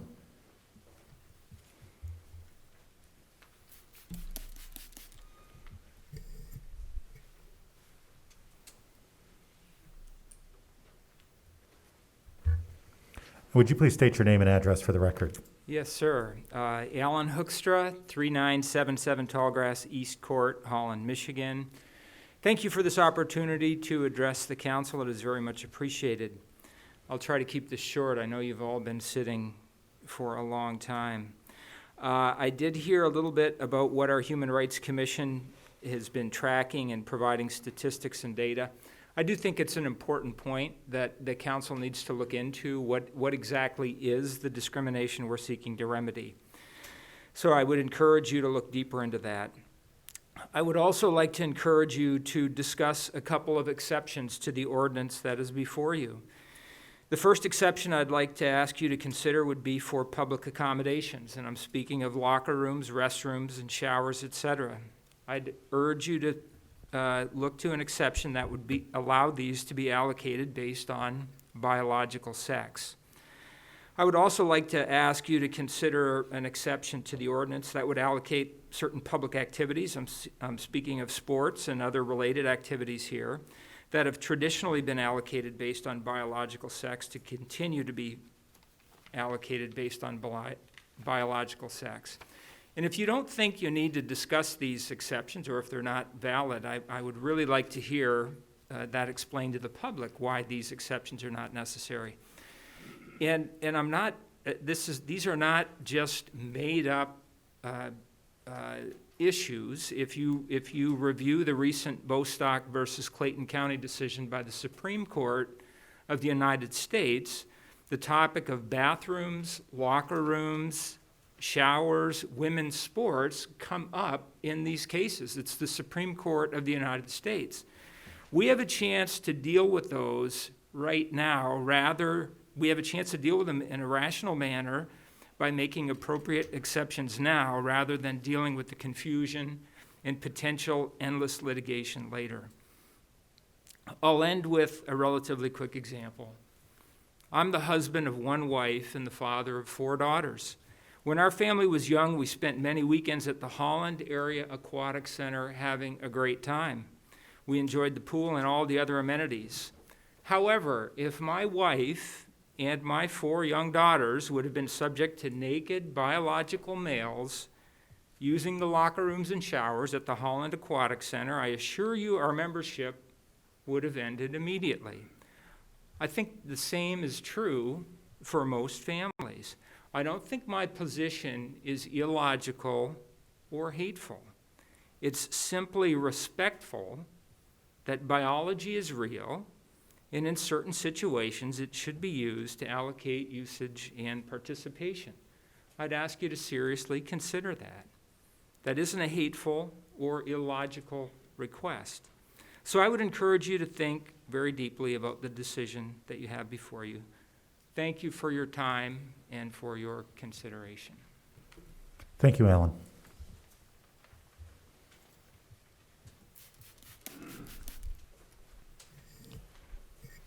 My name is Dr. Calvin Dykstra, 16201 Harbor Point Drive. This document was prepared by law school professor emeritus with distinction William Wagner. Professor Wagner writes, "We represent concerned citizens of Holland who have asked us to help them analyze and respond to the proposed non-discrimination ordinance that the City Council is currently considering. We believe the proposed ordinance would have serious adverse consequences for the community and deserves serious study. We strongly oppose adoption of the proposed ordinance and trust that you will carefully consider our reasons for doing so. We sincerely believe that all citizens of Holland deserve to be respected and extended equal protection of the laws as granted by our state and federal constitutions. We do not believe, however, that the proposed ordinance rationally or fairly furthers either of those aspirations. The proposed ordinance presents three principal problems. Number one, it creates an unworkable standard. Number two, it is a serious threat to citizens' constitutional due process rights. And number three, it not only fails to serve its stated purpose, but it contradicts that purpose. Some people assert that this proposed ordinance is necessary as a matter of tolerance, but those who promote tolerance must be tolerant of truth, for without truth, no meaningful conversation is possible. The proposed ordinance fails to tolerate truth in several significant respects. For one, through its sexual orientation definition, it basically asserts that there is such a thing as gender identity that consists of one's appearance, behavior, or identity as whichever gender one chooses. That definition, that concept is untrue. The truth is that gender is, as a matter of objective fact, determined by chromosomes and genitalia. It is not determined by subjective preferences. If someone identifies as the Pope, that does not make him the Pope. It doesn't matter if he dresses like the Pope, talks like the Pope, or says Mass like the Pope. No matter how sincerely he believes he is the Pope, the objective fact is he's still not the Pope. Subjective ideas cannot trump objective facts. Therefore, he cannot rightfully force me to treat him like the Pope. Yet that is exactly the premise on which the proposed ordinance rests. Laws must be based on objective facts, not mere preferences. When rules are based on subjective preferences, they can no longer be called laws. At that point, they are mere tyranny because they allow the rule makers and rule users to impose their will on others arbitrarily. It sacrifices the freedom of the many to satisfy the desires of the politically motivated few. The vagueness and subjectivity of this identity right the ordinance proposes creates other problems as well. Consider, as one example, the proposed protection for sexual orientation. This novel concept is premised on the alleged new right to determine one's own identity. One should, the argument goes, be free to make any decisions one wants about intimate sexuality without any governmental interference, and indeed, now with governmental protection for anyone who might disagree with those choices. Gender identity is even more untenable. It too is premised on a rejection of biological reality and a rationalization of homosexual behavior.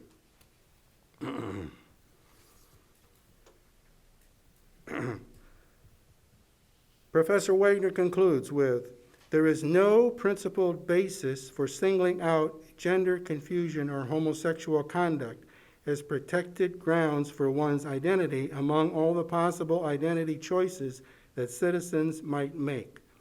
Like the United States Congress and the Michigan Legislature, the Holland City Council should reject this request to extend legal protections and imposing draconian legal sanctions on such an unprincipled basis."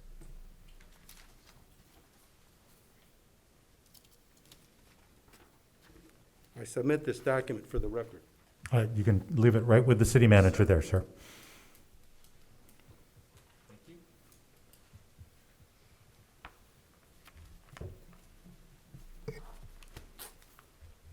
Thank you, Calvin.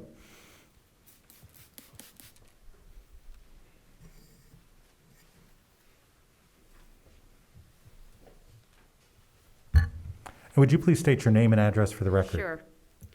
I'm Dr. Linda Dykstra, 16201 Harbor Point Drive. As previously discussed, sex is an objective reality based on biology. It is an objective reality determined long before birth.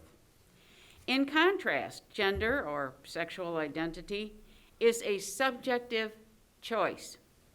Subjective choice. A choice that can be made and can be revisited and reversed over the course of a lifetime.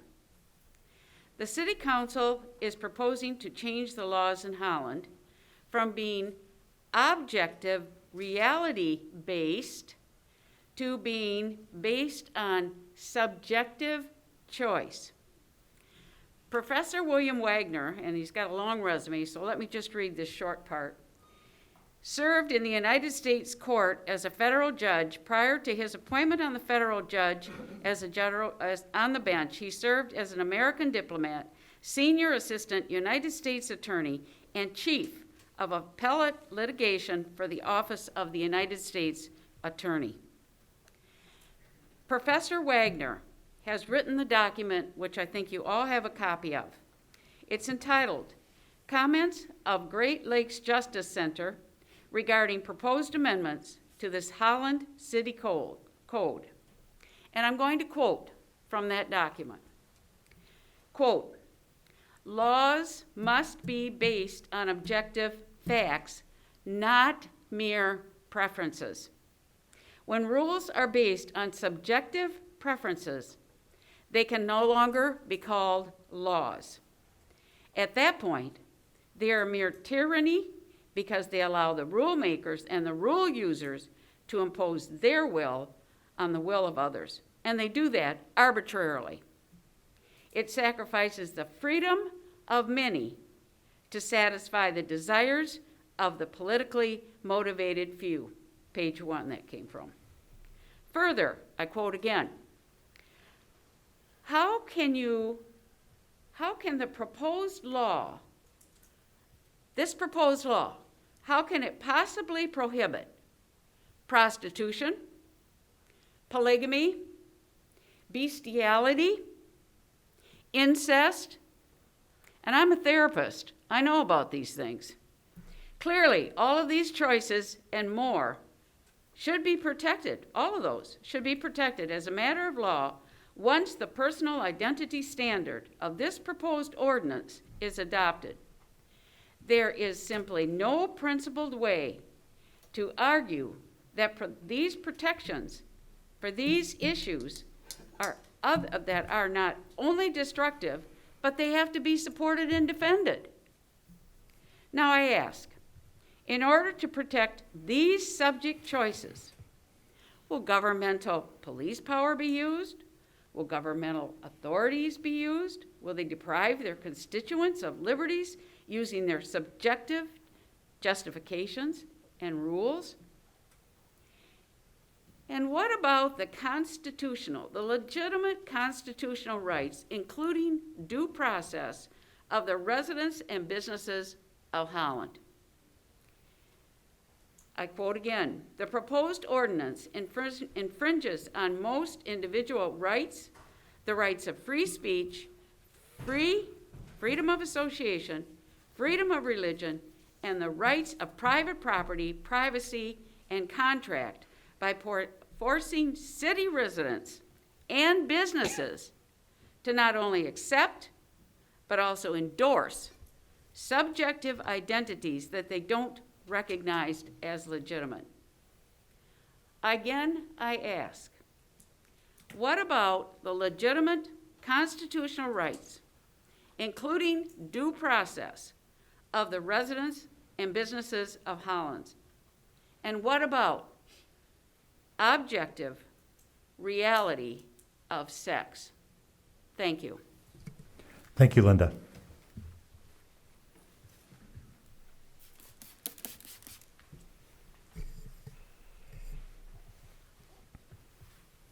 And would you please state your name and address for the record? Yes, my name is Tom Dunkelberger, and I live at 2260 Woodlark Drive in Holland.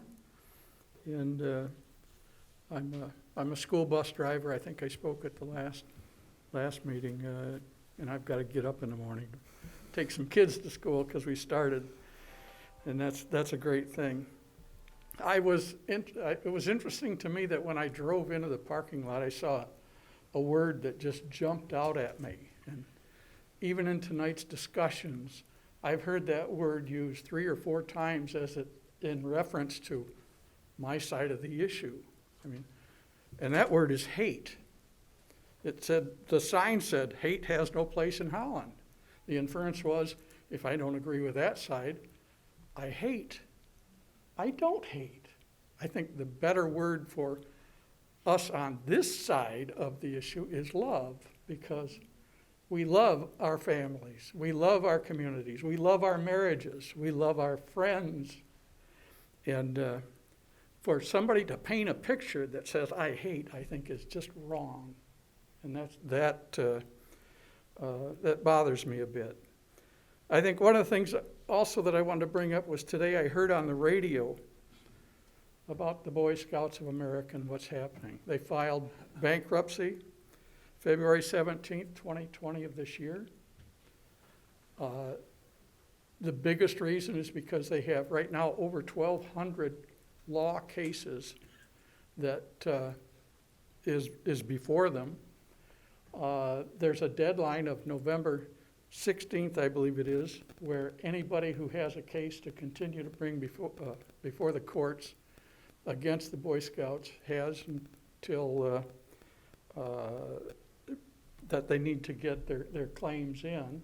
So there's going to be a couple thousand lawsuits against the Boy Scouts. And I realize it's not exactly the same kind of issue, but in a way it is. The Boy Scouts of America has assets in excess of $10 billion, and it's going bankrupt because of the legalities that came out of poor decisions that leaders made.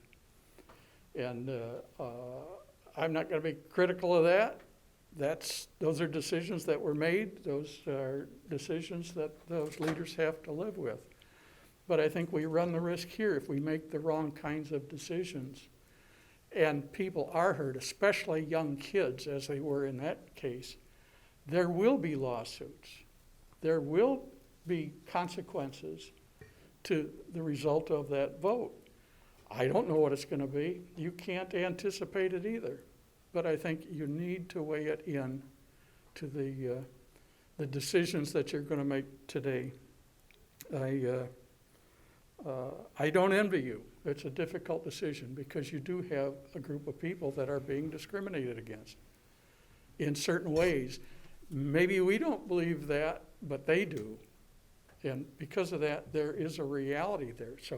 So you've got to come up with solutions that do protect everybody, that protect the people of the city of Holland and the traditions that have made this city great. And I think the last observation that I would like to make is I happen to notice on the seal of the city of Holland words that I can't even pronounce, but I just did decide to Google them, and it was the phrase beginning with God. And what I discovered was that those words go back to Latin phrases, which when it's interpreted, it says, if God is with us, who shall be against us? And those were the thoughts of Van Raalte and the city council, and that's the heritage of this community. I would ask you to follow that heritage. Let God lead you to the decisions that you're going to make, because they're very difficult decisions, and it's important that you get God's guidance in this. I think most of you are Christians or certainly have belief in Christian values, and we know that the Holy Spirit will guide us when we ask him to, and I would ask that you do so in this case. And I would also ask you to vote no on this issue, because I think the way that it's worded, it grants special rights to people. Mr. whereas- Mayor, that's 5 minutes. Okay. Thank you, Tom. Your time has expired. Thank you.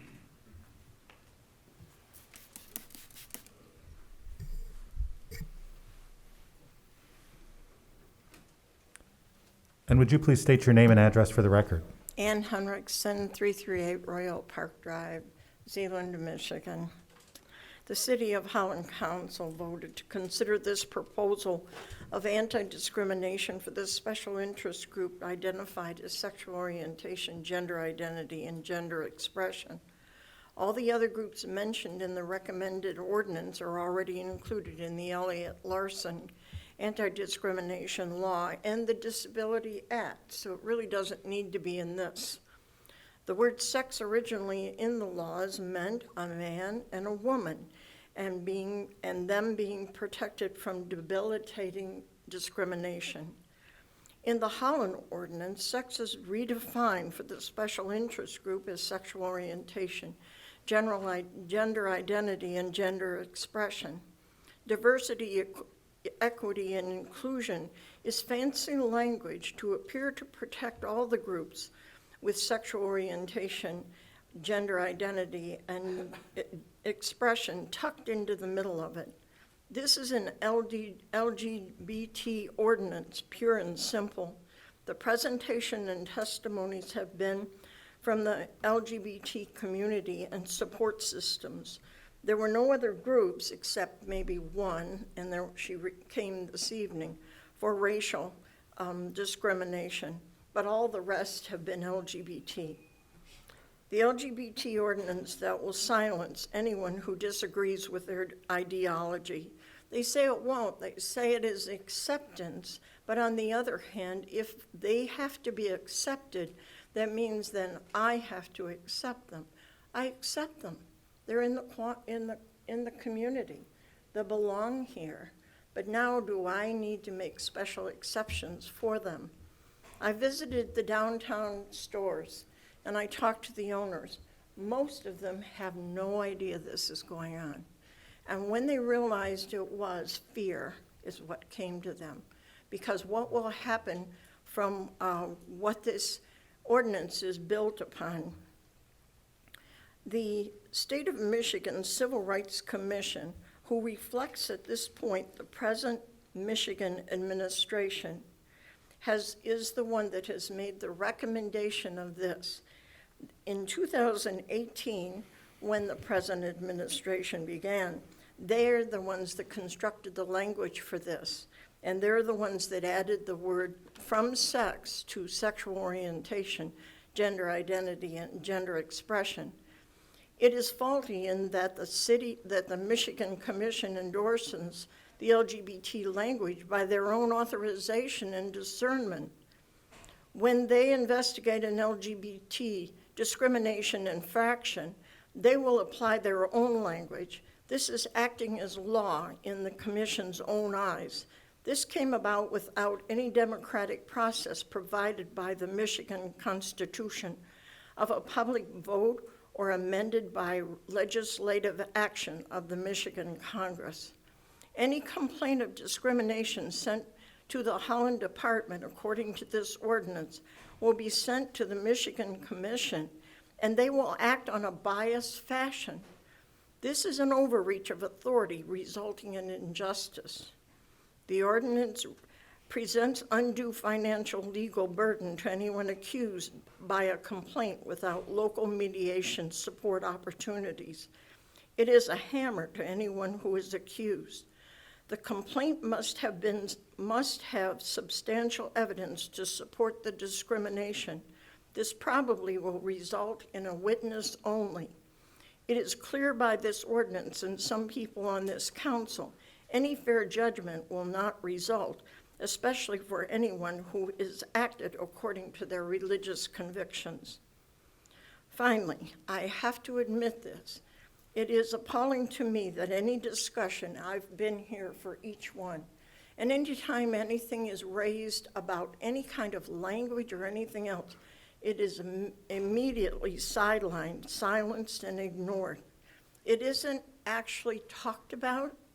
it is quickly said, well, it's a case by case. Another one is the ordinance has teeth. Do we really need teeth in an ordinance? What does that mean? Apparently, to me, that means that it will take down anybody who does not agree with it. It is unfortunate the neglect, carelessness, and complicit overreach that you as a council have decided to pass a law that will, in essence, destroy your own community for the sake of liberal politics. No other Holland council in history has ever been so irresponsible and deliberate. Who on this council will have the strength and dare to say no? The conduct of assuring a clean and appropriate ordinance has been haphazardly ignored, to say the least, with the indifference to the unreasonable negotiation. Holland voters have a right to be angry. Mr. You Mayor, haven't that's done it 5 right. minutes. Thank you, Ann. Your time has expired.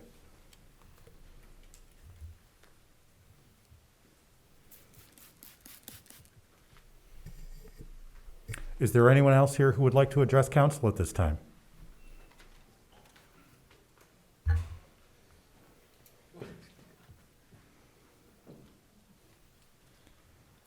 And would you please state your name and address for the record? George Martell, 1940 Lakeview Drive. This ordinance is just unnecessary. And for the record, I'm encouraging you to vote no on it. I came to Holland a little over half a century ago, and Holland was not perfect then. But as it is not perfect today. But in my time here as a young person, I came here right out of high school, and it being a not perfect place to welcome me, I didn't whine and find a reason to be a victim of anything. I went to work and I found the best of Holland, and I've lived here ever since, and I've raised my children here because it's a good place to do that. We are all created equal. I'm hearing a lot of people talk this evening about how they are special and they have special needs and they need ordinances to protect them. They have the same protection that I do and you do and everybody in this town, in this country does. Every citizen of this town and country has the same protections. None of us deserve special ordinances to protect us. Now here I am, fat, bald, and old, and not as handsome as I used to be, so that's somewhat of a handicap. And should I come and ask you for a special ordinance because there's a few people around like me that maybe need special protections from people who don't treat us right? No, I don't need a special ordinance to do that. I'll take care of myself. I'll find the good in things. I'll not whine and find reasons to be a victim. So I guess I get back to that the Constitution protects all of us equally. Holland does not need special ordinances for any people just because they perceive themselves to be victims. It seems like anymore people find more reasons to get attention or take care of me kind of thing. It's we're all already equal, and life is what you make of it.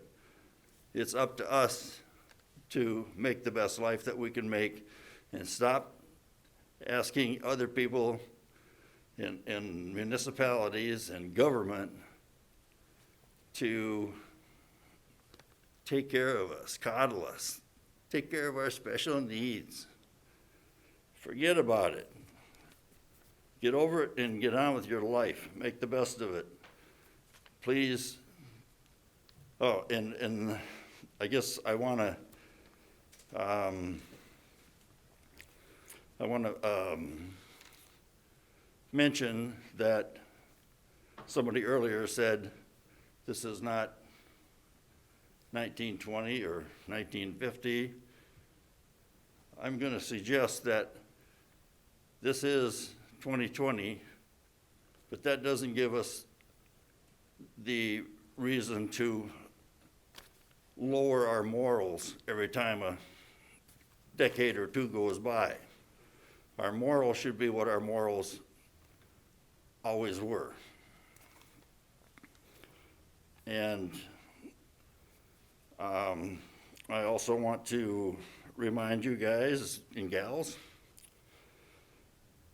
that there is a certain amount of constitutionality to what's being proposed here. And I don't want my tax dollars being spent to defend an unconstitutional act. Mr. Mayor, that's 5 minutes. Thank you, George. Your time has expired.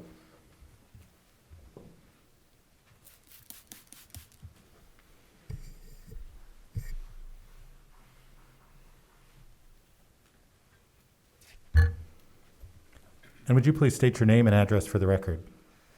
My name is Jeffrey Sorensen, and I'm the director at Out on the Lakeshore at 451 Columbia Avenue. Mayor Box and members of City Council, just as you do each week, I have read all of the public comments submitted regarding the non-discrimination ordinance, including the 173 on today's agenda.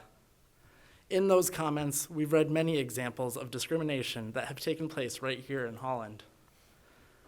One woman stated that after moving here with her wife to take care of her mother-in-law, she almost got 3 separate jobs, with those offers being retracted when they learned her spouse was also a woman. Another explained that during a painful coming out process, and it's often painful, I might add, not only did he lose his job, but he struggled to find an affirming faith-based organization and still struggles years later to find himself, or to be himself, for fear of being discriminated against again. The only ties holding him to Holland are his children. Otherwise, he, like many others, would have left long ago. We also heard a woman speak here in this very room a few weeks ago about how her child was denied swimming lessons simply because he had 2 moms. These are not made-up stories. They are real people's lives. These are just 3 examples, and several others can be found. You may ask then, why doesn't the Human Relations Commission have records of complaints like these? To that, I'll bring your attention to the discrimination complaint form on the City of Holland's website. Just above the form, it states that the City of Holland complies with both the Title VI, which covers financial assistance, and Title VII, covering employment, of the Civil Rights Act, which includes discrimination on the basis of race, color, national origin, religion, and sex.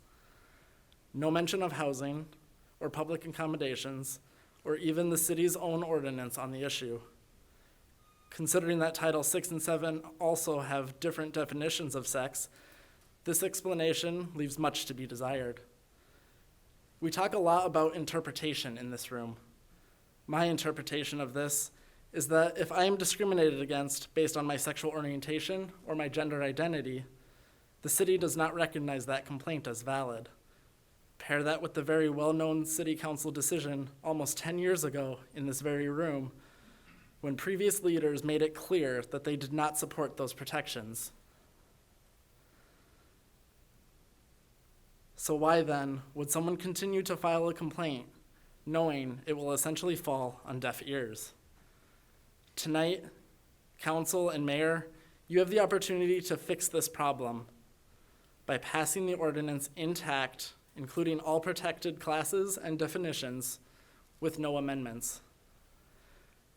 To make it clear who is protected, to confirm the city's alignment with the Michigan Department of Civil Rights, and to tell all of the people affected by these various types of discrimination that we see you and you are valid. Thank you. Thank you, Jeffrey. Is there anyone else here who would like to address council?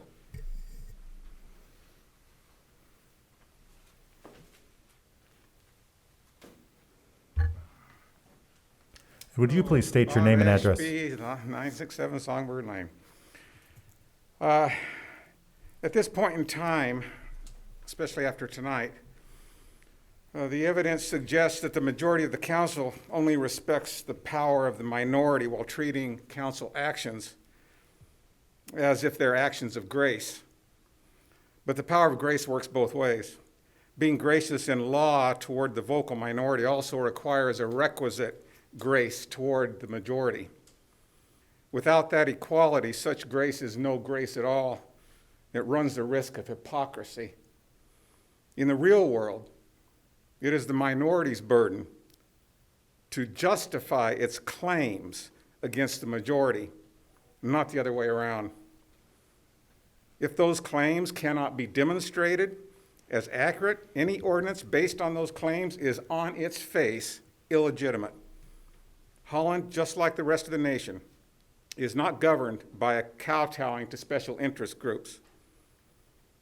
We supposedly operate under a representative government, which gives the minority representation, but not inordinate power or influence. In other words, what you do tonight cannot be respected or accepted unless you have proven to the broader electorate that the process of legislation has been vetted with the facts on the ground in this present context.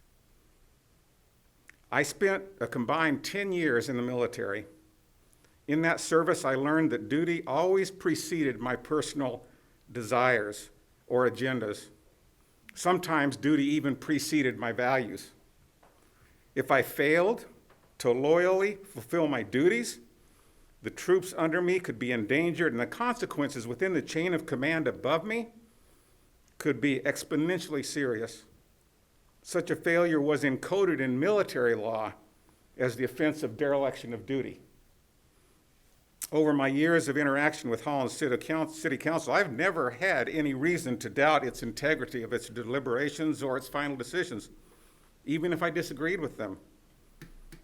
But that's not where I find myself now. What I have witnessed during the ordinance change proceedings cannot be denied, but as a dereliction of duty on the majority of the council. They have failed to debate or present to their constituents Holland's compelling government interest in burdening the rights of non-gay citizens. They have failed to debate or present to their constituents any existence of systemic hate, denied services, or lost jobs based solely on sexual orientation or identity. They have failed to debate or to present to their constituents the dangers of targeted reverse discrimination, because to do so would force them to admit an invalidation of this entire process. They have failed to debate or present to their constituents how they would fulfill their responsibility to protect the conscience rights of those except under the very limited category of religion. They have failed to debate or present to their constituents how the council justifies its actions, which are living in the past and attempting to legislate from there. They have failed to debate or present to their constituents how the city is to avoid spiritual profiling and apartheid, or how it plans to deal with such things as rental squatting based on the weaponization of one's sexuality.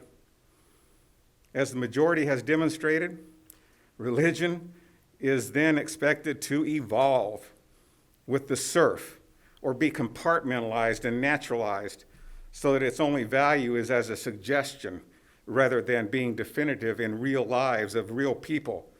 It's a matter of individual backwardness.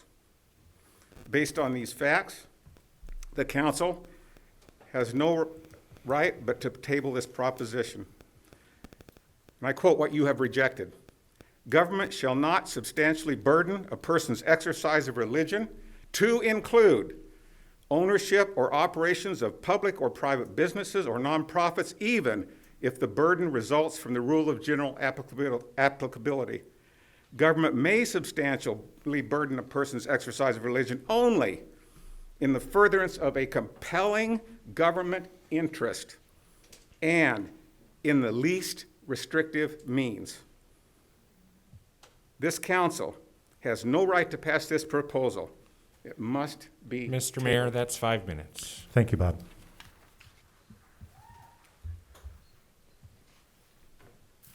Is there anyone else here who would like to address council?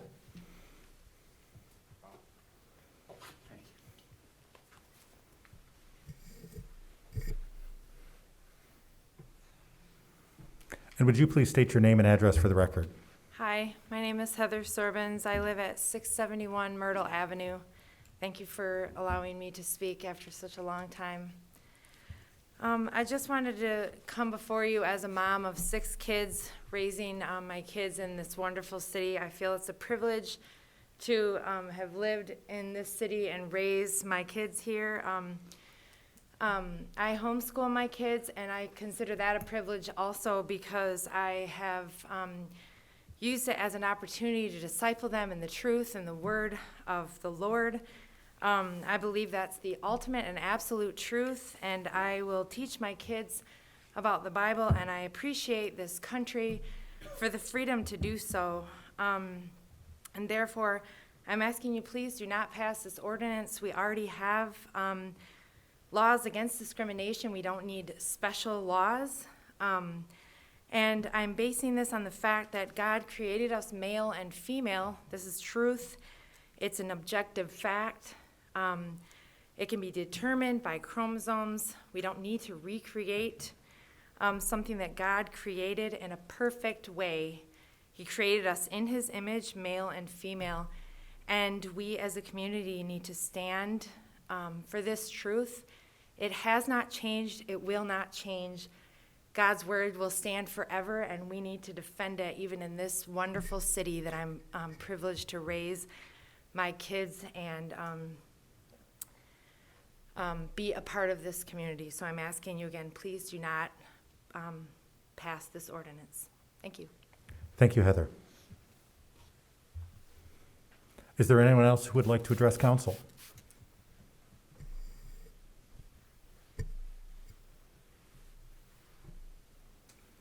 And would you please state your name and address for the record? Emma Peters, 125 West 11th Street. As many of you know, I'm Councilman Jay Peters' daughter, and I'm sure you can guess where I stand on the issue of the non-discrimination ordinance. I am in full support, and I believe this ordinance should have been passed long ago, but I'm very happy to see the support around the issue this time around, and I sincerely hope that the non-discrimination ordinance with all of the inclusive language is passed tonight. I just wanted to submit some of my own thoughts for your consideration. I'm 24, and I moved away from Holland 2 years ago.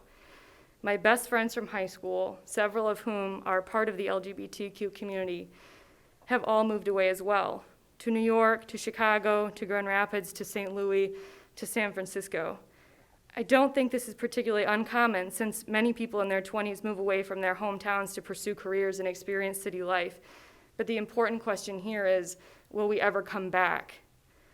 I think we are all in agreement that Holland is a special place.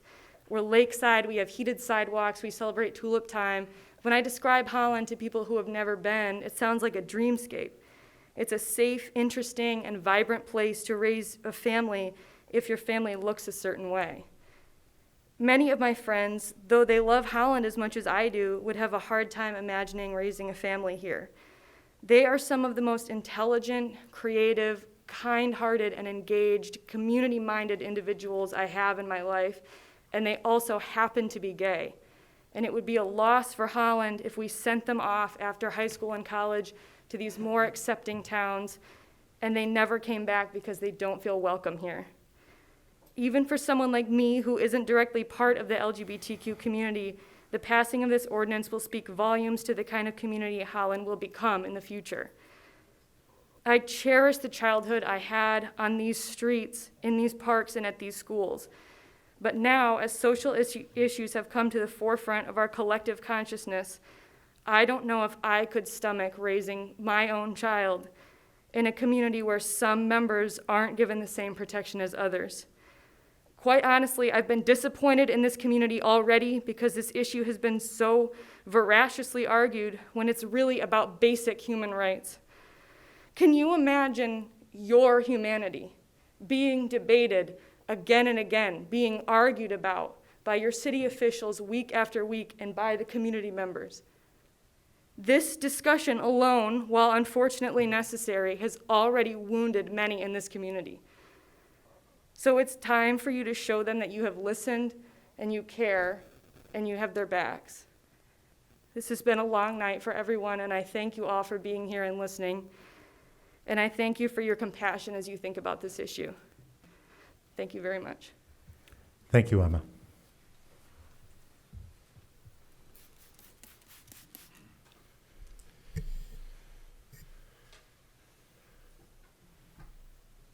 Would you please state your name and address for the record? Yes, Sarah Van Tongeren, 27 West 25th Street. On December 18th of last year, a group of people gathered here, right here, and asked council to provide protections for your citizens and workers. We could not have imagined that it would lead us here to tonight, in the middle of a pandemic where we can't all be together in one room. And the people of us that are here are wearing masks. The world seems almost a different place than it did 8 months ago. Almost as if we as a society are more aware of systemic pain and suffering. People are beginning to notice what has been among us well before this pandemic: inequality, injustice, and people's lives being considered less than other people's lives for things far beyond their control. And yet here we are today, where you as a council get to actually do something about this, here in the midst of it all. Can you imagine that? You have sat through all public comments, spanning many months, hearing all of us. You have read all the public comments submitted over email about this, and I imagine that you must have experienced all sorts of thoughts and feelings on this. I know I did. I know my clients have. This has exposed in some ways what many LGBTQ people have feared.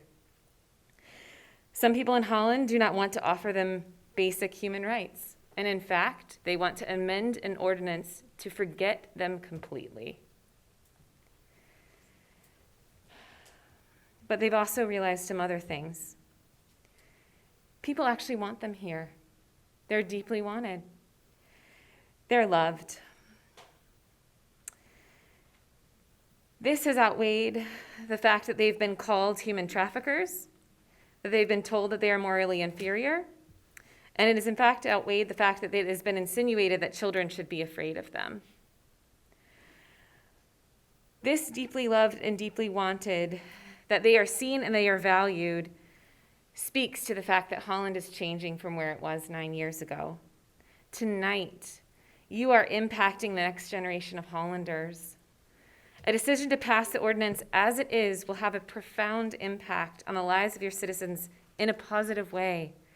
I want you to imagine that. When we live together, we actually get a chance to know one another, to learn one another. As I've sat and listened to you all thoughtfully consider so many different projects over the past months, I have learned deeply from you. And in fact, Mr. Byrd, when you were discussing the 36th Street property, you said, sometimes we can look at things from a negative light, and we can discount all the positive that can come out of it. Let me share with you some of the positive things that can come out of a vote in favor of the ordinance as it was written, without any amendments. Employees can just be employees. They can focus on their job. They don't have to worry about being fired. Business owners can just be business owners. They can worry about hiring the people that are good for the job. Jobs may expand here. Families will be built here. Businesses may come here. Young, talented people may stay here. We actually maybe get to be in full community with each other. All of us who already live here. This is a rich and full community life that I'm describing. Our LGBTQ neighbors are in this community, often hiding in fear. But by you voting yes tonight for the ordinance and no for the amendment, you have the chance to actually welcome them, to actually set the precedent for our city for generations to come, and to say, this is who Holland is. And we are beautifully diverse. And we are a community where we all get to live and work and enjoy the life here. Thank you. Thank you, Sarah.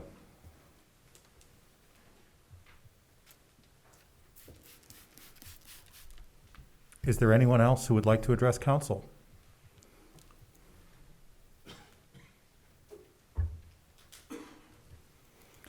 And would you please state your name and address for the record?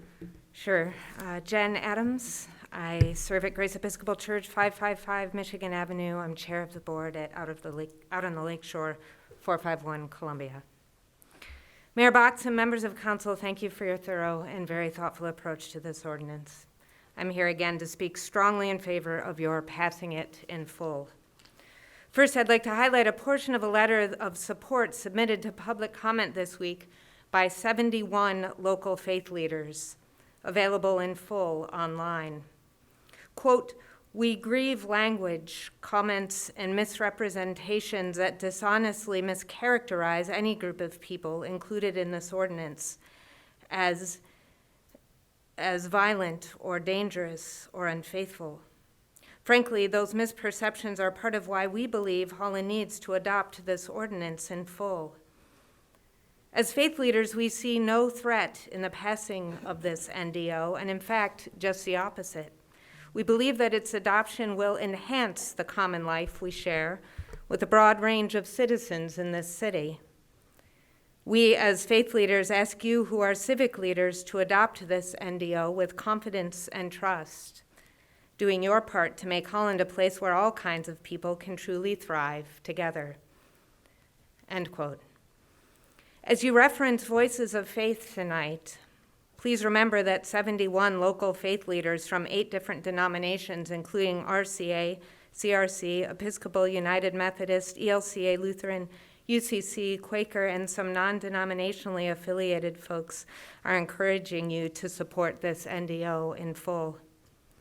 Second, I want to address what has been said regarding trans women over the past few weeks and hours. It has been horrifying to hear this completely unwarranted stoking of fears, in particular with regard to the use of restrooms. Violence against women is an issue in our community, our culture, our world.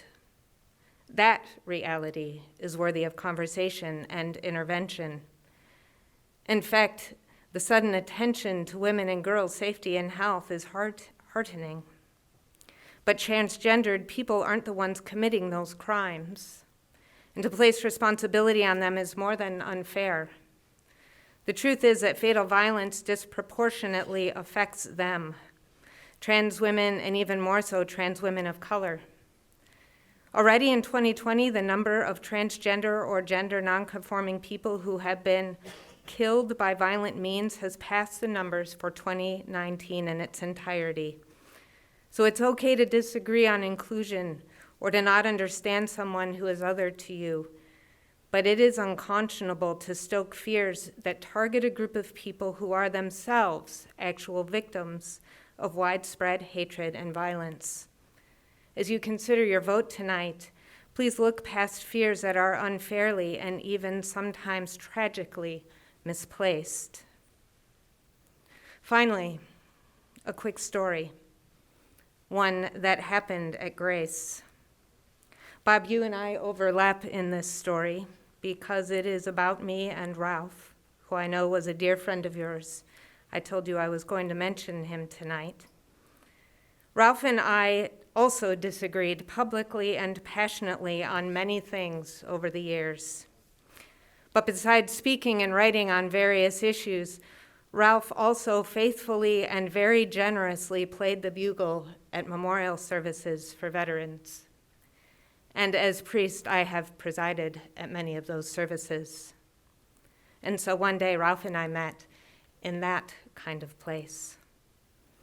I was actually surprised when Ralph walked into the entryway at Grace. I wasn't afraid, but I was cautious. He was in full uniform, and so was I, fully vested, robes and all. And at first it felt like sort of a standoff, because that's all Ralph and I have ever done. That day I had my Book of Common Prayer in hand at the ready. He had his bugle by his side. Who would toss or fling the first verse? Would I need to use my prayer book as a shield? None of that happened. In fact, we just smiled, acknowledged one another, nodded in recognition. I processed in. And then, much to my humbling surprise, he took a seat in one of our pews, and he prayed with us through the entire service. I led us in prayers, readings, blessings, and a Eucharistic meal. And just after the commendation, Ralph led us by playing taps. A moment in which a day is done and a new day with faith and hope and thanks begins. It turned out to be a beautiful day, one that repeated itself several times. Mr. Mayor, that's We 5 weren't minutes. such a bad team. I'm sorry, Jen, your time has expired. I encourage you to do your part as we all do ours. Thank you, Jen. Thank you.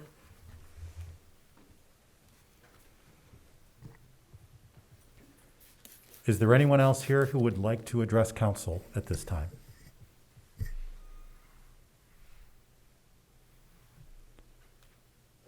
Seeing none, I will close the public comment period. Council, we have a motion and we have an amendment before us. According to the rules of parliamentary procedure, we deal with the amendment first. And that amendment, let me go back in my notes here. I want to make sure that we all know what it is. It is to remove 3 terms from the ordinance: sexual orientation, gender expression, and gender identity, but leaving sex or gender any place that those appear. Am I stating that correctly, Mr. Corbin? All right. Comments from council on the amendment? I think I might go first since I was the one that made the amendment. Right? Fire away, Made Mr. the Corbin. motion for the amendment. So, thank you to everyone who's attended this evening and provided public comment, both in the audience here, outside, online, providing written statements to the council. I think it's very beneficiary to all of us to listen and hear one another and not talk past one another. And from tonight, oftentimes I hear us talking past one another. To my dismay, many of you spoke tonight, and you spoke about one issue, the LGBTQ plus issue. And this is an anti-discrimination ordinance. This is not an LGBTQ plus ordinance. It disappoints me because we added disabilities to this that wasn't in our original ordinances. I grew up with a brother with a disability, Down syndrome. Lost him a year and a half ago. Very precious to me. I can tell you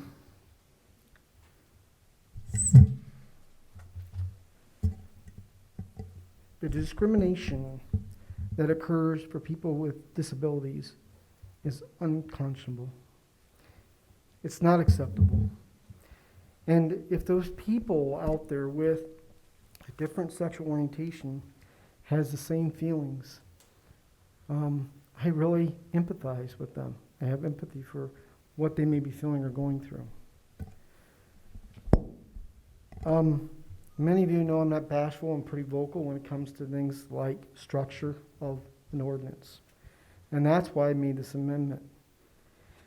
I believe we currently have law, both state and federal law, and recent law, that provides the protection under sex or gender. We've stated that earlier on today, earlier on this evening, by the questions I presented to our attorney. And he assured us that those areas are considered or are also included in both state and federal law. Now, the descriptions under the law, I feel in this ordinance, or at least this ordinance, is somewhat redundant. Again, why I made the ordinance or the amendment. I believe it does elevate one group over another. We need to make sure everyone receives equal protection under the law. There's no one that has a higher piece of, or should have a larger piece of the pie, per the analogy given by my colleague next to me only a few weeks ago. My colleagues might also state that it takes away the ambiguity because it's only been recently interpreted by federal law, where other groups have long-standing historical interpretation. I would argue not many cases have addressed the issue of height, weight, source of income, education, familiar status. But we don't provide extended definitions for any of those. We don't really provide extended definitions for religion either, an issue that is very much a concern for many people in the room tonight. So we should leave sex as it is, not to be too specific. There are many loose interpretations of the language before us tonight, as well as the courts. The word sex is defined under federal court cases. Ordinance will remain relevant and provide adequate protection for everyone come in the future when other case law is litigated. So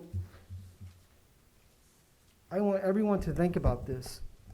It's already state law. It's already federal law. We're arguing something that is already there. It's already in existence. All we're doing is ratifying at a local level and supporting what the federal and state law says. We're not trying to discriminate. We're not trying to take any rights away from anyone. We want to make equal protection for everyone, and that's what this is about tonight. So I'm dead fast at trying to come up with a structure that is specific enough, but also eliminates this division that we have in our city over this issue.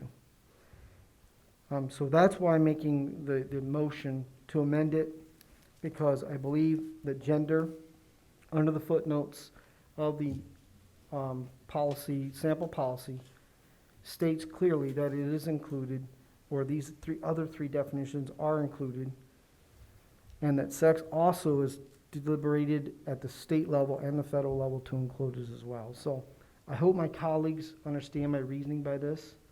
I hope they would support it. I think by supporting it, we could get all of us on this board to agree to a specific piece of language that benefits us all in this community. And it makes us all stronger going forward. I yield my time. Thank you, Scott. Other comments from council? So you are saying just leave the word sex in, take out the gender identity? We would leave in gender, we would leave in the word gender and sex, because under the footnotes, there's clarity that gender includes the three that we're speaking of.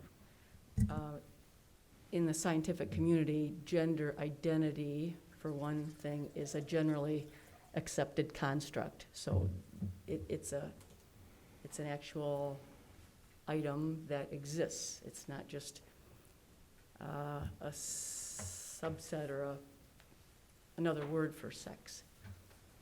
So I would argue that these words be left in there. Other comments? Yeah, Mike. If nobody else is going to. I supported the amendment because I feel as strongly as Scott does, and I'm just a tad bit confused. And I know half of the people are shutting me off right now. Half of the people on this dais are shutting me off right now because they want to get this done.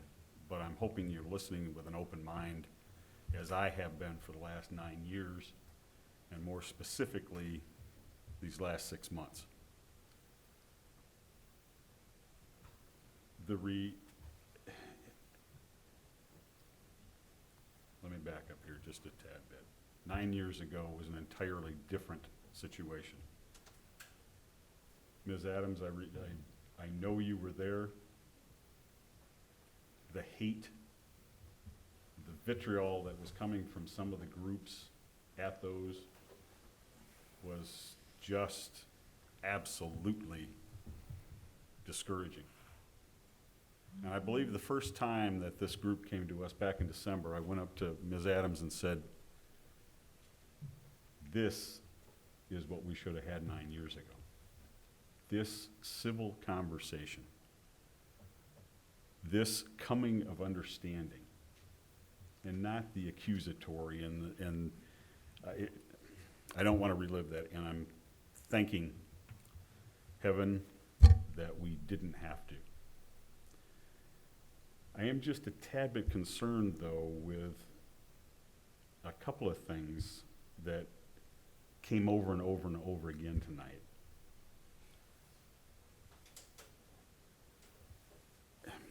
There was talk about implicit bias.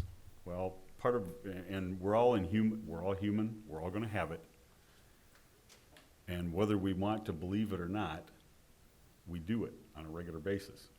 Part of that showed through tonight. If I don't agree with you, you're absolutely wrong. I heard that a number of times, and on both sides of the fence. You know, it's there. When I read this language, we were looking for some definitions, and I plotted so many notes here, I can't even put them together anymore, but I was confused by the gender identity. We're looking for something that gives us very specific reasoning, and in and of itself, an individual's internal sense.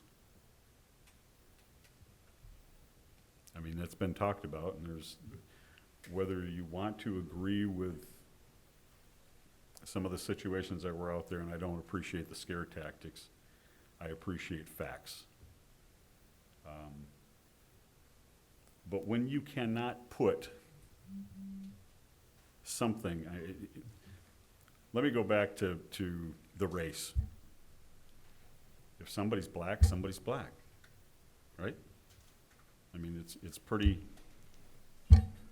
it's kind of hard to argue that by visual. If somebody's whatever, you get my hint. You get where I'm going with this.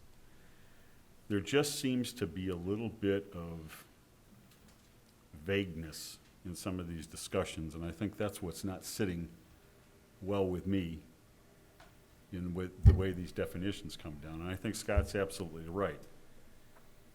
Folks, as you understood for the last 3.5 hours of discussion and many hours before, there are two sides to this thing. There's been people that said, Holland's ready. Okay, I'm great. We're having this discussion.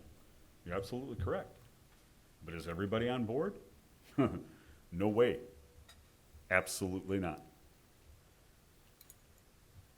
No matter what we do, and I've said it many times, there's two sides to every story. Somebody's not going to be happy.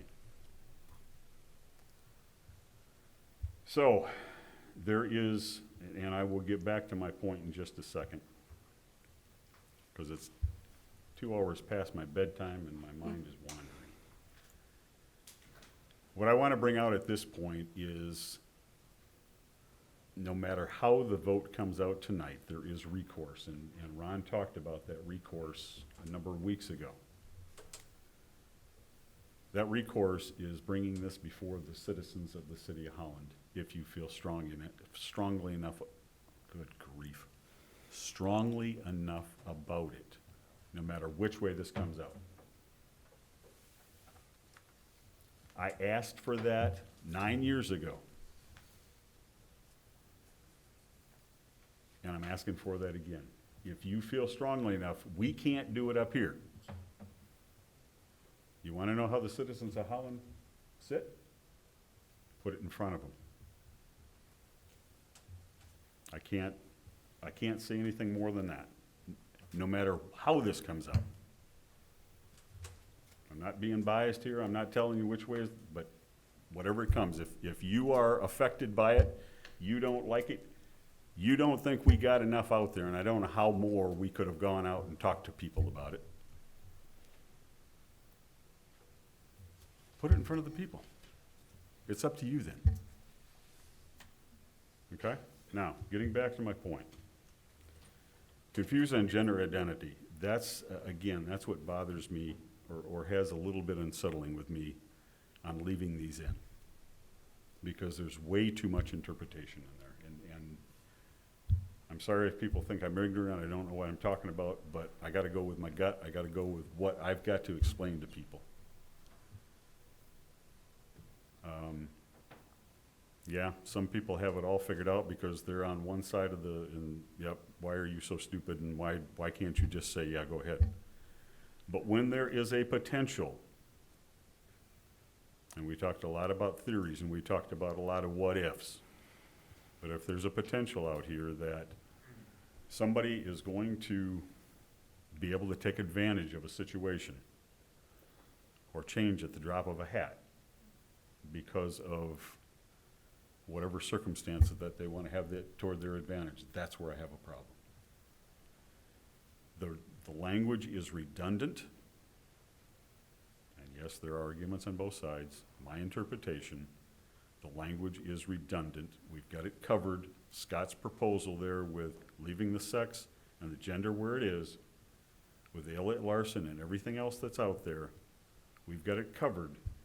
And I think personally, with the people that I've been talking to, you're going to get better acceptance around this city with those out of here. Just a fact of life. Whether you believe me or not, just a fact of life. Thank you, Mr. Can I Mayor. ask you and Scott as well a question? Because I want to make sure that I'm understanding completely where you're coming from with this. If I'm hearing both of you correctly, what you're saying is you are not opposed to providing protections for people based upon their sexual orientation, their gender expression, or perhaps their gender identity, but rather you believe that the term sex includes all three of those. Am I hearing that correctly? If I may answer, Mr. Lawyer? Yes. The way you asked that question? Yes. In the cross-examination, I will say, and I've said it before, I don't believe in any discrimination, whatever shape that takes. Your Honor, may I rephrase my question? Do you want to provide protections for people based on gender identity, gender expression, and sexual orientation? I don't believe in discrimination, and that's what I'm trying to protect here. That's why I asked for this to come up. That's why we've had this discussion. And that's why staff did what they did. I've been very clear on that point right from the get-go. And Mike, again, you and I have talked about this a lot. You and when one of the first things that you said is half of us are shutting you out. I'm not. I'm listening. I'm listening hard because I want to get this right for the community and for everybody in the community. And I also want to make sure that regardless of how the vote goes tonight, that the people of Holland have a clear understanding of what the 9 of us here are thinking. That it isn't just a gut reaction of they voted my way or they voted the other way, so they're good or evil, because that's not the case. And that's why I'm really probing here to make sure that people understand where you're coming from and what you're thinking on it. We have to, and I've said this before, Mr. Mayor, that we've got 30,000 plus people here. And there's two sides to every story. And just because you don't happen to believe or you don't agree with this specific story doesn't mean that the rest of the world does. It doesn't mean that the rest of the city does. You may have a vocal minority and a silent majority, just the way the world works.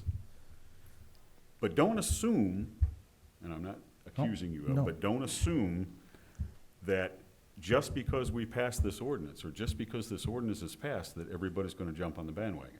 Oh, I don't have any illusions of that whatsoever. It's not going to. Yeah, I don't have any, it's, as we said before, I don't believe that this is going to change hearts and minds. You and I have had discussions on this.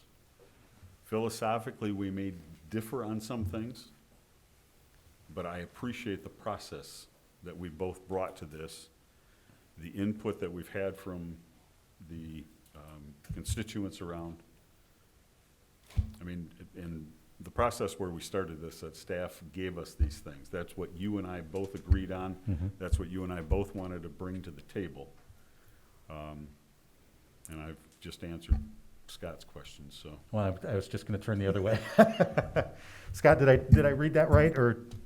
Sure, but I would add that in the current ordinance, we don't break down religion to include Hindu, Buddhist, Baptist, Catholic, but yet we do when it comes to sex or gender.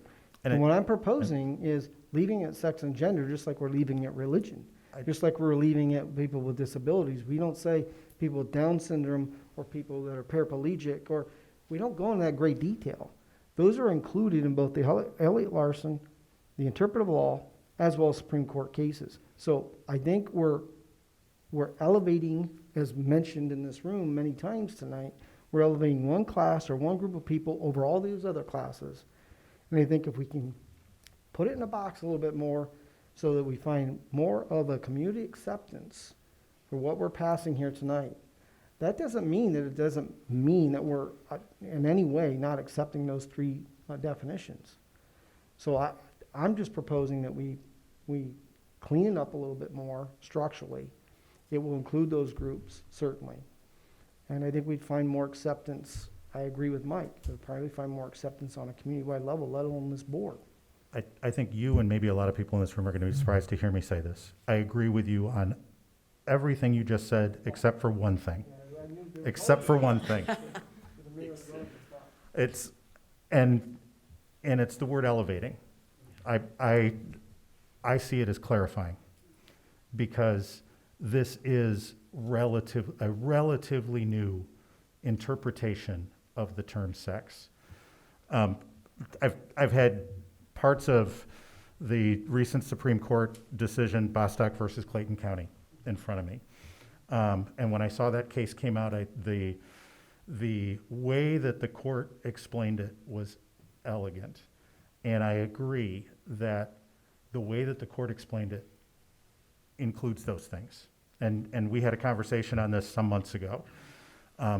What I'm concerned about is that the people of Holland aren't reading Bostock versus Clayton County the way you and I may have been reading Bostock versus Clayton County. And we not only have an obligation to create an ordinance that is look, it's getting really late. My brain's not working as well as I should either. As streamlined as possible, for lack of a better word to come up with it, but one that provides clarity to our community. And as I've been mulling this over, because I had a feeling that a lot of this was coming up, and I was downtown early in the morning, and I looked around at the corner of 8th Street and River Avenue, and you know what I saw? A whole bunch of traffic signs, a whole bunch of them. Now, we all know that we all ought to drive safely. We all know that we ought to obey the speed limit. But you know what we do for the people of Holland? We remind them. We let them know what those rules are. And we're very clear about what's included and what's not included to the best that we possibly can be. Is this absolutely perfect language? I don't think it is, but we're never going to get perfect language on this. But I believe that it is better for the people of Holland. If our goal is to include protections for these communities, which I'm hearing you say that, and I think I'm hearing Mike say that as well. Mike didn't answer it as definitively as you did, but I'll give you that for now. I think we should say it. I think we should let the people in these communities know clearly that we want to protect them, and I think that we should let the people of Holland know when and where they would be potentially crossing a line. Because before Bostock versus Clayton County, I would not have thought sex included transgender and homosexual protection. I wouldn't have until the court said it. The court had to interpret that. Exactly. It was a court decision. It was a case law that determined that. It wasn't defined anywhere else. No. So, but, you know, I've got a copy of an ordinance here that was passed in 2007 in a local jurisdiction around us, and I won't go into who it actually is, but they used the word sexual or sex and gender. Then they defined the two, but they just included the word gender and sex, and that was back in 2007. So I mean, I think it's adequate to do such, But it didn't mean in 2007 what it means in 2020, and it didn't mean in 2019 what it means in 2020. And that's my point too. Things will change. Mhm. Supreme Court will change its attitude toward any of these cases over time. There might be a change in how they interpret it. State law the same way. Maybe Elliott Larson will be, or the Civil Rights Commission will change its attitude. So I believe that it would be adequate to put gender and sex as it would be more than adequate in the language, and that's just the way I feel about it, and that's the motion I made. And I've got complete respect for that, and I'm going to just disagree with you on it. Yeah. Comments from other council members? Yes, Quincy. I do believe we can make this better. You stated that we aren't going to get better, but I think with this wording that in this amendment that Scott has proposed, I think we can do that. One of the things that, you know, there's this misconception that people who are people who do not support this don't support the rights for this group of people, and that's not what I heard tonight. What I've heard tonight goes along in the same vein of they want these terminologies taken out. Now, there are some people who don't support this at all. And I want to make it very clear, as I have in the past, that I believe the field is level. Everyone, regardless of how they choose to live their life, the decisions that they make regarding their life, all deserve equality. Ron, I guess I would like to know, does sexual orientation, gender expression, gender identity give more validity to the ordinance?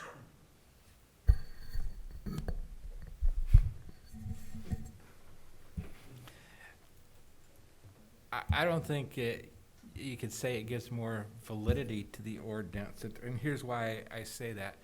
The Department of Civil Rights has indicated that these categories are included in the meaning of sex in the statute. The statute doesn't have these terms in it.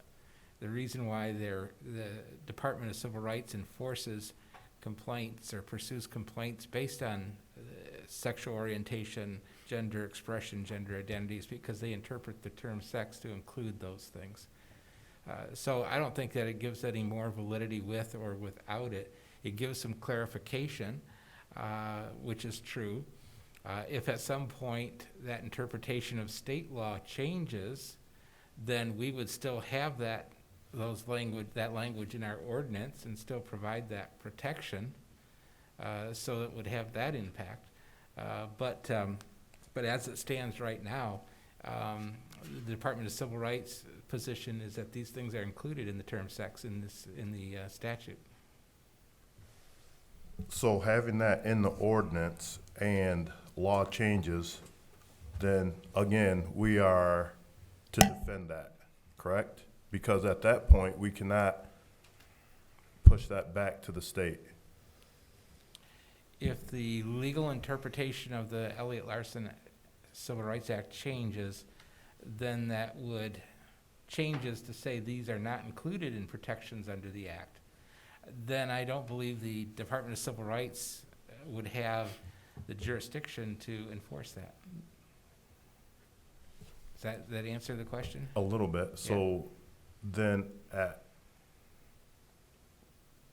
who would be liable to defend that then, if the state will not? It really wouldn't be defending, but who would be responsible for pursuing violations? And Okay, that who would be the city. responsible? Who That would be the city. responsible? The city. But again, current law is that it's included. Will that change? It's anybody's guess. It seems unlikely when the Supreme Court has made that interpretation of federal law, but elections happen and different people get voted in. It could change. Let me ask this then. In the last 20 years, how many times has it changed? Probably once, because I don't think until the last couple of years it was considered to be part of that term. It was back in 2018, I believe, that the Sixth Circuit Court of Appeals adopted the position that it's included in the federal term. That was what was just upheld by the Supreme Court. I want to say it was 2000, somewhere around the 2016 timeframe, that the Department of Civil Rights, I'm not sure on that timeframe, at least as far back as that, the Department of Civil Rights adopted that position. I say that because I think that was when they adopted this model ordinance. It was before the interpretive statement. Okay. I, for one, am in support of the amendment. I stated that just a little bit ago, and I'm stating that again, that I am 100% in support of the ordinance, of the amendment to the ordinance.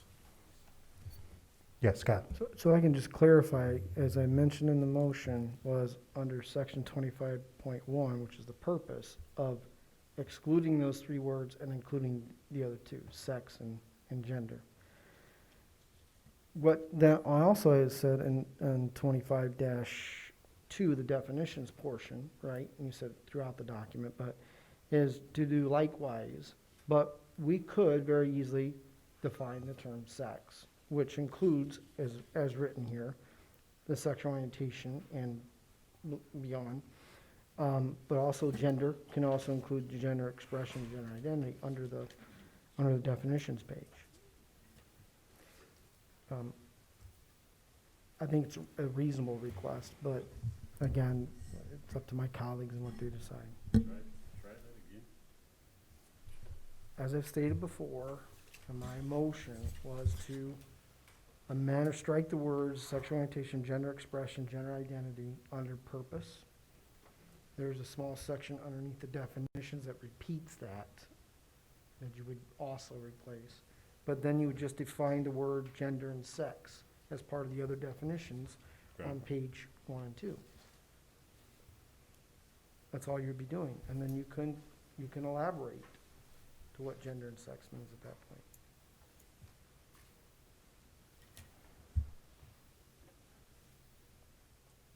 Point of parliamentary procedure, Ron. Are you putting that in the form of an amendment to your amendment to the original motion? No, I guess I was just providing a little bit more clarification because you said Okay. throughout the document, which I agreed Okay. to, in the sense to make it a little easier to, I guess, streamline through the motion. But I think that helps explain what the intent was behind the motion. So again, for clarification, including those terms in the definitions, but not in the purpose of the ordinance. Not under the section 25.1 purpose and or 25.2 definitions in that first section that repeats itself. Basically, the purpose statement kind of repeats itself down under discrimination. I gotta keep doing it. Discrimination and discriminate or discriminate shall mean the following. It's just replace that with gender and So not including sexual orientation, gender expression, gender identity anywhere within the ordinance itself, even in No. the definitions. yeah, you look at the first and second page, and when you have the definitions of both sexual orientation, gender expression, gender identity, those still would be included, but it would be under the term sex or gender. What is gender? What is Okay. sex? And then those would be included, if you want clarity.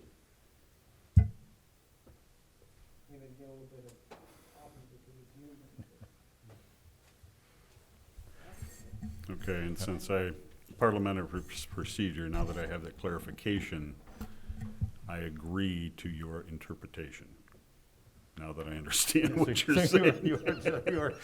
You are still seconding the motion to amend based on the clarification from There you go. from Mr. Corbin. There you Okay. go. All right. Any other comments from council? Yeah, if I could. Yes, Quincy. Roll. I guess just to get you in my head a little bit. So I've been in quite a number of conversations around race as of late that frankly have been a little exhausting. But one of the things that I've come to realize, or I'm coming to recognize, I think, over the course of the last few months, right, as these conversations have become a lot more prevalent, urgent, and you really can't ignore them, like maybe some folks could before. But I've come to realize about myself that, I guess I didn't realize this piece, but that generally, you know, I trust people until they give me a reason not to trust them. And I have kind of this bias to believe the best and always hope the best. And that's just my default. And in fact, even when people give me a reason not to trust them, you know, I find all this rationale as to why it could have been this or that instead of what actually took place. And it's kind of caused me to be a little blind and naive, maybe, about some of the interactions that I've had, you know, in my coming up on 30 years as a Holland resident. Some things that probably have been a little bit more colored by race interactions, maybe. And you know, I guess in recognizing that, I'm choosing to be a little less quiet and confident, and maybe just willing to say some of the hard things. And so you know, as we've had this conversation, you know, that I think I've had, this topic, I mean, I've definitely found myself wrestling and coming to some other realizations, you know, about myself, both for and against. And, you know, I think it is a clashing in a lot of ways, just based on some of the comments in this room, a clashing of ideals, you know, and some of the ways that we end up interpreting this ordinance, I think, has everything to do with where we stand on our ideals and how we define terms and all of that. But I'm choosing, and I'm trying to do as best as I can. I mean, a lot of things go into this. You know, as a person of faith, I have prayed extensively. I've invited the Holy Spirit to guide me, because I want this to be honoring, and I want this to be right and just. So it hasn't been lightly, right? But I've done my best to look at this objectively, look at it for what it states, and not to kind of, I guess, support a little bit of you know, some of the ideas that have already been proposed, you know, and to say, you know, I think I said this a few weeks back, that I understood where Scott was coming with some of, you know, his thinking, and that's still somewhat of the case. And so let me, you know, there's a lot of notes everywhere, right? A lot of comments taking place. So I'm not even sure where I wrote everything, but a couple of things that were mentioned that I think are important to address is this whole idea of preeminence, or elevating this group, you know, a certain group over the other. And I think this idea, you're right, to Scott's point, this isn't solely, you know, an ordinance that's seeking to protect or add just the language of sexual orientation, gender identity, and gender expression. Like this, we've added a few more things. I mean, we've tried to be a bit more broad and all-encompassing. So it is a little bit more, and like it is broader than that, right? The issue isn't just that isolated, those isolated terms, although that has been the most pressing matter for people to speak in favor of or against. So I recognize that as well. But I wonder if, you know, kind of what Scott's already been getting to, what makes it feel. I don't believe that the language gives the LGBTQ priority. I don't believe that the ordinance says that or puts it in that way. But I do think that for somebody who isn't into, you know, ordinance language, you know, legal jargon, all this stuff, I think for them reading this and seeing that it's only those three definitions that are defined, you know, for them to read. Otherwise, they have to go and reference the Elliott Larson and the Disabilities Act, right? Like it's not explicitly there. It makes it feel like, all right, like we're making sure that these guys, that we know, right? And I understand clarifying the definitions for the sake of, I mean, all the public, right? We need to know kind of what we're dealing with. But I wonder if, right, if we should have all of them defined or none of them defined, right, where it is covered under sex, and then have sex defined or have gender. So I'm not saying necessarily that I entirely agree that it should be just sex and just gender, but I do think that we do need to address some of that, I don't know, inconsistency. It feels a little inconsistent in terms of kind of what we're highlighting, at least in the language, that not in the language, but the amount of verbiage that's explicit, as opposed to, you know, generally. I mean, yes, people, I And we're saying that the definitions that we're using are terms defined in the Elliott-Larsen, but that is an extra step, right? An extra, we're trying to make this ordinance local so that people feel like at the local level they have a place that they can confidently feel acknowledged and know what is protected. And so if they're coming to a local level, they're still going back to the state for the interpretations. So why not put it in our ordinance if we're going to put it in our ordinance? If not, then let's keep it general, if that makes sense. So it has nothing to do with whether or not to protect the LGBTQ and provide those protections and provisions, because I think that's the furthest thing from the truth. And I would dare to say that all 9 of us here want to see all of our citizens, all of our residents, even those who are not citizens, but reside here and make a living here, to be able to do so freely and justly. So that's, with that current amendment, I guess we'd take it to a vote. But I think some of my thinking, could add different details. I'm not going to amend this amendment. But that's kind of where Thank you. Yeah, that's kind of where my head's at. I think it could get a little complicated. And it is late. But that doesn't mean we shouldn't do it right. Jay? You know, I think the state probably took a lot of time and legal thought into preparing what they've done, and I appreciate the city manager and our city attorney saying our best bet would be to just kind of go with that wording, because that's what's going to be probably used and benchmarked in some things.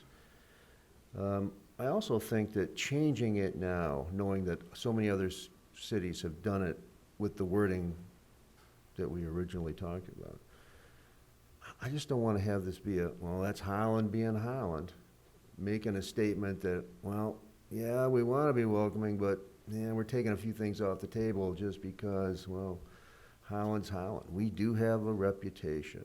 I heard it loud and clear. I also heard some professionals talking about the need for this language. It's a relatively new societal terminology that isn't in everybody's vocabulary. So I would not support this amendment. I think I like it the way it is. I'd like to move it along and get on with our lives. Anyone else? Yes, Lynn? Yeah, I would also agree, based on the comments we've heard over the past several weeks, goodness, for the past 6 months, that the definitions are necessary because there's misinformation. And so I think that, and I said this before a week ago, that it removes the ambiguity around the definitions that are, I think, not common. There's not a common understanding of them. And I was looking at I also was looking at the model ordinance earlier this week, and I noted that bit that you brought up, Scott, and actually the second part of that footnote says that it's not entirely clear whether all gender expression will be seen as included, and because the goal of this legislation is not to catch people discriminating, but to provide them with clear and sufficient notice to prevent it. So I think that second part of that footnote is really important. And when I look at the 3 together, it paints these definitions paint a picture. Identity, who you are; expression, how you present yourself; sexual orientation, who you're attracted to. I had a conversation with a woman today who felt that heterosexuals were not included in sexual orientation and that they were being discriminated against, and that's simply not true. That sexual orientation includes heterosexuals. So even that conversation made clear to me that needed to be there. So I also would not support removing the definitions. Anyone else? Kathy, would you please call the roll on the amendment to the ordinance? Aronshorst? No. Corbin? Yes. Hoekstra? No.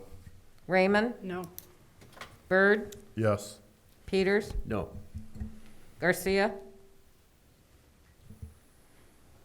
Yes. Trethewey, Yes. Mayor Box, No. 4 yes, 5 no. Motion fails. We are on to the original motion on the original ordinance language. Discussion by council. Yes, Jay. Well, one of a few of us up here who've been through this kind of meeting twice. I was planning on letting my vote do the talking, but I wanted to address some questions that I heard from people that made some interesting, legitimate concerns. Has the city known about this? Have enough people heard about it? Does the community know we're having this discussion? I am comfortable that we have heard enough from the community. 300 letters in our email. I listen to WHDC when I shave in the morning, the topic of great discussion. Plus knowing that 10 years ago, we had a Human Relations Commission that spent 1 year, public meetings, hours and hours of deliberation, being on the cover of the Holland Sentinel every time they had a meeting, and coming back to this group 10 years ago with a unanimous decision that we should, in fact, take this action that we're talking about taking it tonight. I think the community is covered. I'm comfortable with the language that's being proposed in the ordinance. We just talked about that. I think this ordinance aligns with council's #1 priority this year to understand diversity, equity, and inclusion, that we as a group have said that's our #1 thing. I'm assuming this is part of that discussion. I think that it aligns with our adopted governance policy that lists all our constituencies, that we owe health, safety, and welfare, and LGBTQ is included in that document. I remain amazed at the spectrum of thought that exists within our community's churches. I think there's 190 churches roughly in the greater city of Holland. And look at the diversity of thought we have on that. And to think there's any kind of common ground that can help drive a decision or a thought process from the faith community, I think would be very dangerous. Some of the harshest terminology I hear about just almost hatred can come from some of our faith community, and it's disturbing to me. I do not agree with the assumption that religious rights for some will be lost with this ordinance. I can't even make that argument. I'm uncomfortable with the fear that exists with children and families, and I'm thinking back in 1964 when we passed the Civil Rights Act. What kind of fear was going through our communities with the fact we might have to share our restrooms with the African American community, the drugs, all that could come with that. I think we just have to mature into this decision like we did then. After some of the comments tonight, I don't need any more convincing that we need this audience. Just listen to some of the members in our community who voice these opinions. Holland is a welcoming place. It's a loving place. I'm convinced the vast majority of this town, you want to put it up for a vote? I don't want to go through that, but I would bet the farm that it would pass overwhelmingly. So the only other thing that gives me, I guess, to feel like I have the right to make this decision is this building we're sitting in has no steeple. And I think it's one of the only buildings in town that we can honestly sit back and say, everybody's included. Everybody. It's pretty simple stuff. Constitution, across the board. We've been here, we've been talking about this for a long time. I will very gladly support this, not just for this community today, but when we think about the next 10 years, the generations, that lovely little girl that spoke last at the microphone, I listen to their friends all the time. This is their generation. This is their thing. A lot of us are going to be dead in 10 and 20 years. This is the future here. This is where we're rolling. And while I do appreciate the the aspect of faith that things can't change, or we have certain ways, there are certain traditions. There is some of that. But we learn a lot. Science has taken us a long way down the road. We used to think the Earth was the center of the universe.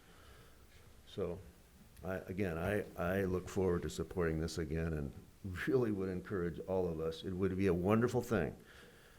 I think it would say a wonderful thing about this community, about the leadership of Holland, to join the other cities in this state and across the nation that are slowly, some faster than others, taking on to the fact that this is the direction we need to go in. Thanks. Anyone else? Brother Dave. Thank you, Your Honor. Just a word of thanks to a couple of folks here. First of all, to all of those who have shared their opinion, even though it's, oh my God, is that late? Oh, never mind. It's pretty late. The fact that you've all taken the time to send in emails and to come here and to speak to us is important to the process. It certainly has been helpful to me just to try to understand the breadth of perception on this issue. I'm grateful to my colleagues for making it through this rather honest and robust discussion, and I think we've honored our culture of discourse without dissension. So I'm grateful to all of you for that. To our city manager and city attorney for providing us with the information and options to weed through and make the sausage, as we like to say. It took a lot of time and effort, and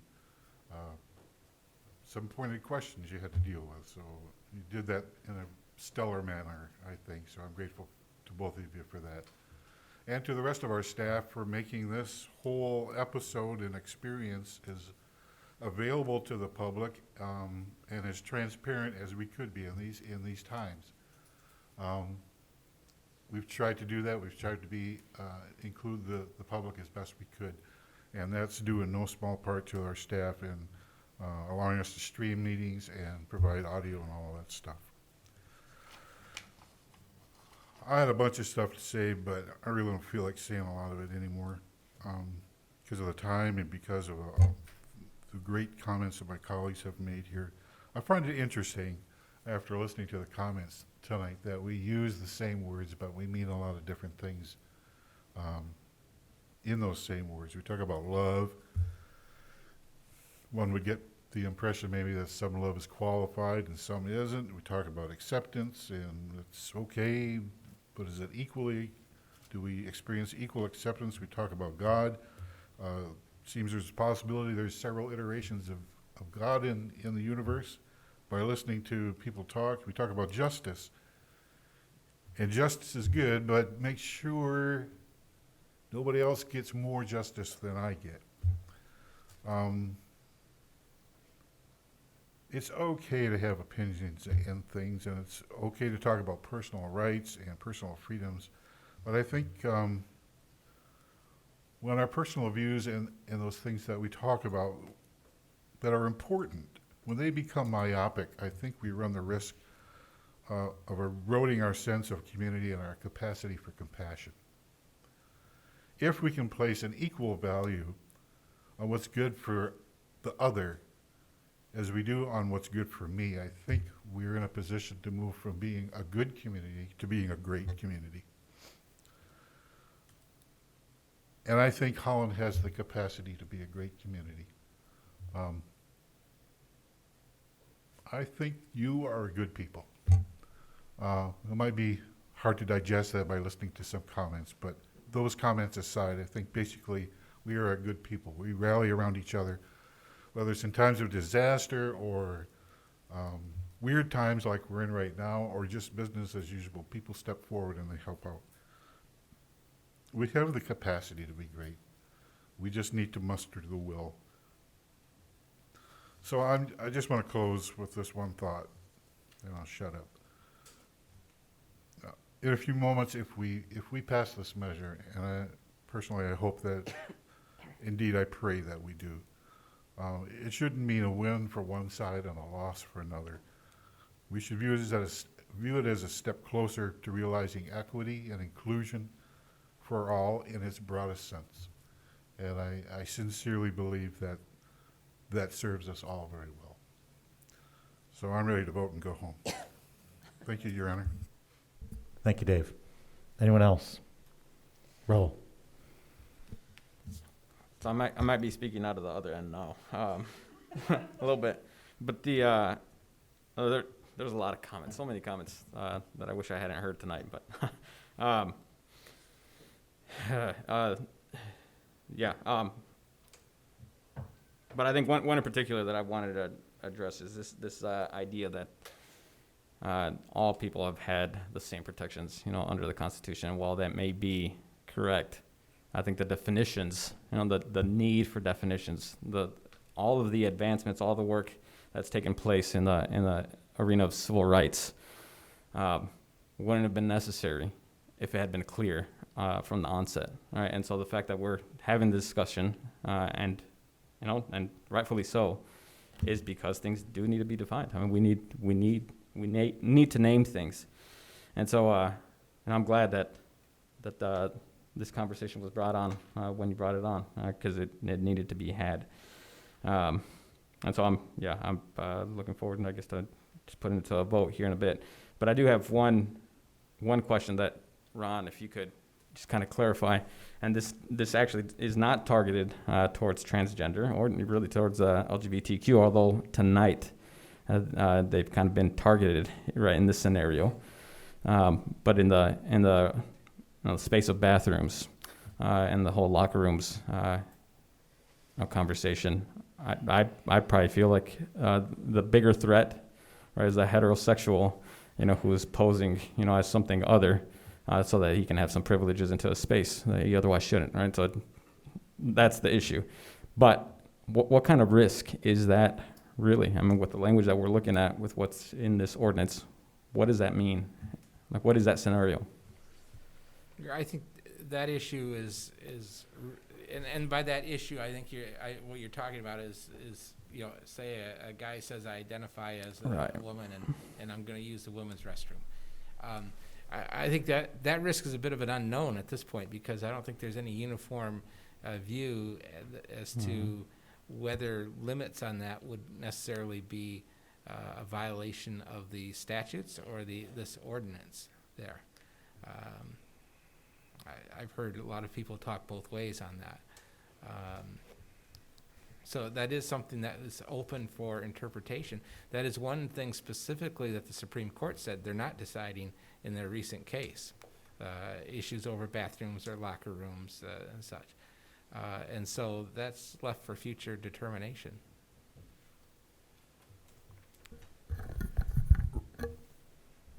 Ron? Thank you. Keith? At risk of stepping into a conversation, but I think it says in the charter I get to participate in conversations sometime. I'm going to rephrase that. I'm going to play mayor, lawyer a second here. Ron, is there anything in the ordinance as it's written that would say that any organization would need to allow someone that we're saying that they're being discriminated against if they would not allow someone to use a different bathroom? The answer to that is it's simply not I don't think there's a set determination on that. But I think that the other part of the answer to that is whether it is or it isn't changed by this ordinance. Because if it is a violation, if it is a problem of discrimination now, it's a violation of state law. If you adopt this ordinance, the terms are the same, so the issue is the same. So whether it is or isn't a discrimination issue, the answer is going to be the same today, tomorrow, next month. Again, assuming the state law interpretation doesn't change. But right now, it either is or isn't gonna be interpreted as a violation under state law. And this language is gonna be the same. It's gonna be interpreted the same as state law. So adopting this ordinance, Ron, doesn't, or not adopting this ordinance doesn't change the still somewhat unclear answer to that question that will be defined either legislatively or by the court system at either the federal or the state level. That's correct. Would that be the same thing for athletics in schools? That would be correct, yes.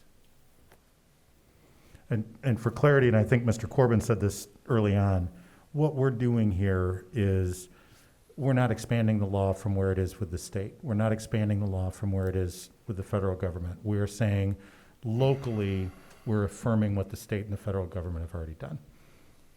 That's correct. Other questions, comments from council? Yes, Quincy. No, I'll let her go. Go ahead, Lynn. I agree with Jay, and Or I Nikki. agree with Councilman Hoekstra. And I just want to express to Mike, we are listening, and I have said to you before, I appreciate, one time you said, it's easy for some of you, but not for me. And I appreciate your honest and open struggle in public to come to, to maybe change or at least think about it. Your vote may be the same, but you are, I feel you are honestly dealing with it and struggling with some maybe changed material. So we are, just know that we're listening. Mm-hmm. Quincy? Yes, there was something that was said, and so at the very beginning, I made it very clear that I wanted to make sure that Christians and Christian organizations were protected through this ordinance.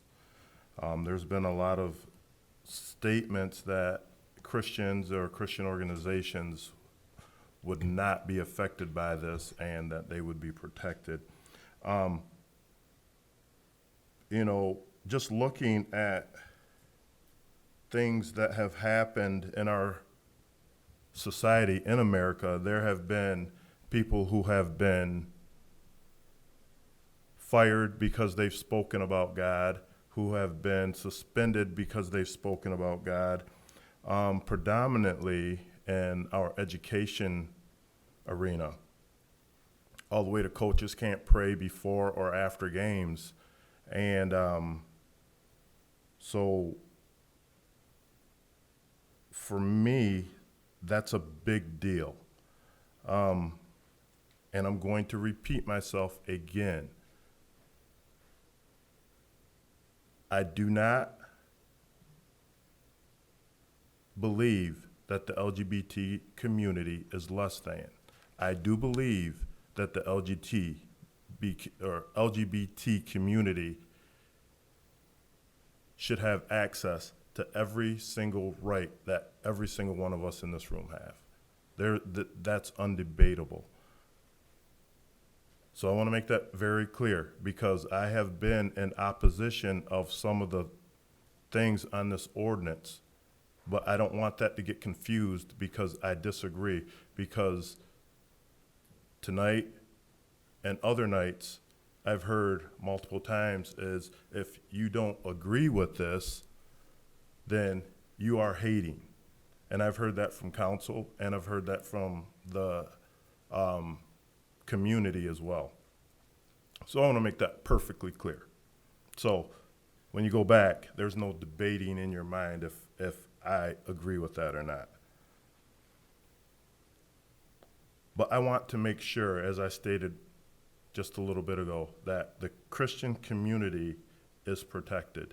And saying that, I actually would like to make an amendment to the exceptions in 25-4.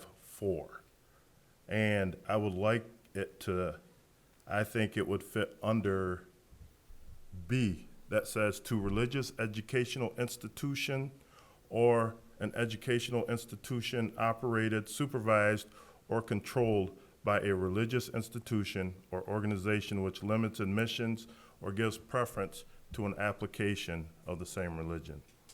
And the wording that I have for this is to tax also, and this would end up being C in what I have here, to tax exempt nonprofit corporations that is organized and operated solely or in part for religious purposes as applied to staff and employees as well as members of such establishments. So I guess I'm putting that out there as a motion. So you're putting a motion to amend both section B and section C? I won't say, I guess if I put that at C, then that would move everything down. C would be Oh, I see. D. Okay, so you're looking, D. you're talking about adding another section, not amending B. I'm just trying to. Correct. Okay. Correct. So adding C, and then it moves C to become D and Right. renumbers them all the way down the line. Sequential. Can you Read that again? read that again? Because I was trying to plug that into B when I was listening to you the first time. Yep. Exemption to a tax-exempt nonprofit corporation that is organized and operated solely or in part for religious purposes, as applied to staff and employees as well as members of such establishments. Okay, there's a motion on the floor. Is there a second? I'll support it so I can hear the argument for All right. the amendment. Thank you, Scott. Moved in support. Yeah, can I ask a question then about that? Yeah. Okay. We're to that point. And this will go to the city attorney, because this is a concern that I had. Right. Yes. Yeah, I'm sorry, I didn't mean to rush. No, that's all right. You're there. Actually, I didn't tell you you could I do it, didn't but you mean to knew you rush. could do it. Yeah. So get out of the way.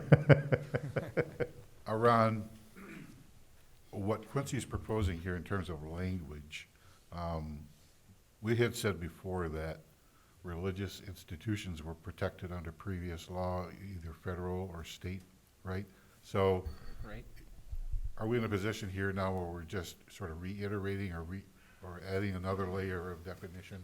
Not that I got anything against that. I don't want to get into that again, right? But how are you seeing the relationship between what we assumed before and what Quincy's suggesting here? Well, this added exemption would be something that is not already included in B. It would be different than B.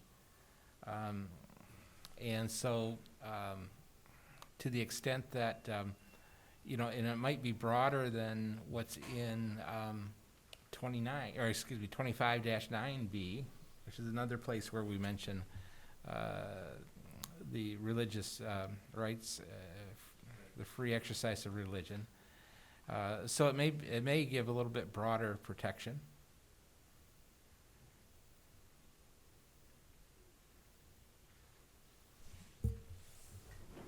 But I guess my question would be would the normal interpretation of, I don't know, where is it here? Just bear with me.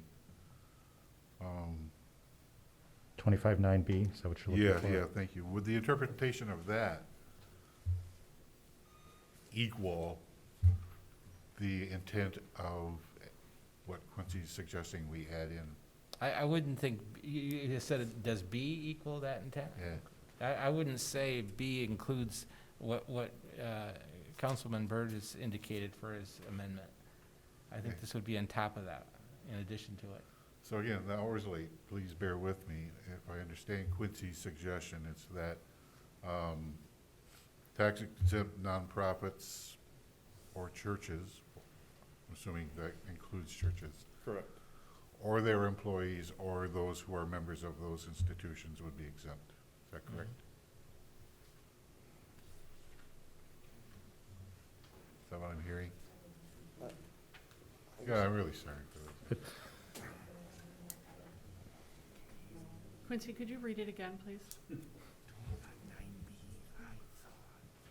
Exemption to a tax-exempt nonprofit corporation that is organized and operated solely or in part for religious purposes as applied to staff and employees as well as members of such establishment. And Dave, I think your question is, does that go beyond the protections that are already provided by the First Amendment of the United States Constitution and That's Article 1, Section 4 of the Michigan Constitution? I was going to say that, but. Yeah, so you're saying, does it broaden what's already there? Yeah, Scott? So that would be my question to Mr. Byrd, Councilman Byrd. Are you talking something like Bibles from Mexico or some of those yes. different? So They might have let's, affiliation, but they're independent of a church, potentially. right. One of the examples that I was thinking of is if I own a nonprofit and I hire and fire based on biblical principles, if I have an individual who's worked for me and he becomes a drug addict, let's say, based on my biblical principles, I end up firing him, right?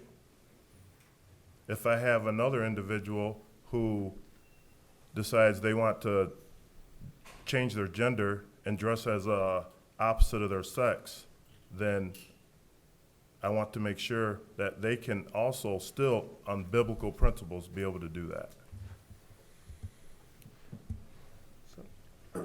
Yeah, Scott? Again, the question would be, are we talking about a religious institution Yes, with or nonprofit. tax exemption from, It's not necessarily. because of religious service, as institution, we've indicated in this and this is resolution or this organized ordinance, solely if you're or- providing a public service, you're not exempt. Is that not correct? If you're providing a public service, you're not exempt. Is that correct? Yeah, I think that the answer to the question here on C would be that if we're comparing this to what would be exempt under state law or federal law, I'm sort of answering this without doing detailed research on it, but the way I would see it is because of the in part language in there, it probably goes beyond what's exempt under state or federal law. Now, that doesn't mean that it would allow someone to discriminate that can't otherwise discriminate. Because if they'd be prohibited from discriminating under state or federal law, and our exemption overlaps that, they're still prohibited from discriminating. Lynn? Ron, in B, it says religious institution or organization. Couldn't that be interpreted as a nonprofit, a religious organization? You're looking at where? B, 25, 4B. 4B. That talks about a religious educational institution or an educational institution operated by a religious institution or organization. Okay, sorry. I think misread. that it has to tie into educational. Got it. Either way, for B. Where C extends to others. My only concern with that, Quincy, is that Keith and Ron were very careful, and we've been, I think, very careful along here to make sure that we're staying within the lines of state and federal law on this. And I'm very nervous about putting in something here that may be going beyond what's already there on the state and the federal level. So if Ron were to say, nope, that's part of what's covered under the First Amendment or Article 1, Section 4 of the Michigan Constitution, and as Mike said, be very careful, you guys, about saying you don't want to add additional clarity. I'm all for adding additional clarity if the interpretation of the city attorney is, yes, that is already covered under the First Amendment and Article 1, Section 4, and if we're providing additional clarity for folks so that they know that what they're doing is something that's covered under it, I don't have a problem with that. But I'd be really nervous about adding language that goes beyond what the First Amendment does and beyond what the Michigan Constitution does. So what do you think goes beyond then? I'm not sure, because this is the first time I've seen that language, and as Ron said, I haven't done any research on that language at all. What I would want to know before I was able to vote for something like that is to get the legal opinion that says that fits underneath the interpretation of the First Amendment and Article 1 of the Michigan Constitution. And I don't know the answer to that. And that's what makes me nervous, because I think we've been deliberately careful. We've been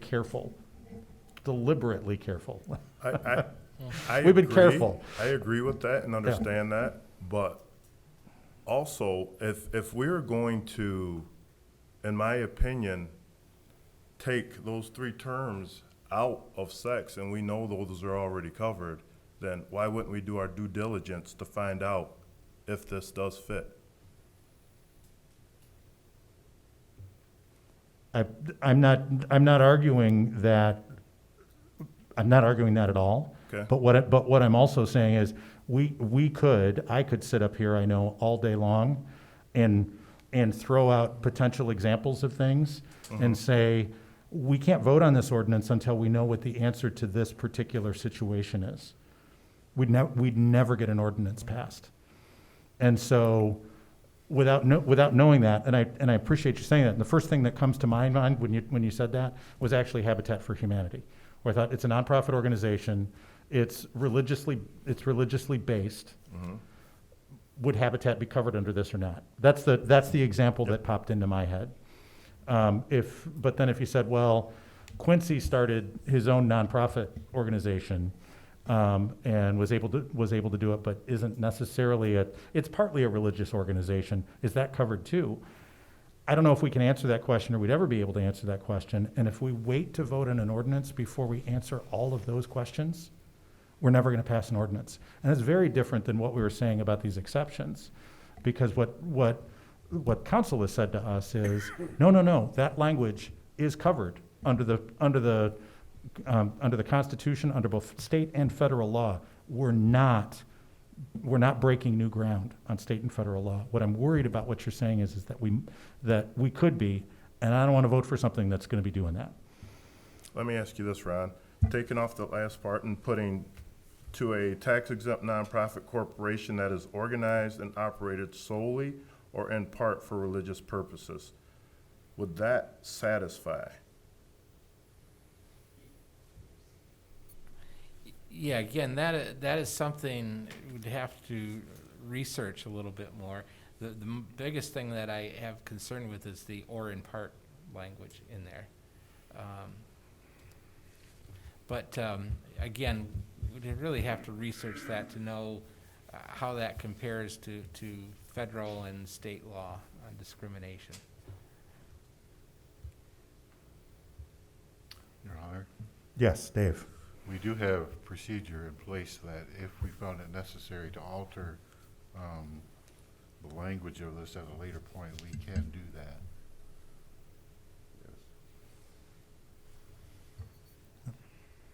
Thank you. So it is possible to move forward tonight, and after research or whatever, if we found that that was a necessary addition, we can fairly easily do that. We can always amend the ordinance. Yes. Yeah. How long would that take? Well, I think I could have an answer back for the next meeting, okay, on that. And then you'd have to have a first reading and a second, then adoption of an amendment to the ordinance. So Keith, about how long would that take if it was to go through and to amend the ordinance? Do I dare give you one answer and 2 answers at 1 o'clock in the morning?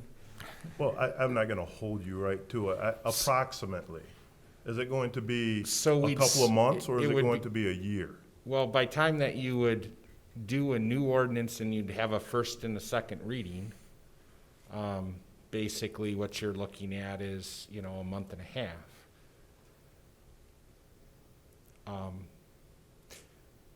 I will somewhat point out the obvious. It's 1:06 in the morning. I know.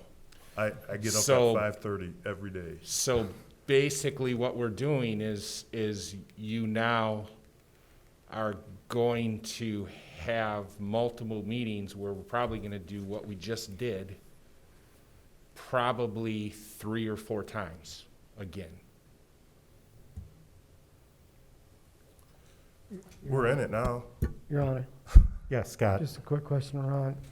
So when we talk about religious protections under the current written ordinance, the way it is written without the amendment, do you feel comfortable you could defend religious protections, or do you feel comfortable that religion is protected in regards to things like Habitat for Humanity, Bibles for Mexico, those institutions that are currently existing that operate under the pretext of a religious-based organization?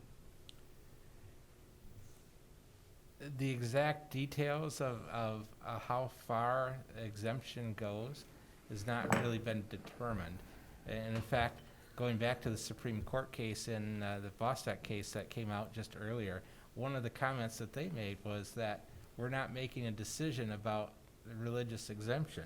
Now, having said that, they've also made the decision in the Hobby Lobby case a couple of years ago now, I think it's been, where they considered the healthcare laws effect on someone's religious beliefs, the owner of the company's religious beliefs, and upheld their beliefs, protected their beliefs, I should say. And then just in probably a month ago now, they issued another case dealing with healthcare regulations and determining that it was appropriate to consider the religious beliefs of the organization, Little Sisters of something or other, I can't remember the full name, but considering it was appropriate for the federal department to consider the impact on that type of organization's religious beliefs in crafting exceptions to their ordinance. But that gets to be a really complicated issue, and I think before you make an amendment, it probably would be a good idea to look at that a little closer. Yeah, I just feel that it's adequate, the way I read the religious protections in the ordinance, Councilman Byrd, that we probably have a level of confidence that we do have protection for religious liberties, so. All right, procedurally, I'm sorry to cut you off, Scott, but procedurally, we cannot vote on the main motion until this, Correct. unless it's withdrawn. We don't. You had his support. We did have a support. Scott supported it. So if Quincy, there is enough question, and if I can get my point out here, there is enough question on the validity, but I don't think there's enough question right now not to proceed with the vote on the main question. The fact that we can come back later, once Ron has the time to do the due diligence, come back and make his recommendation and say, at that point, then we can go in and within 30 days, technically, once he gives us that, we could potentially have that on the books or say, no, it's not worth it. That sounds good. That All right. sound reasonable to you? Yep, that's reasonable. Are you then withdrawing your motion? Yep, I'll withdraw my motion. All right, Support. great. All right, so we are back to the main question. Any other comments from council? Yes. Mr. Trethewey. I feel I have to. Don't groan too loud. I will try to make it as brief as possible. First of all, first and foremost, and it's been said before, but Ron and Keith, you had an insurmountable task put before you that I laid out, seems like a long time ago. You two stepped up to the challenge. You did exactly what was asked. Save that one little point, and we'll give you a go on, or we'll give you a pass on that, because it was a good thing. A lot has happened over the last 9 years. You guys helped interpret and give us some recommendations. Recommendations, give us some ideas as to what to have, and it was up to the 9 of us to craft everything else. Thank you. And thank the rest of staff for filling in the gaps while these two were doing what they had to, because I know you guys, Esther's not here anymore, but I know there was some input from staff. Matt, I know you had some input on that, so from the bottom of my heart, thank you.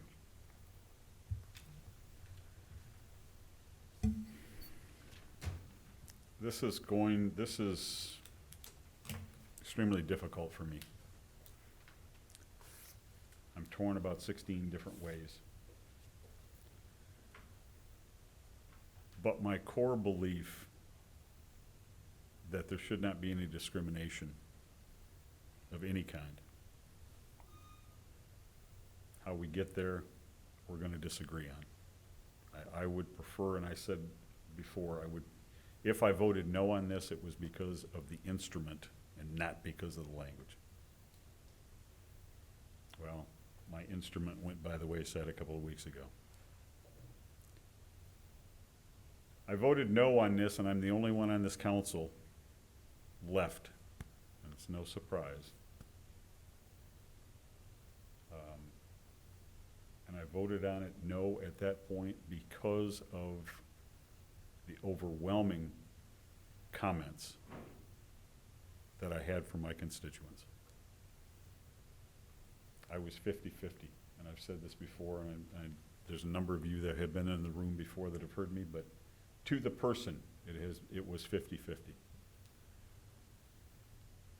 I said to Pastor Freeman at that time, get a referendum, I'll be the first one to sign it, put it in front of the people.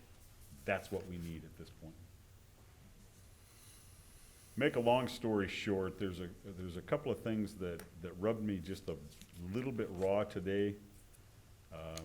Cookie cutter Holland,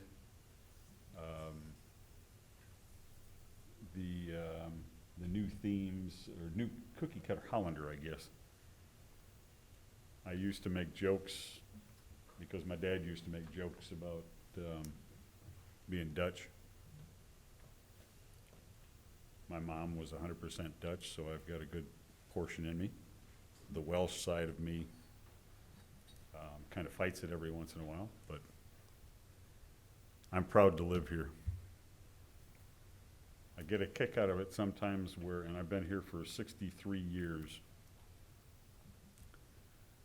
People say they absolutely love to come here. We get a lot of awards because it's a great place to retire and it's this, that, and the other thing, but yet people come here and they want to change it. I don't understand. As old as I get, as long as I've been around, I will never understand that. We love to come here. It's a great place to raise your kids, but oh, by the way, you got to change this. Okay. So, make a long story short, and I know Jay is getting upset with me. I can hear his sighing in the background. It's crying, not No, it's sighing. I will be supporting this ordinance this evening. Speaking on behalf of those, and we heard a lot of them tonight, again, I'm going to reiterate. I have a good notion that this is going to pass. Just counting the head nods here. So those that are in opposition, I would seriously consider, if you want to know where this, if you're questioning yet where the citizens of the city of Holland are, get that petition out there and get it on the ballot. That'll help put things to bed once and for all. Now, just remember, if that happens, that comes back to this body and we have the final decision.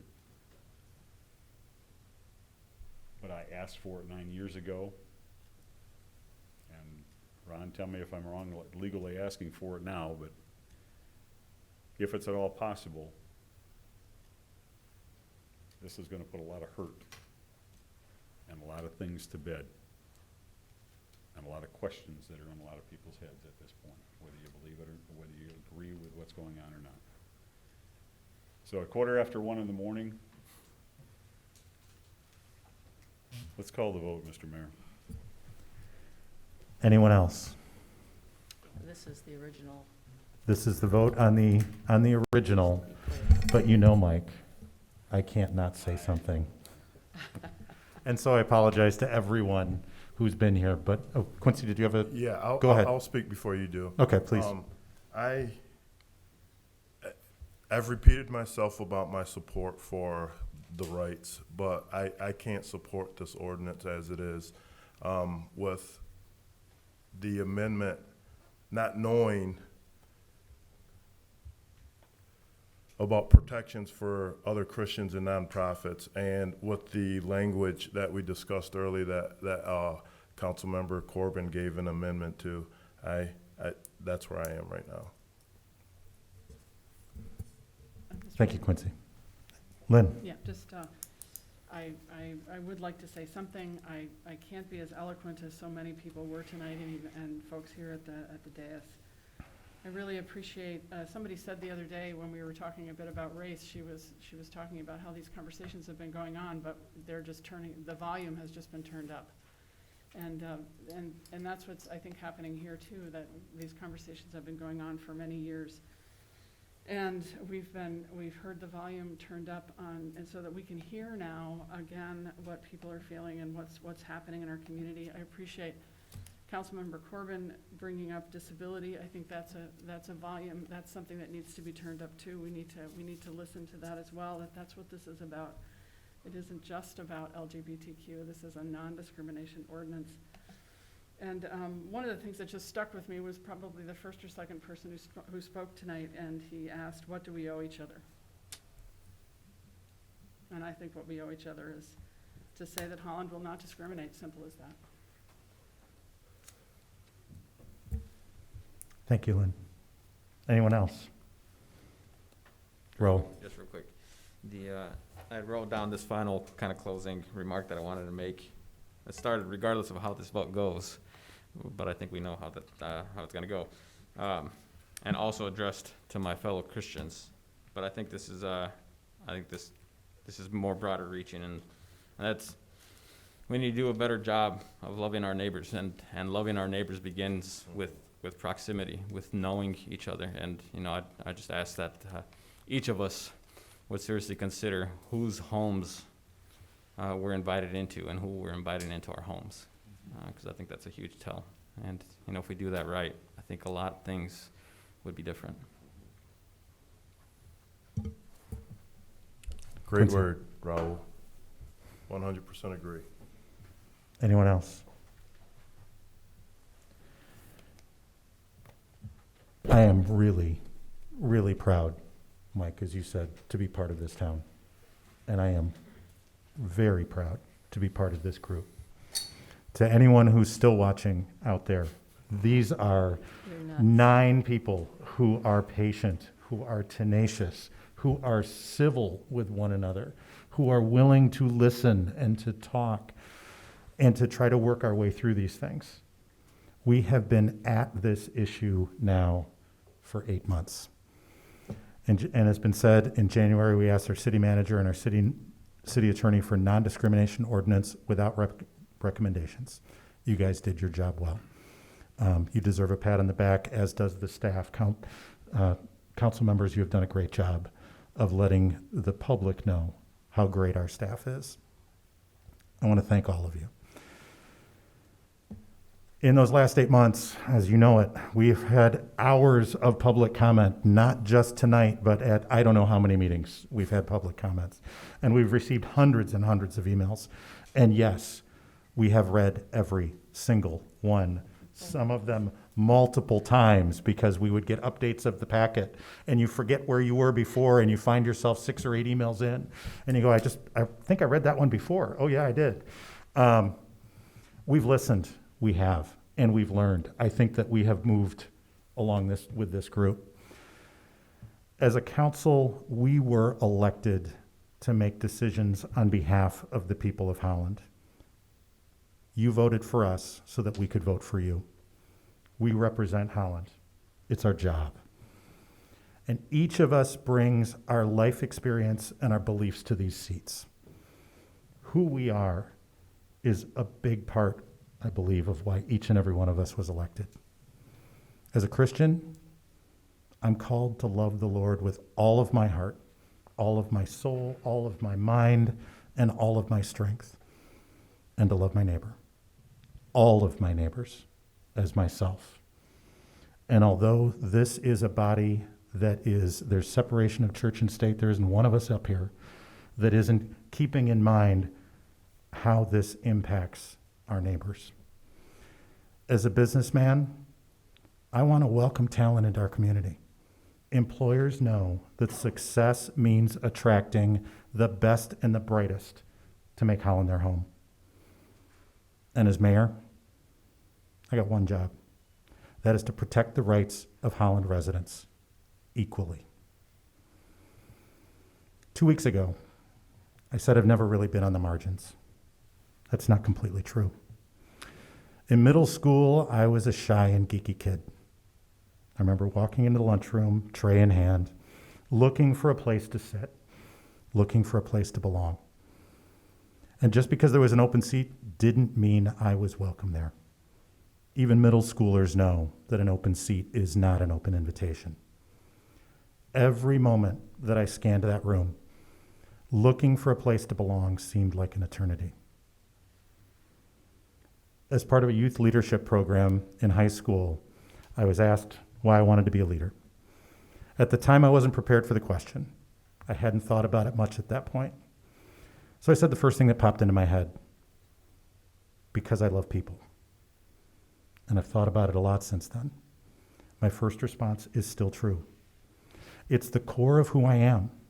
I love people. We all have so much more in common than what separates us. And I want to focus on what brings us together. And I believe that's true of everyone around this table. Every single member of this council throughout this process and tonight has said that they want to protect the people of this community against discrimination.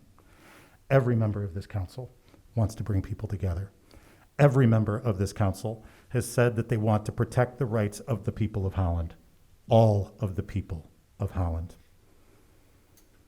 We've had a lot of discussions around this table. Thoughtful discussions, respectful discussions, civil discussions. And the question has never been if we should protect the rights of the people of Holland. We've all been in agreement that we should. Our discussions have always been about how. How should we protect the rights of the people of Holland? I believe this ordinance is how we protect the rights of every single person that we represent. It's time to recognize there are people on the margins, and it's time to welcome them into the circle. As my father did in my son's kindergarten visitation day, because he too loved people. I owe it to the legacy of my father. I owe it to my mother, to my children, to my wife, to my sister and her wife, to my neighbors, to all of my neighbors. We owe it to the people of Holland. It's time to welcome everyone into the circle. Why wouldn't we? That's what I was looking for through my taped up 7th grade glasses, lunch tray in hand, for someone to stand up, to call me by name, and to welcome me to the table. It's been a long time since I was 13, and today's vote isn't about quite the same thing. It's much more important. It's time for us to stand up. It's time to invite our neighbors, all of our neighbors, to sit beside us. It's time to call them by name, to recognize and acknowledge who they are. It's time to bring people together. It's time to let them know that they truly belong and that we are glad that they're here. Why wouldn't we? It's time to protect the rights of everyone equally. One standard, one rule, one ordinance, one Holland. Holland, let's send a clear and unequivocal message. We love our neighbors as ourselves. We appreciate the gifts that they bring to our community. We protect the rights of everyone equally, and we celebrate the value of everyone that calls Holland home, because this is Holland, one Holland, and we all get to live here. Kathy, please call the roll. Corbin, Yes. Hoekstra, Yes. Raymond, Yes. Byrd, No. Peters, Yes. Garcia, Yes. Trethewey, Yes. Arnshorst, Yes. Mayor Box. Yes, Motion passes. thank you. We are not done this evening. I know it. We have a few things we still need to take care of, some housekeeping items, and some gifts down the line. Item number 9, written petitions and communications.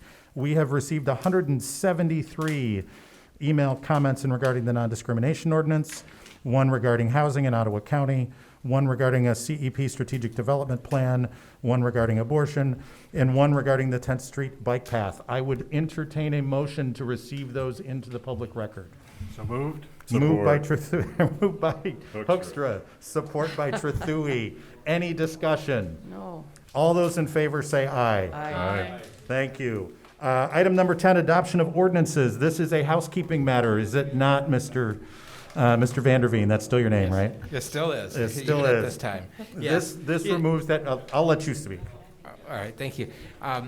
Yeah, with the adoption of the new ordinance, the new ordinance provides for protection against discrimination in housing. Obviously, we talked about that. These sections are the existing sections in Chapter 14 that deal with the anti-discrimination, and they would be a duplication of what was adopted in part duplication. Okay. So the proposed ordinance here would be to repeal those sections. All right. I'll entertain a motion to repeal sections 14.5 through 14.13 on housing. So moved? I'm going to give that one to Hoekstra, and I'm going to give It's a race. Hoekstra Trethewey. That's the way we're going to do that one. Are there any public comment in regard to this? Because we need to have a public comment period in regard to this. Seeing none, I will close the public comment period. Discussion by council. No. Seeing none. Kathy, would you please call the roll? Hoekstra, Yes. Raymond, Yes. Byrd, Yes. Peters, Garcia, Yes. Trethewey, Yes. Arnhorst, Yes. Corbin, Mayor Box. Yes. Motion passes. All right, thank you. Item 12E, 6.1, gifts. Kathy, would you please review the gifts for us? The city manager's office is pleased to report the following gifts: Parks and Recreation Department, Sal Perez Scholarship Program, various anonymous donors, $87. Parks and Recreation Department, Bowles Pool Program, Restus Commissary, and Bowles Pool Family, $2,200. It is recommended that these donations be accepted with appreciation, credited to the appropriate account, and an expression of gratitude be forwarded to said donors. Motion to accept with appreciation. Support. Moved by Trethewey, support by Airshorst. Any discussion? All those in favor say aye. Aye. All opposed, same sign. Item 12E, 6.2, agreement with the Outdoor Discovery Center Network for Sustainability Services. Mr. Van Beek. Excited about the partnership. Council member Raymond asked a good question. I forget if you sent it just to me or if everyone saw that. She just asked asked a question about ODC's kind of approach to making sure broad-based education. I have a very thorough email response that I shared with Lynn. And I must have missed that this wasn't just a question to me. Did everyone get this? No, I didn't. You're supposed to share it. Copy all. I will send it on. Suffice it to say, I think it's a very thorough response. I can read it all if you're interested, but not a surprise. ODC is very thoughtful and deliberate up to and including a full-time position specifically on community outreach and inclusion. That's very involved with this contract and is going to address the concerns that Lynn had. So I think, yeah, I think that's taken care of. I have a question. Yes, Jay. I have a few questions about this. Are we in a hurry to pass this, or, I mean, is there a timeline running on this? Because I have a lot of questions about the role of the college, the Sustainability Institute, that relationship. Is it gone? Is it the research they talk about in here, is it clear who's going to do that? It doesn't I just change. have a bunch of questions. It doesn't change anything with the college. This was a part-time position historically that we had. We talked about it at study session last week. So it's transitioning that part-time position that we had an employee that most recently was a part-time employee at the city. Right. That now, that was part of the budget that we adopted, that it put more money, that Outdoor Discovery Center is the partner to do that sustainability education. So is there any, I mean, the college does a lot of the research with like Project Clarity and the air quality stuff. Yeah, Is there this any- doesn't have anything to do, this doesn't change anything with the college. So they're gonna be involved? Yeah, in fact, I think this only strengthens that partnership because Outdoor Discovery Center separately has a whole bunch of relationships with the college and a whole bunch of internships and a whole bunch of students doing stuff at the Outdoor Discovery Center. So quite frankly, I think it kind of makes at least a triangle of relationships even stronger. All right. Question, yes, Nikki. Sorry, I hate No. myself.